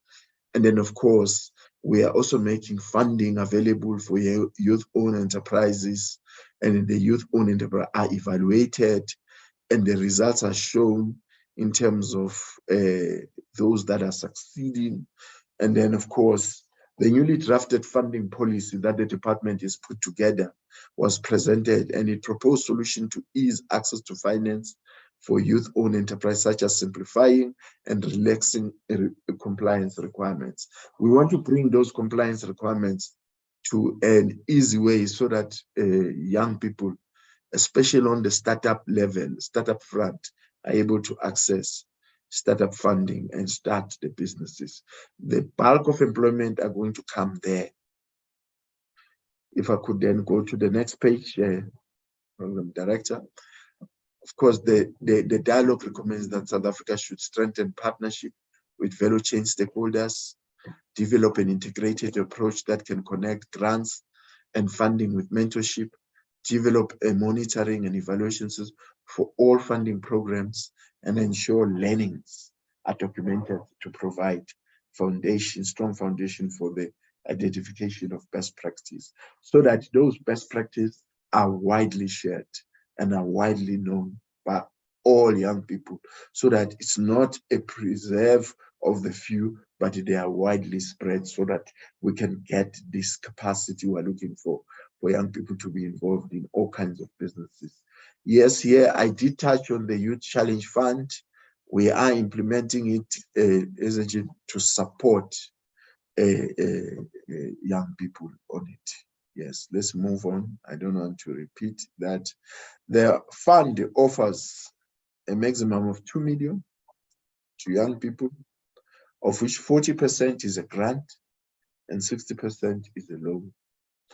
It further offers a business growth maximum of 15 million, of which 20% is a grant and 80% is a loan. So we are really attending to the needs of young people when it comes to poverty in accessing funds. So we are looking at ensuring that we exhaust our budget, ladies and gentlemen. We need to have a situation where our budget that is allocated year to year is exhausted, so that all the demands and the needs of the youth are met.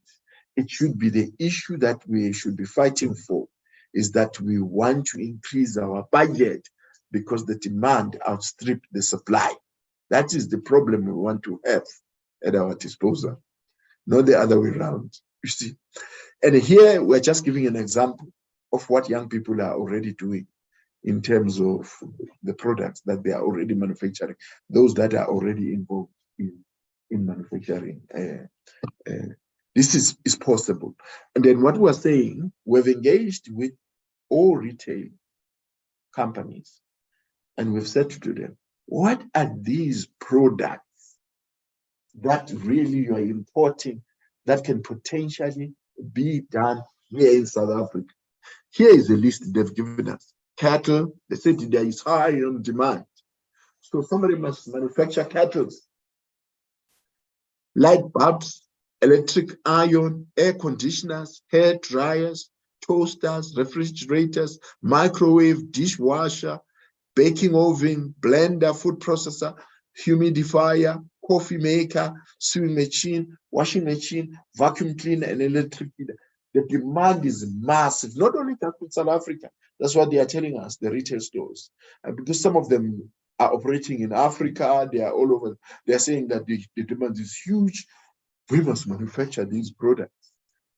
Our young people must get in here. These are opportunities to seize upon, because the demand is there, and we can link them directly with these retail stores once they start manufacturing these products.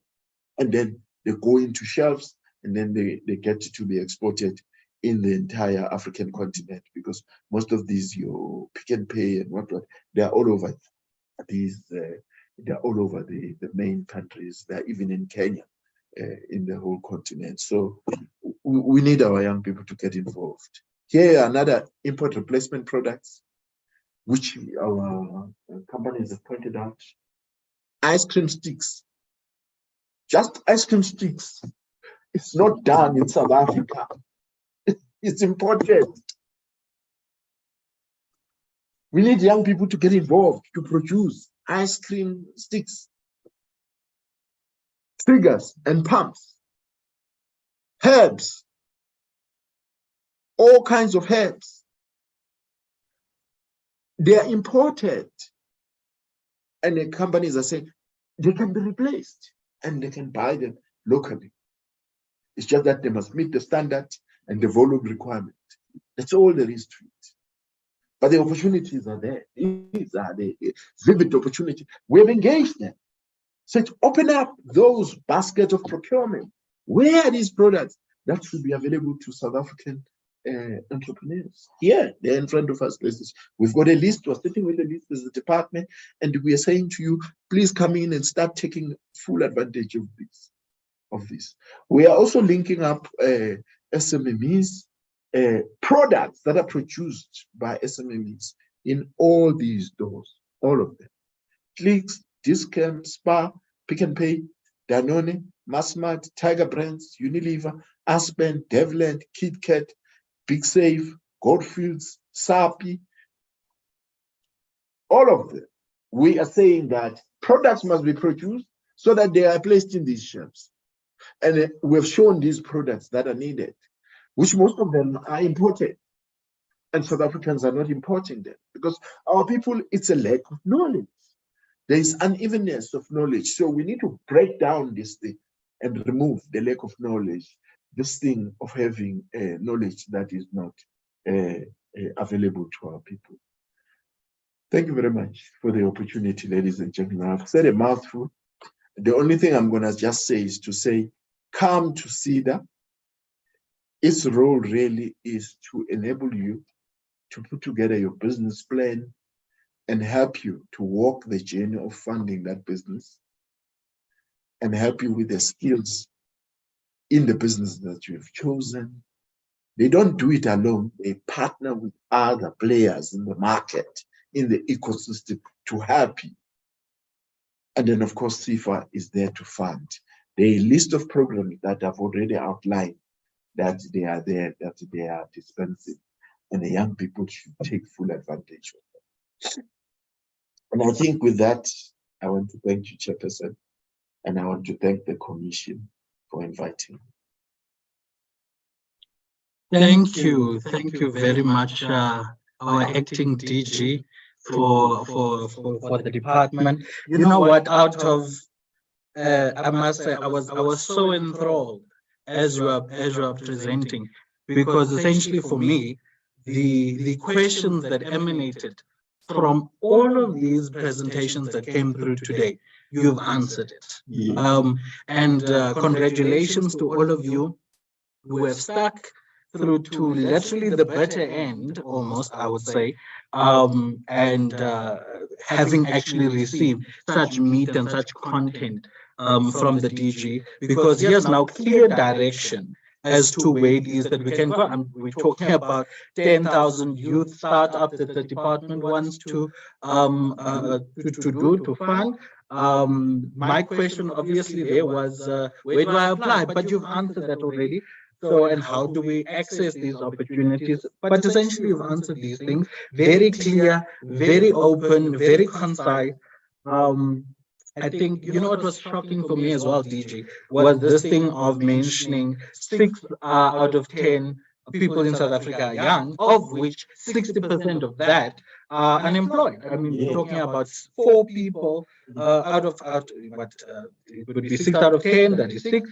60% of that is looking at about four people out of the 6, right? That is unemployed. This is not sustainable. And so clearly, the department is doing a phenomenal job, and as in terms of its mandate of wanting to elevate entrepreneurship, if you will. I think, you know what, DJ, if I may touch on it, is this thing you mentioned on a culture needs to be brought forth where we elevate entrepreneurship, whether it is small or informal. And I think if I may be so bold, that if you look at the Afrikaner community, that is a culture that is already instilled in them, you know, where if I'm not necessarily going to university or wherever the case may be, I am working, I'm going to go look for a job, or I am working, you know, or I am starting my own business. I'll hire a bantam, and whatever the case may be, and I'm going. I'm doing what needs to be done right now. So I think from that that is where you are coming from.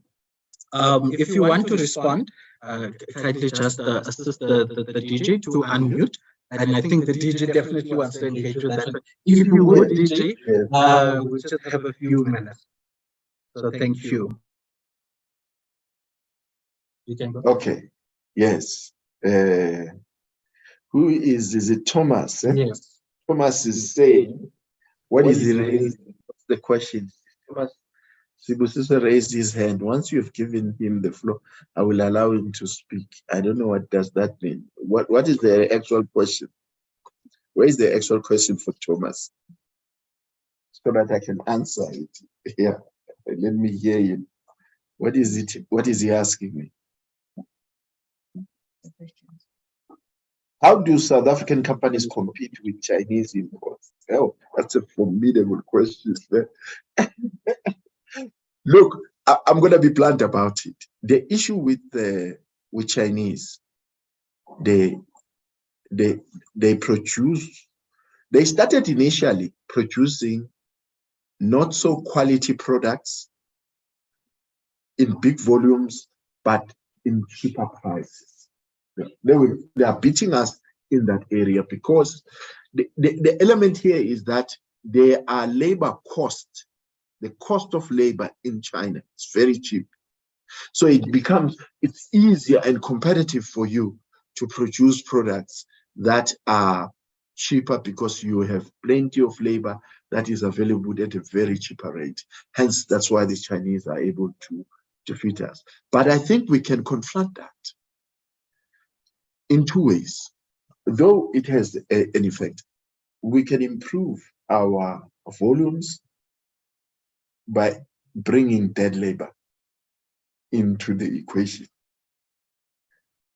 Dead labor here, I'm talking about technology into our business. Their technology can work 24/7 and give us the formidable volumes that we need, and it can also give us the cheaper price. So it's a mixing of human labor and dead labor. Together, we can be able to really compete with the Chinese. It's going to be a tall order, but it is doable. And we have an advantage of geography. We are here. We don't have the cost of transport. They have to contend with transport costs, by the way. Bringing these things from the sea and bringing it here. We have an advantage of cost. Cost is not there because we are within, this is our market. And we can expand, not only just here in South Africa, but if we start to compete and bring that technology into our business, we will be able to expand into the African continent, because it's our natural market. It's next to us. We need to dominate this market. That's the thinking process we need to start having it in our heads. And I believe that we can really outperform them, but it will require high levels of skills, technology, high efficiency, and the productivity must be higher as well. Then in that way, we'll be able, because we can't argue that there are others who are making that argument that there's free labor market in South Africa so that we can easily dismiss and then drive down the wages of people through those mechanisms, so that labor then becomes cheap, then we can produce highly competitive. But we don't believe in that formula. We believe that we can bring technology and increase the skills of our people and be able to withstand the competition with the Chinese, because there are two things we need to meet and meet them correctly: volume with excellent quality, and our price must be competitive price that enables us to compete with the Chinese. We will need to bring that labor into the equation. There is no backup. I want to thank you very much, DJ, for bringing through that information and that knowledge that you've mentioned. Because my people die because of a lack of knowledge. So with that, I think we can move on, DJ. So we say thank you to the DJ or acting DJ, if you will, for his time and his effort and bringing through this information through to us. The information will be made also readily available on the B-BBEE website, again with all the other presentations for you to for your perusal and stuff. So thank you very much, DJ. Yes. Ladies and gentlemen, I think I do apologize again for the running over of time, but as I mentioned, I think that the DJ brought a serious content and answers to some of the questions that were posed essentially throughout this engagement and discussion, and clarified some of those things, especially in the sense of where it is that we can go to for this either asset transfer, financing, etc., and that was also touched on earlier. So I would like to call on then, therefore, ladies and gentlemen, if you turn your attention to your screens to Mr. Tsepang Osane from the B-BBEE Commission to give us the closing remarks, and we'll take it from there. Thank you very much, Mr. Osane. The floor is yours.